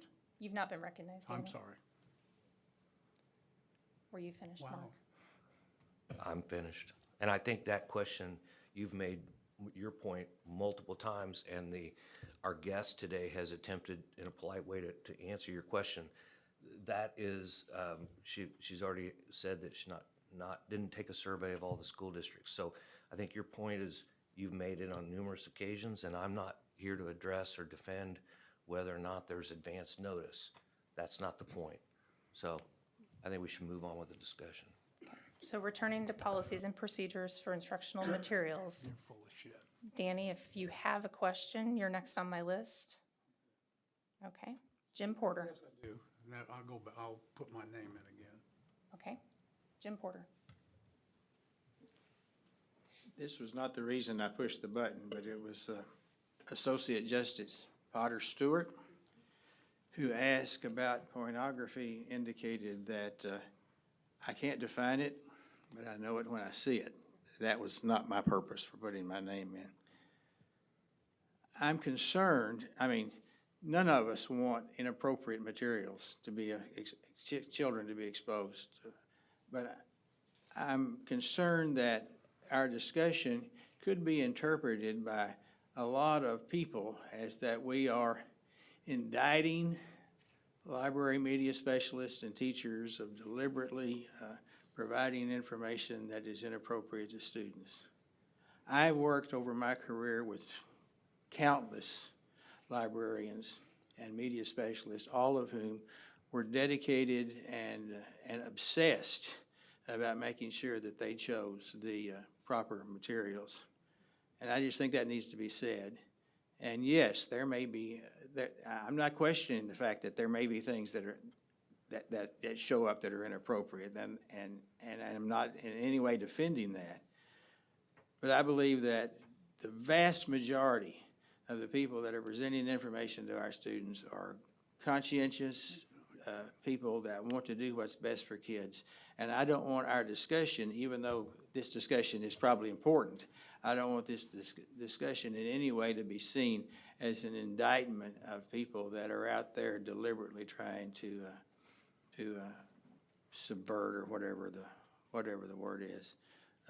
By the way, I'm not as articulate as the last presenters. So I just wanted to make sure that I'm sure that's not the intent, but this could be read as an indictment. This discussion could be read as an indictment, that I want to make sure that I want to say that I believe that the vast majority of the people that are choosing materials are doing it appropriately and are doing it and are very concerned about making sure that the age-appropriate material is presented to students. I'm not saying that everything's appropriate, but I'm saying that the vast majority are, and I think that's a message we need to make sure that we are not indicting everybody. We're just trying to make sure, and I agree also with the concept that parents need to know what's going on and be involved. There was no question there. Ann. Thank you, Madam Chair. It's like Randy always says, everybody wants local control until they don't. And I think I really appreciate this presentation because it says we care and we have some guidelines that really, I think, are really good. Now, you can't write guidelines that cover everything that might ever come up. Like, okay, we're going to have this book. Do we let parents know if it has this, we're going to tell them ahead of time. If it has this, if it has that, we're not going to tell them ahead of time. We're not going to write that level of detail here. That is local control. And I think, the guidelines we have are really good. If anybody has a problem with any of those books and or other materials and your local board doesn't have a procedure, I think it's a legitimate thing to go say, Mr. Super or Mrs. Superintendent, you need to put together a procedure. But to address Dennis's question, there is a statute on obscenity for minors. And it talks about what you can and can't put out in the public sphere, but it also gives an affirmative defense to schools and libraries, because we might have like a picture of a naked lady in a health book that, you know, if you put that up in a store, they might get accused of obscenity for a minor, but it might be perfectly logical in a health book, okay? Or Statue of David, heaven forbid, you know, can't have that, but in context of an art class, yeah, that's okay. So does that make sense? So there are, and you can read them, it says what they think obscenity is. Hold on, I'll tell you what it is. It's KSA 21.6401, promoting obscenity to minors. Okay, so you can read what the law says about what is obscene and what is not, and who has an affirmative defense. Like if you're the projectionist, you don't get sent to jail, that kind of thing, okay? So I hope that helps. You can take a look at that, and it might give you some guidance on that. Danny? Sorry, I get emotional sometimes, so I apologize. So did I see in one of your earlier slides that the superintendent is responsible for the stuff that's coming in? I thought I saw that up there. To appoint the committee.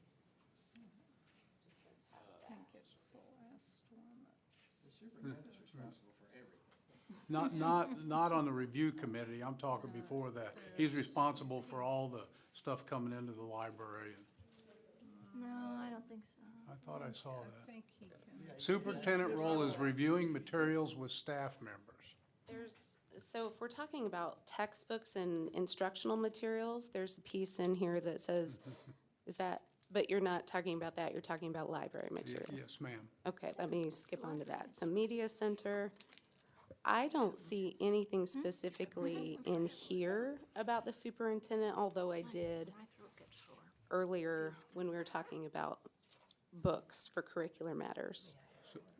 So, okay, they're library, but if this is used as an instructional material, shouldn't that be something that he should be reviewing with staff members?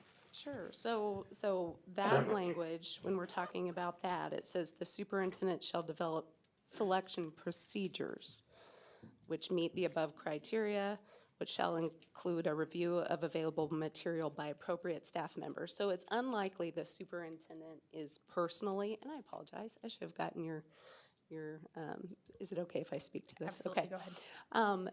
So the superintendent most likely is not reviewing all of those materials himself or herself, but it's likely that the superintendent has had, whether it's teams at the, all the high school literature teachers review the materials, or the library specialist reviews the materials. Essentially, that person puts together the process that's required to bring books in for those purposes. But it's unlikely the superintendent reads them all. So what are the library associations that we're using? American Library Association, and what else? What does the state use too? Madam Chair, is that okay? For libraries and schools? Sure. I have not surveyed our members specifically to know what each of them use. There are a bunch of different resources, and actually, Dr. Proctor just asked me that as I came in, so I was looking on my phone to make sure I understood what was the case. But there is the American Library Association, there's the American Association of School Library, I think it might be specialists. There are all kinds of different ones. There's also awards that go to youth-related reading materials. So I think a lot of districts, if they have a very small budget, probably look first to award-winning books selected for particular purposes. Books that would align to all of the standards that have been developed by the state board and supplement the curriculum. So the lady that's president of American Library Association, Emily Durbinski, she describes herself as a Marxist lesbian, which that's fine if she wants to be. Ask attendant of the Socialism Conference in 2023 in Chicago to turn schools and libraries into centers of radical agitation. Sir, I have no idea if that is what districts are using. I just know that there are a bunch of different resources that are available out there. Jim Porter. Simple question. Do you have any idea of the percentage of school districts that adopt your policies? That's a good question. We do not, is that okay? We do not keep records of this. So we provide these policies as examples. Every time we update them, we send them back out to our membership. So the policy we're discussing today actually came to be, I believe, in 2004. It's been revised several times. As Dr. Proctor said, the last time was in June of 2022. So it was most recently sent out to them in June of 2022, although they can always ask for it. And as more districts were receiving more of these challenges, and I would say that started really picking up when we were in remote learning, or during the school closures. When that started happening, it was very nice to be able to say, you have policy on this.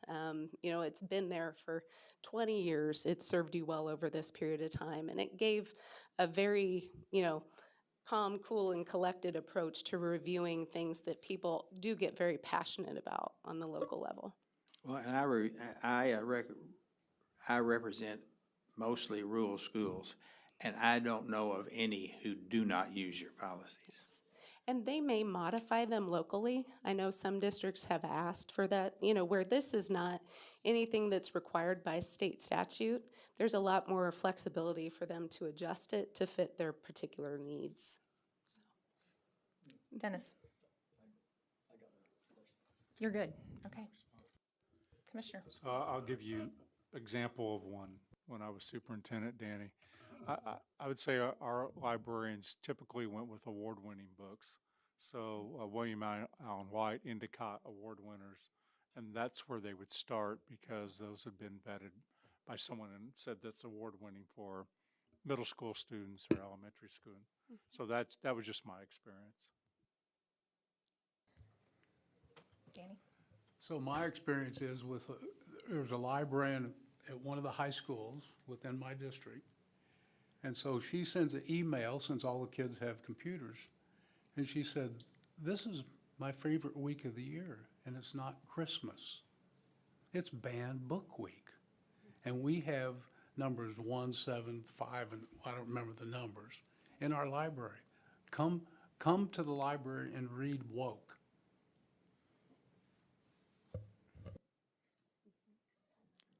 I don't see any more questions. I was hoping to get to a little bit more of the textbooks myself, but I can save my questions for the next time. Thank you both so much for being here. We will take a 7-minute break. We're supposed to be back at, we'll take 10. All right, let's call it 4:18.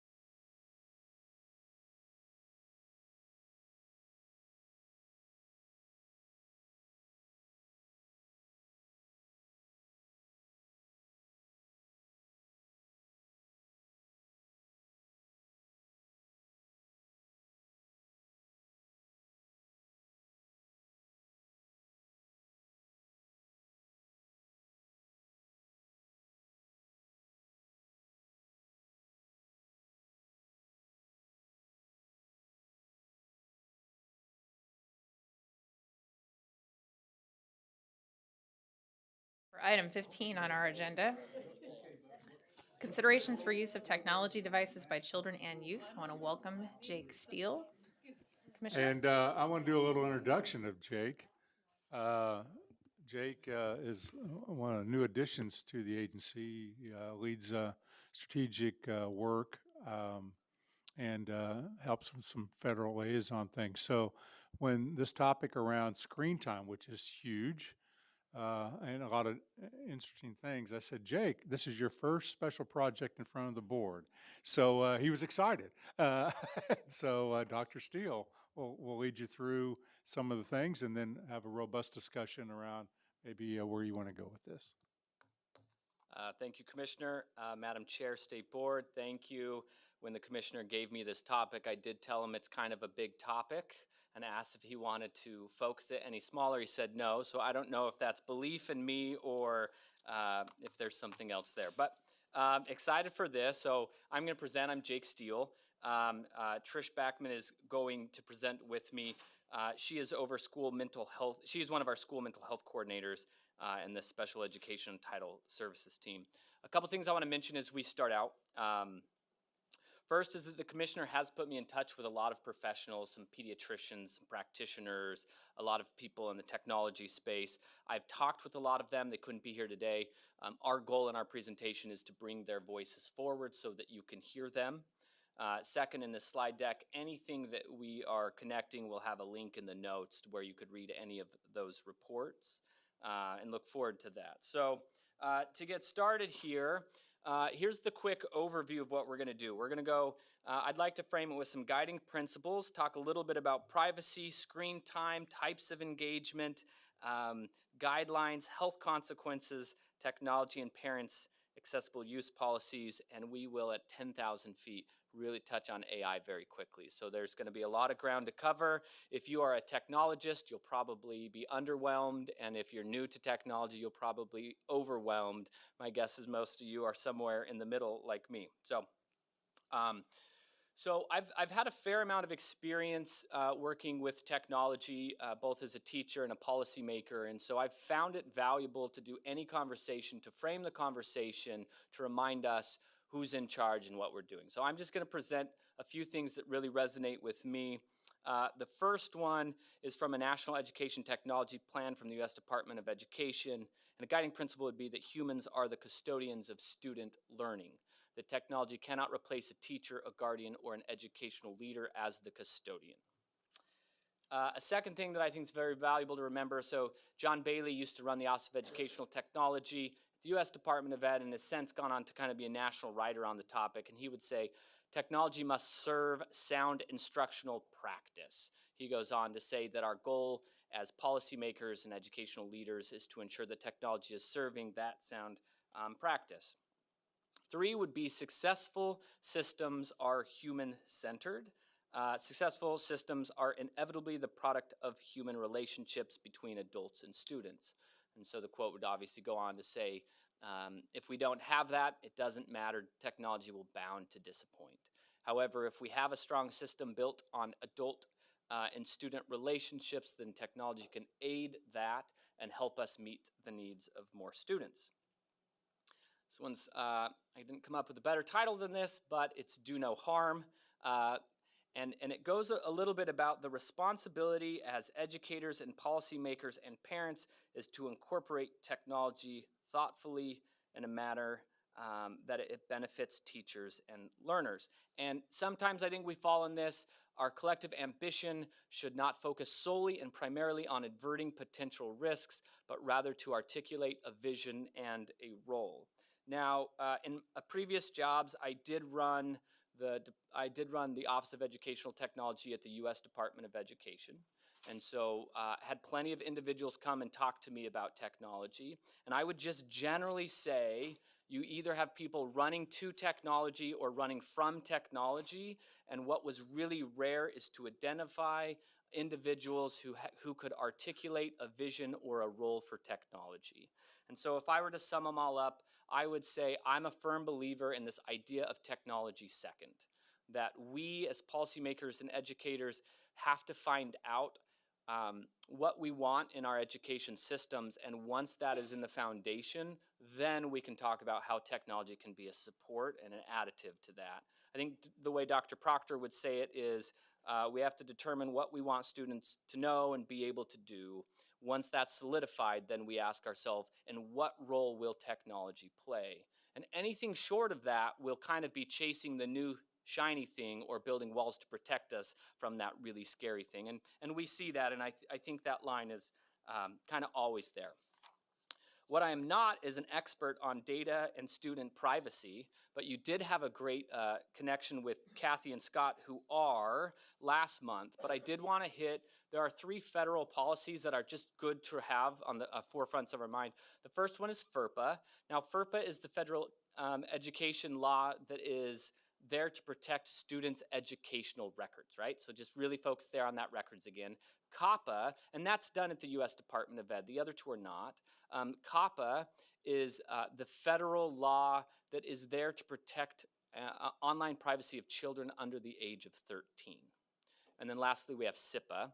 And SIPA is concerned with internet safety in school and library. So anyone receiving those kind of funds, they're mandated to have the filters and the block access to keep harm. Now, these aren't flawless. This is not my way of saying these are there, therefore let's put our guard down, but they are there. It's good to know.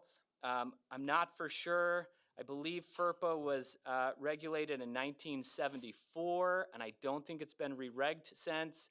You might be aware technology has changed a little since 1974, so plenty of work in all of that space. All right, so next I want to talk really briefly about screen time survey. So the legislators asked us as the Kansas State Department of Education to do a survey on screen time. I'm biased. It is my opinion we have done a fantastic job with what was asked of us and given us. And so we created the survey that they asked us to do. The 3 questions you see up there are generally what we're asking for. The percent of time of students in K-5 spending on technology. Then we broke it into 6-12. And then our 3rd question is the kind of the ratio between writing and reading with technology versus without. This is one of the opportunities I can bring superintendent's voices in. We actually have a 4th question, which is, please give us any of your comments. Forgive a little bit of the lengthy things. Here's 8 comments that I think are really worth knowing as a board pertaining to this survey. Now, we had really good kickback rate. It's still being collected. That survey can be available to go across the street. But here are some of the comments we received from superintendents. They said the questions on the survey are too ambiguous to answer accurately. The questions about technology are almost impossible to answer with any sort of confidence. And we'll explain why here in a minute. The 3rd superintendent said these are very much estimates. They largely depend on the type of course and class, especially in high schools. We should not feel comfortable using this data reported in any matter of significant decision making. 4th Sup said most of these percentages are purely guesswork. I could guesstimate these as best as I could. The 5th would say, it is my professional opinion the survey response data that was gathered cannot be considered valid. And we're going to talk about why that could be the case, right? And we did what was asked of us, but here's some more context to this. Our jobs, again, superintendent, our jobs are being made very difficult in trying to track data that has very little impact on student learning. For instance, tracking technology use. How can you measure this in a high school? Some students are enrolled in college classes online. Some are enrolled in classes using little technology. It is difficult to track because we teach our kids individual learning needs and aren't just putting them on a computer. The next one would be that technology use varies wildly in interpretation of time of the year. During research projects, it is possible for an entire class period to be spent researching and therefore on a device. However, on a novel study or a field experience, the time would be 0 on a device. We provide both online and print resources to teachers so that they allow teacher preference and student choice in the matter. And then the last one I'd like to give, again, not endorsing these, but just saying them as superintendents bringing them forward. The superintendent said, I believe it is crucial to distinguish between the role of technology in education settings versus the unsupervised use at home. Surveys are valuable tools for understanding our students' mental health. The issue isn't the technology or method used for data collection. It's the lack of parental supervision when technology is being used in the home. I think this is interesting and worth noting. Technology, when properly managed, enhances education. When misused, it can contribute to declining mental health. So these are the views of superintendents, and appreciate that they took the time to share those with us. So we're going to talk a little bit now. One of the reasons why they said it's really hard is because there is a difference between screen time and what screen time is. So there's a group called Common Sense Media. They do a lot of really great research, and they would just on the outset say, let's look at 4 types of screen time use: passive, interactive, communicative, and content creation. So passive would be mindlessly watching videos or shows, scrolling on autopilot. This would be me on the news quite often, if I'm being honest. Interactive is playing games or problem solving. Communication would be some type of video chat, use of social media, and then the content creation, making digital art. Now, just to be clear, this is not the hierarchy of worst to best, right? Content creation doesn't mean it's all good, and passive doesn't mean it's always bad, but this kind of helps us start to break down what screen time looks like in different settings. So under types of engagements, again, in the 2016 National Education Technology Plan, we talk about the digital divide. So when I was there and over the last decade, it's kind of been the haves and haves not of is there a device in your hand or not. What they're indicating here, and I think is pretty accurate, is we're getting out of the space of who has and who has not, and how is technology being used. So they're defining the future of the digital divide is those who have access to technology in an active, creative way versus those who use technology predominantly in a passive content consumption way. And I think generally as educators, we are looking to empower our students in active, creative ways. And so as policymakers, we're always looking how to best leverage that. Again, Common Sense Media would say, I love this quote, by the way, there's a huge difference between an hour spending shooting zombies in an app versus an hour spent composing music. And so this kind of help, they'll give us one more set of guidelines. Consider the 4 C's when looking at types of engagement: connection, critical thinking, creativity, and content. To go very quickly through these, connection, it's important that kids connect on a personal level. Are they engaged? Are they engrossed? Are they enlightened? Critical thinking would take a deep dive into a topic, a subject, or a skill. I personally like this, bringing back the old teacher self. Quizzes and simple Q&A style games may be fun and seem educational, but they don't help kids find deep or long-lasting meaning. Going here next would be creativity, the ability to create something new and to get your own kind of personal spin on it. And then lastly, is the context and fitting it into a larger world. And as I think many of us have seen in some beautiful small examples, when you can combine creativity and context, you can get some amazing youth doing remarkable things in our communities. And it's really fun and fantastic to see power that. So how much screen time is enough? We'll back this up with some pediatricians, but the general guideline is that there is no magic number. We need to talk about the quality of the content, the type of engagement, and the balance between on and off use. So we're going to give some guidelines. These guidelines are taken as a policy statement from the American Academy of Pediatric. This brief was given in 2016. It's still the gold standard. This is what pediatricians reference, and often, and the people we brought forward independently said, you know, here it's at. Now, before I go into some of these guidelines or hand it over to Trish for a minute, let me just say a few things on this. I think it's important as state board members to kind of know the state of things. And in the state of things, in this report in 2016, it said a growing body of evidence suggests that media use while engaged in academic tasks have negative consequences to learning. And so there's been some actions recently. UNESCO, which is the United Nations kind of education arm, it stands for United Nations Education, Scientific, and Cultural Organization, created this year a tech plan called Technology and Education, a tool on whose terms. And they stated that 1 in 7 countries globally have banned the use of smartphones in school. And in the 7 countries, academic performance as a result, particularly for low-performing students, has improved. So this is in their report.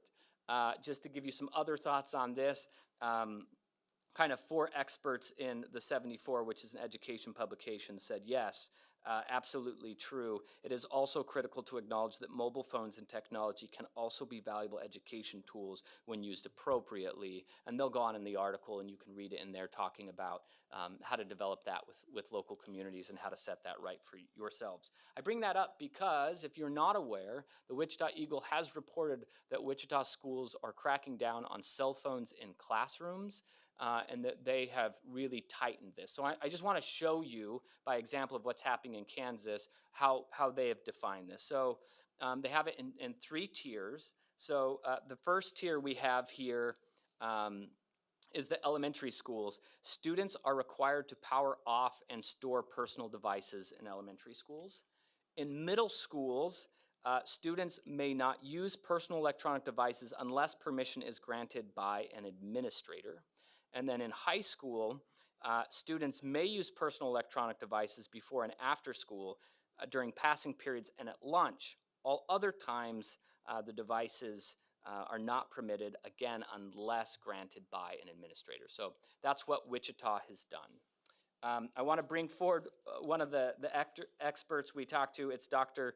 Carrie Harris. You probably all know her. She is the director of the section of adolescent medicine, the medical director of KS Kids MAP, the program director of school-based health, and a professor of the division of pediatrics at University of Kansas. If I had any one of those 5 titles, my mom would be super impressed.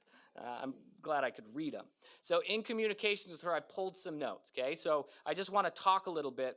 I think this is interesting. She says, she calls this, as a practitioner, she calls this the graduated approach to technology, and she's going to specifically talk about phones. She said, I use the graduated approach to phones. Initially, all apps are turned off, except for the phone calls and texts. This is essentially true for video chats and cameras. Exceptions can be made for vacations, school projects, and pandemics, but mostly the phone is only to call and text, and only with limited trusted people. As kids get older and show responsibility, then those can be allowed, or if they break the rules, they can be disallowed. She will go on to say that younger students younger students are concrete thinkers, so setting them up with clear rules early help establish habits that can carry into adolescence. It is very difficult to get a phone out of a 16-year-old's room when they've had it in there since they were 10. I think as anyone's a parent here is like, that makes sense.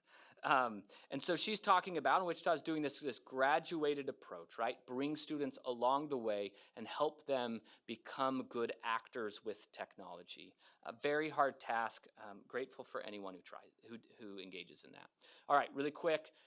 So screen time recommendations from the American Academy of Pediatrics would say no screen time under the age of 18 months unless it is video exchange and chatting with family. The next one would be 18 to 24 months. If you want to introduce digital media, choose high quality programming and use media together. And if I can, appreciated, that kind of goes with what Dennis was talking to earlier about sitting with a kid and reading, like being a part of this. And you will see this over and over in the guidance of all individuals, is screens are not babysitters, they are tools to be used together. They'll go on to say, do not feel pressure to introduce technology early to children. Interfaces and that use comes so quickly that shouldn't be a concern. And for children 2 to 5 years old, limit screen time to an hour a day with high quality programming. Watch with your children and help children understand what they are seeing.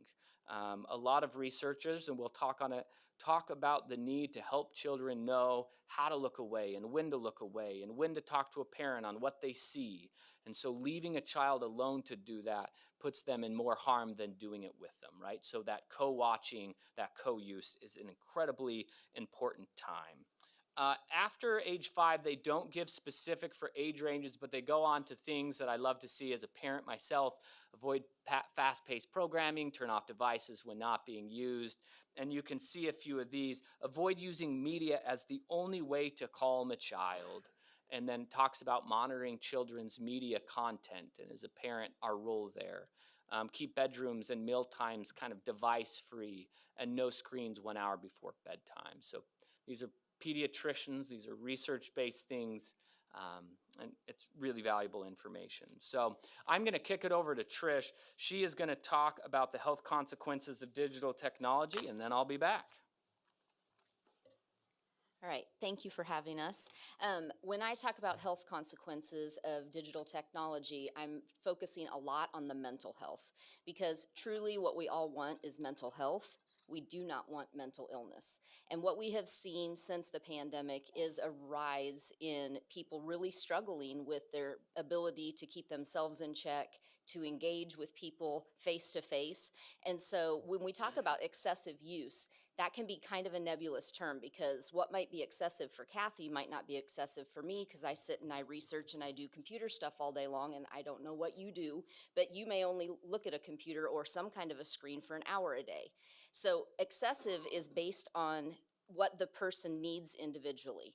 However, when we're talking about excessive use in school, if a classroom, like he was describing earlier, if they're doing a novel study and they're in a book and they don't use the computer or the technology at all during a lesson, and then you ask a kid to sit and type a paper, you still want to use high-level thinking skills, because like we talked about games and quizzes, they may not be getting excessive use from their technology during a lesson, but if they're just sitting here playing a game, that's depth of knowledge one skills, where we're just regurgitating vocabulary and we're not amping up the higher level thinking skills. So go ahead. Trish, can I say this? When I talked to you today and I said, teach the level of depth of understanding, Yes. 3 and 4, that's level 1. Yeah. If you're just doing a recall game, that's not getting to the depth of understanding that's going to do well, and then we assess that later. And as a person who just came out of the classroom in January, that would be something you would use like as an opener or a beginning activity, just to get the kids engaged. You get them quiet, they're doing their thing. But as you're talking about writing a paper, talking about a paper, I might bring up my topic and say, hey, Dina, let's bounce this idea off of each other. Do you think I'm going in the right direction here? I've got these 3 points. And then she shares with me, yeah, I read this thing the other day. I don't know if it's true, but you might want to dig in and find this information. Now we're talking about advancing our synthesis skills. We're using our critical thinking. So using technology, when we define what is excessive use, I hope you guys have read through this quote, because it's very powerful. Paul Turan said that there are really important benefits of technology, but when we consider the harms of excessive use of screens and social media, there's harms from time spent. There's harms from missing out on activities. When we talk about using this in education, we don't want to miss out on those collaborative thinking, the think, pair, share, like the Kagan strategies, the higher level thinking skills, by just using tech devices. That's why online learning is more sit and get and just engaging with the screen.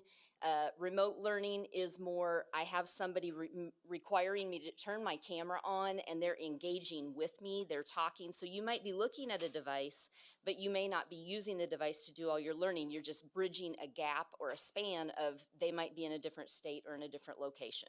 So, when we talk about where online excessive use goes, I know many of you are aware that we did an educational and awareness event in August on human trafficking. And we worked with Jennifer White at Wichita ICT SOS, and she has curriculum that she works with the Wichita School District, and she goes in and she teaches them how to build protective factors when they're engaging online. So when we talk about what we use technology for in schools, schools have firewalls, schools have VPNs, schools have IT people who, if somebody does try and like Google something or look at something inappropriate, somebody's being notified and there's conversations being had with the students, and maybe they get their tech taken away for a while and they have to write everything by hand, and that's the consequence until they can earn it back. But when we have kiddos who are not having those protections in place when they go home, That's where we deal with a lot of the side effects and the fallout with excessive screen use in the classroom or in the school setting. And Jennifer White works with ICT, and she goes in and they have curriculum talking about what do you do if you're online and you're not sure the person you're talking to is the person you think you're talking to? How do you tell a trusted adult? Russ Tuttle goes in and he's with the Stop Trafficking Program, and he spoke at many schools across Kansas. He does a night before he comes and speaks with the students to talk with the parents. And his speeches are at age-appropriate levels where he talks about, ooh, I saw a cockroach on the internet and it scared me and it made my tummy feel this way. And how do you talk with your trusted adult? And as he goes to middle school or high school level, he talks to them about when you're seeing something and it's causing you to have anxiety, listen to that. You got to listen to what your body's telling you. Something doesn't feel right. Tell an adult. Find who your trusted adult is. It might be your parents. It might be your school counselor. It might be who we have a lot of people who have educational advocates, or they're living in foster care, so we have guardians. But find who your trusted person is and know how to get out of those situations. Detective James Pearman is the head of the Wichita Police Department, and he works in internet crimes against children. And it is an issue in Kansas that we have exploited children and we have missing children. I'm passionate about this. I come from a small little town, and I have 3 stories of students I worked with in my small little town in Kansas. It can happen anywhere, but I really believe that we're being on top of this by talking with our parents, by talking with our tech people, and making sure everybody knows the safety measures to put in place so that we can protect kids ahead of the game and not have to have a reaction by contacting, exploiting, and missing children. So, going to the next one. Health consequences. One of the pieces of research that we know is when we engage in technology, examples that I've heard is like when we read a book. We can picture an image. We look at a magazine, there might be 3 or 4 pictures on the page. Some of our slides, we put a lot of words on them, but we try not to make them too busy. But we can absorb the information that's there. If you've watched the show Social Media on Netflix, the people that are in the media game, their job is to see what you're pausing on. You may not have even looked at an image, but you pause and then you scroll past. You're going to get fed more of that. If you're more than 3 seconds on any image as you're scrolling through, they track what our eyes are doing. They can see all of that.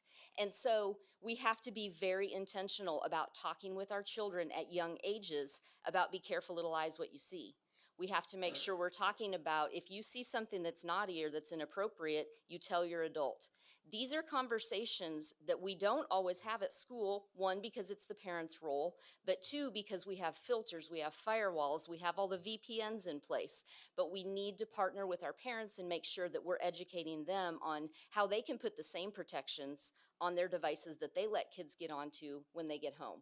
Because when I see something, and I'm going to go to my next screen about what it's doing to our brain, we know that there's so many effects. If you look at all these executive functioning, sometimes people call it social emotional, or we call it our Kansas CAN competencies. If I know how to manage my time, I'm going to be a pretty successful adult. I have a lot of things to do in a day, but I have to know how to get them all done and not spend too much time over here.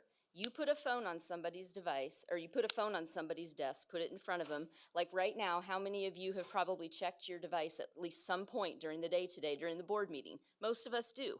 Yeah, most of us do. Jim's like, honest person over here, this is me, I'm owning that. Well, when we do that, sometimes we check it, and sometimes we look at an email, and sometimes we read, and then we go, counter look at this other thing to make sure we're not missing an appropriate day, or we put it on our calendar, and before we know it, 20 minutes has gone by. And so when we get on our digital devices, we totally lose track of time. And so when we have kids sitting in school during the day, they have a really hard time managing and regulating their time. They're used to getting engagement like this. And when I'm looking at something and I'm not interested, scroll, scroll, scroll. The multiple engagements that they get right up here in the front part of their brain, they get a dopamine hit every time they see something that they like that keeps them scrolling, or they even get a dopamine hit in the front of the brain when they scroll past something that they know they shouldn't see.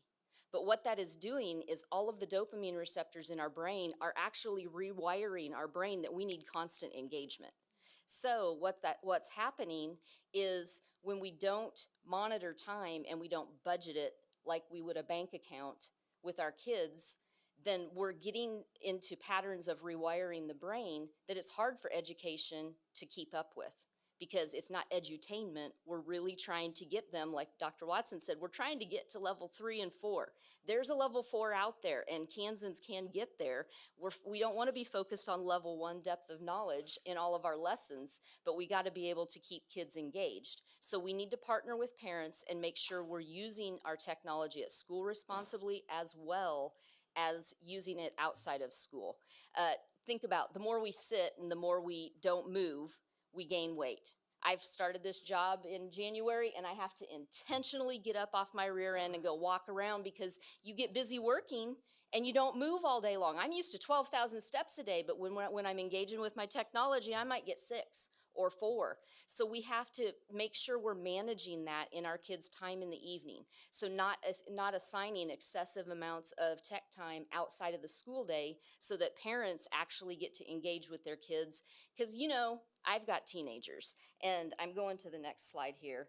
That was our dopamine and our serotonin, which is related to mood. But I've got teenagers at home, and I am the custodian of their well-being. And we have filters on their phone. We have VPNs on their phone. If they load an app, it sends to me, and I have to either approve it or not. And I look up what the app is. I cross-reference it on Bark, because 3 times the consumption of information as we had in the past. Well, I want to make sure that they have apps on their phone that are responsible and that are respectful to our family's values and our community norms. I don't want them seeing things they're not supposed to be seeing. The school filters that, but my role at home is to also make sure that I do that, because I want to send an emotionally well-adjusted kid back into the school building the next morning. 61% of people say that they can't ignore their devices. I think that we all said we've probably checked our phones sometime throughout the day today. 50% of the people check their email outside of work hours. That would be me. I know, we work on work-life balance, but I check it at night. I check it in the morning to make sure I know what my calendar is going to look like for the day. And sometimes I check it on the weekend just because I'm bored and I'm sitting at a softball game waiting for the next game to start. So what do? I open up my phone. We all have these things happening, and that's why we have such an issue with addiction in our country with screens. We have screen addiction. We know what's going on. 61% of people felt like they've experienced jealousy, depression, sadness, or being annoyed just by what they see. I know that some people are not big fans of Be Real, but I think it's one of the better apps that kids actually have, because you never know when that time's gonna pop up. And when it happens, I get in pictures with my girls all the time, and it's like, Mom, and so we're doing this, and then the other side of the screen is wherever we're at.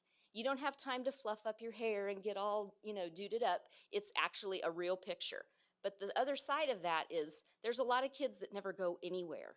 And they're seeing that their 5 friends were out here doing something and they didn't get invited. So we have to monitor the engagement with social media. It is affecting our moods. Our depression levels are way higher. We're saying that right now, I think it wasn't it Dr. Harris that told us that the depression levels are 300% higher since the pandemic. I know I work upstairs and answer a lot of phone calls and talk to a lot of people about suicide rates. And Kansas schools are really active on helping people build protective factors. If we think about this is all about impulse control, and when we talk about suicide rates, we know our younger kids that are on technology, their ability to pay attention and focus, their stimulus and response is they make so many snap decisions, and that's why we're seeing higher rates. So we've got to increase that space in between the stimulus and the response. And one way we could do that is have conversations and more face-to-face interactions.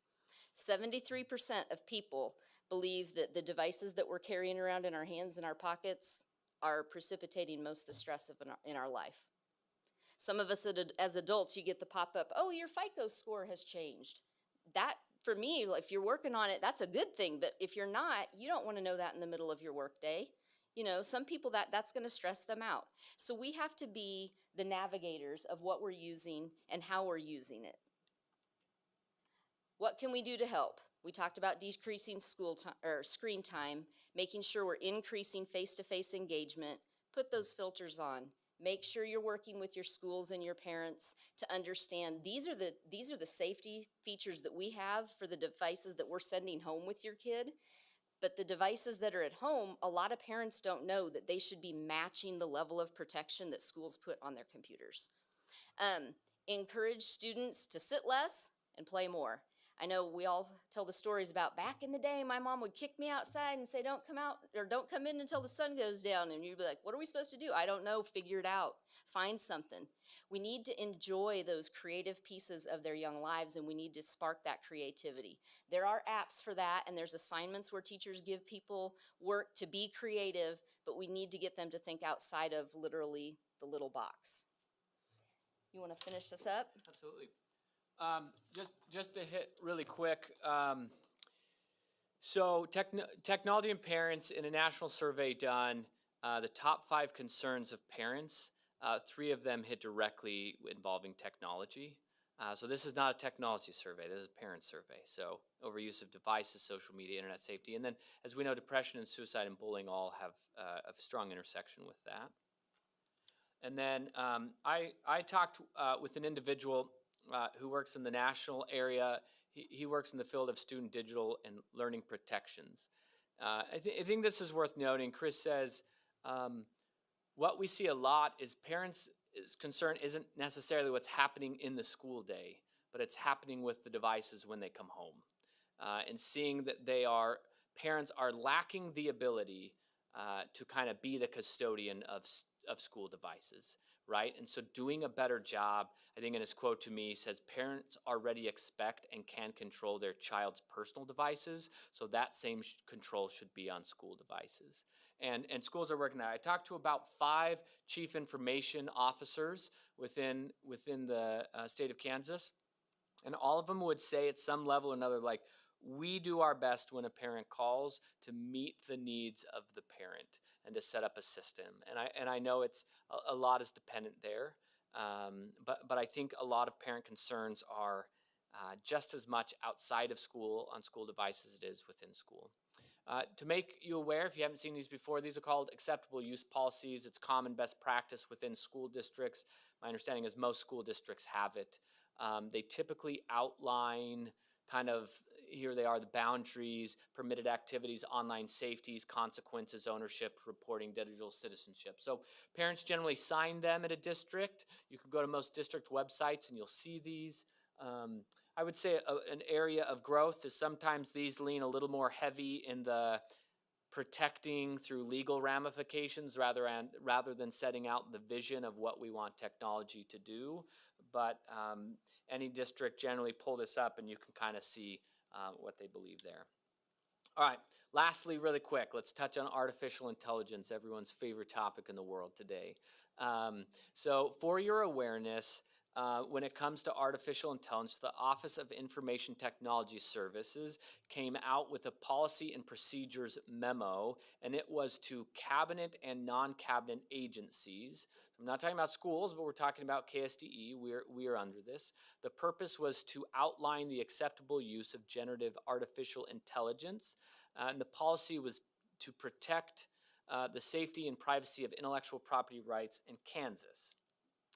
The policy states that generative AI tools have the potential to enhance our abilities, but also have some serious risks, including bias, unauthorized use of intellectual property.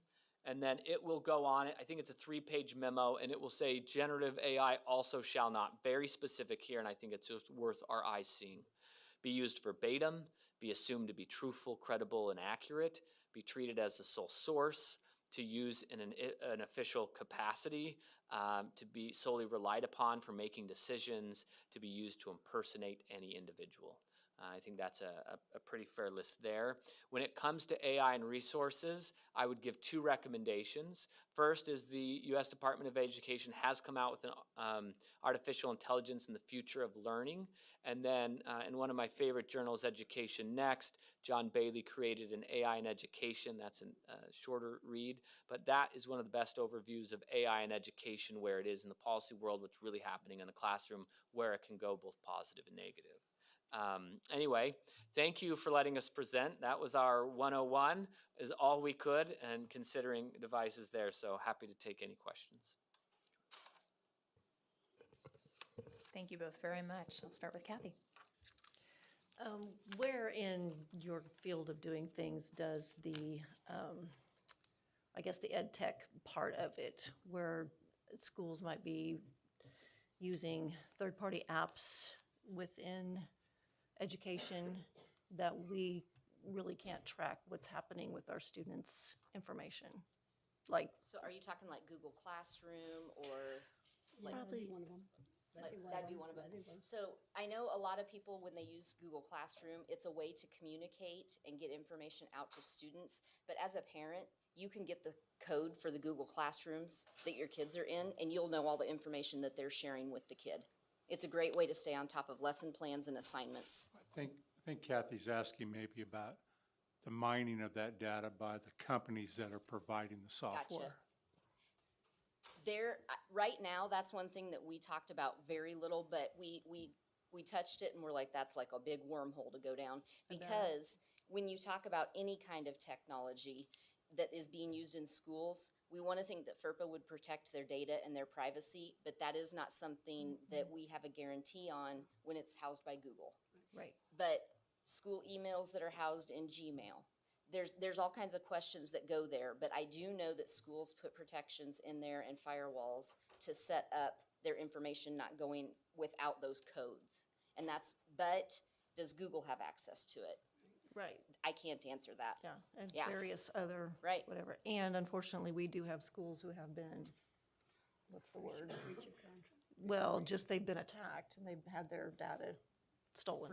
Breached, whatever you want to call it. But yeah, so unfortunately, I don't think those firewalls are as strong as we would like them to be, which I know is difficult. It's expensive, the whole 9 yards. But when it comes to those third parties, apps and different things, I feel like there's an area there that we can control that we need to be really cautious of what is happening when we're all dumping all of our kids' information into these things. Where's it going? Because we don't have any control over that. There was a new app that came out in August called Schedule, and kids were encouraged to put all their class schedule on this app.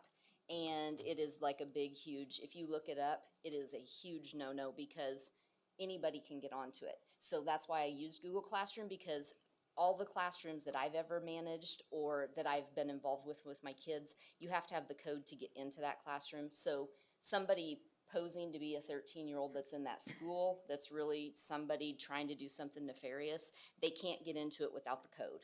So Kathy, I can say this from the state contract. So at various times, the Kansas legislature, and they've just done this with the math project, but we've done reading software that the legislature would say, go out to bid, and a few years ago was iStation. When we enter in those contracts, we have to have very strict protocol with that company as to what data is allowed, because our laws, when we're doing it from a state level, do not allow them to have access. In some cases, vendors have even told us we can't do that. And so we've had to then not allow them to be out for bid because of that. That's not always true at the school district level, and I think that's what you're asking. that just piggybacks on what Jake said at the very beginning, that we have to be the narrators of the digital citizenship. And so you as a state school board, if you make recommendations, all the local school boards need to make sure that they're monitoring and they're aware of what apps are being used in their schools. But at the local level, every school does it a different way. Like one might be Power School, one might be Prodigy, one might be Schoology, there's so many different variations of what a school can do, because some are free and sometimes you get what you pay for, but you also have to make sure that you're protecting that student privacy, like you said. I'm going to call on Ann, but I want to say real quick, I want to be careful that we're not spreading the wrong information. I had parents contact me about that app that you referenced. Yes. And the app developers did very quickly work to close that loophole. Oh, good. Yeah. Ann. I hadn't heard that. Thank you, and it's just a huge thing. I know it's so hard to explain to kids, and I've had this conversation with my granddaughter about how people are trying to traffic girls, pretending to be somebody else, and they just, they don't believe you. But I think the AI thing is very exciting and very scary. I saw quite a few applications for teachers, like, give me 7 questions on Romeo and Juliet, you know, that I could use as a pop quiz for the kids. And but I'm wondering, have you guys seen anything about how, even though you talked about using AI as a sole source, AI gets its information from everything else that's out there, and there's a question now is if you actually do use anything from AI programs, it's plagiarism because they got it from somebody else. There You are see schools anything that on have that? AI policies this year. The thing I would just say on that is, I think that debate is going on, and I think it's important to keep tracking what the professionals are doing on that and what that conversation looks like. Okay. Thank you, Madam Chair. And Kathy. Michelle. Thank you, Madam Chair. So do we know on, I think it's a good idea as far as the powering down of the devices. I know a lot of districts are doing that, a lot of individual teachers are doing that, especially in our school. I think it's nice they can still have their phone if they need it for emergencies, but powering down, I just was curious if we knew how many parents are, especially the younger, opting out of like the iPads. Not letting them even have the iPads. I'm just curious. I know there's a lot of people I've talked to that aren't signing those user agreements because they aren't even taking the device home. They don't even want anything to do with it. So I'm just curious if we'll be able to see a correlation of less anxiety, a lot of more talking with each other in the classrooms and just less on devices altogether. More paper and pencil, more textbooks. I'm unaware of information we're collecting on that to do any research on that, but It'd be interesting, because we're hearing about, you heard about Wichita, it'd be interesting to see, just in general, an overview of how many people are opting out of that. I know that you mentioned that schools, if a parent wanted to opt out, schools would partner with them and come up with alternate ways to make sure that they still get the information and can still produce the same. We want all students to know the same things and be able to do the same things. They don't all have to do it the same way. Yeah. Betty.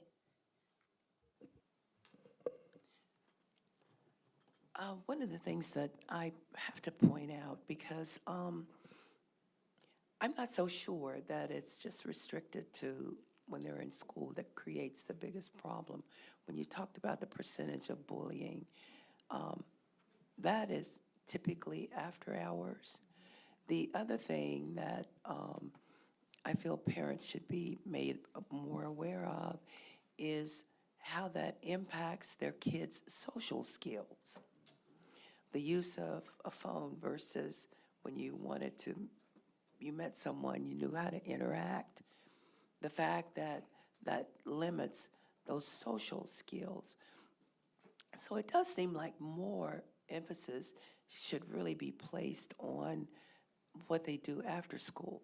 And you can limit the amount of time, but I promise you, it doesn't take all day for a kid to do a misdeed. You know, they can get that phone and set up a fight in an hour or less, where they're instigating.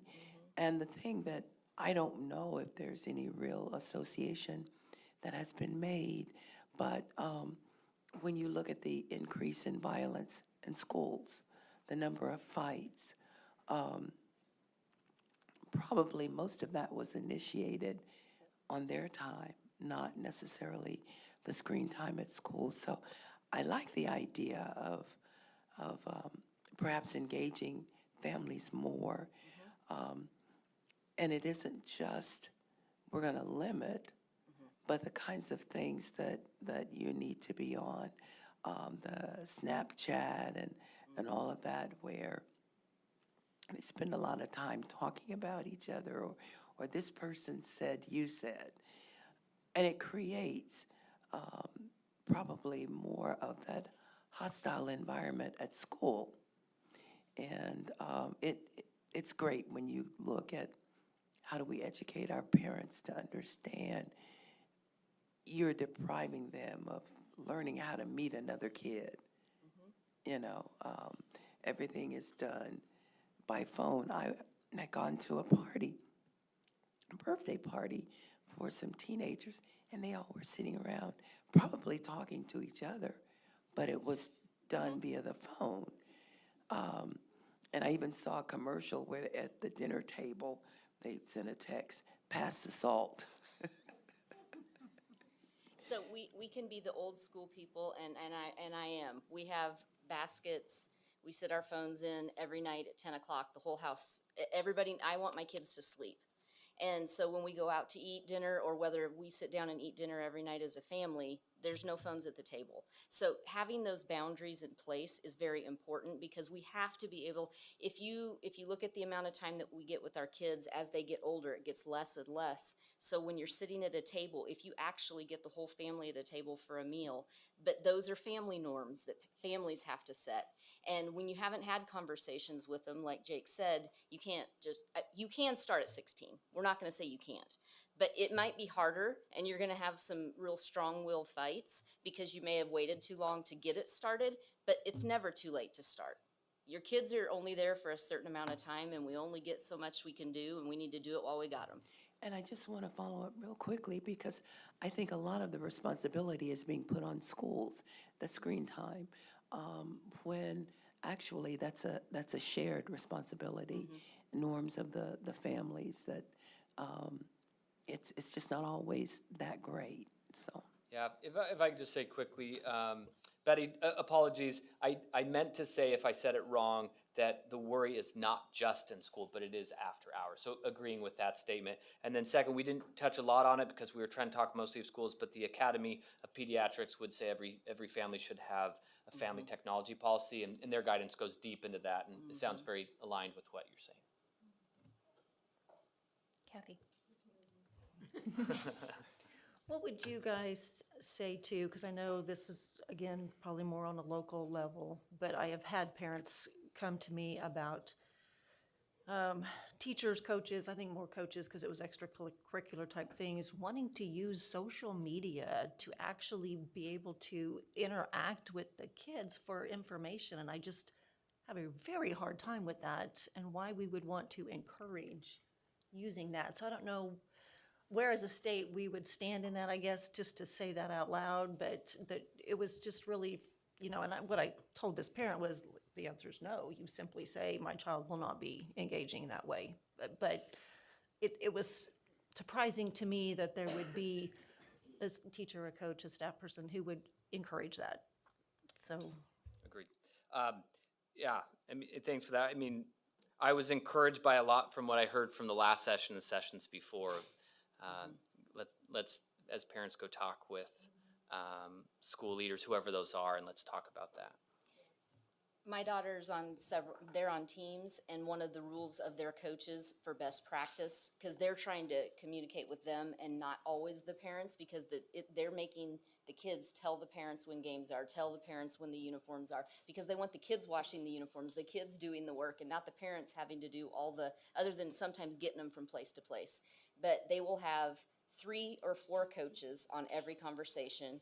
And if you're coaching a school sport, you put the athletic director or the assistant principal or somebody else on there, and there should be no private conversations, because private conversations lead to people making assumptions, and assumptions aren't healthy. So healthy use of technology has to be led from the coach's level to the parent's level to the teacher's level. And so I don't think it could be unhealthy if it's not done well or done right. And it needs to be done, Danny, with transparency. If you're doing something that you can't share with the whole team, then you shouldn't be doing it, right? I think it's my turn.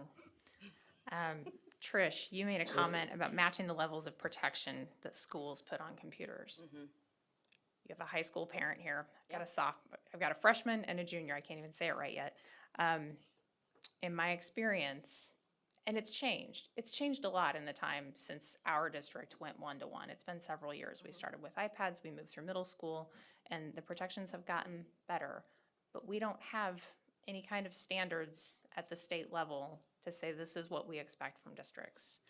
And so as a technologist, somebody who spent my entire professional career in technology, I want to see management of those devices by professionals who know how to set up those systems, the firewalls to make sure that districts aren't subject to hacking, but also I want to be able to control the content, Danny, I want to be able to control the content that my kids have access to.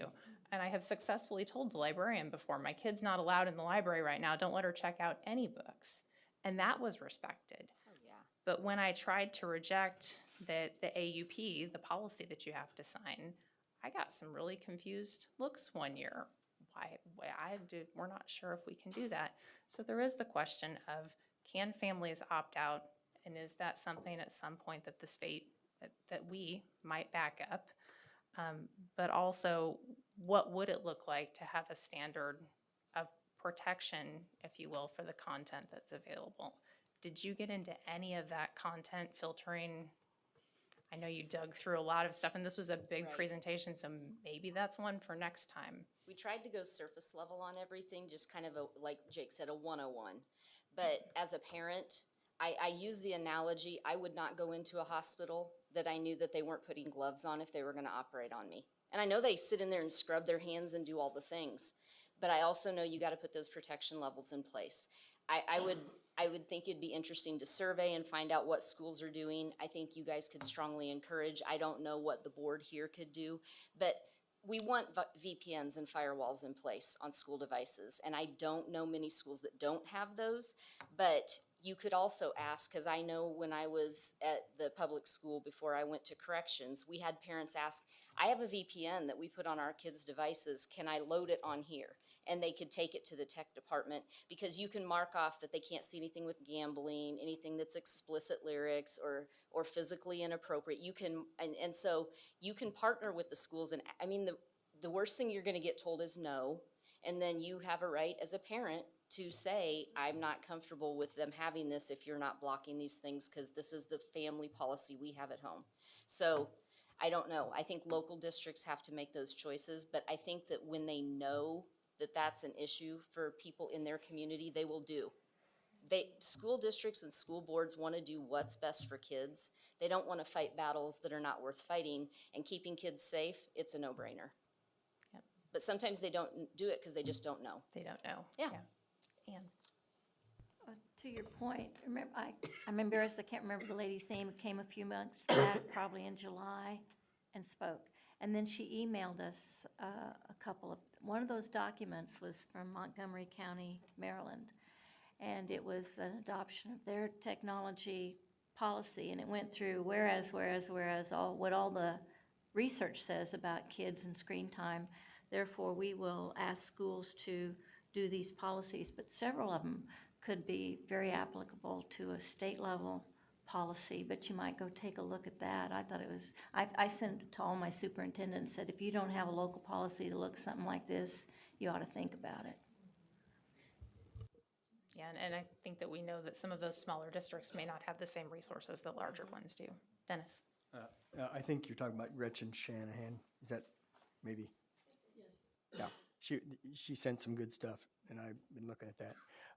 I'm curious about, from the health standpoint, are we talking to kids in their health classes stuff about some of this very, like, a physiological things that happen when overuse of phones and stuff like that? I mean, there's some really good research already on how it's, sleep deprivation. We heard about that today.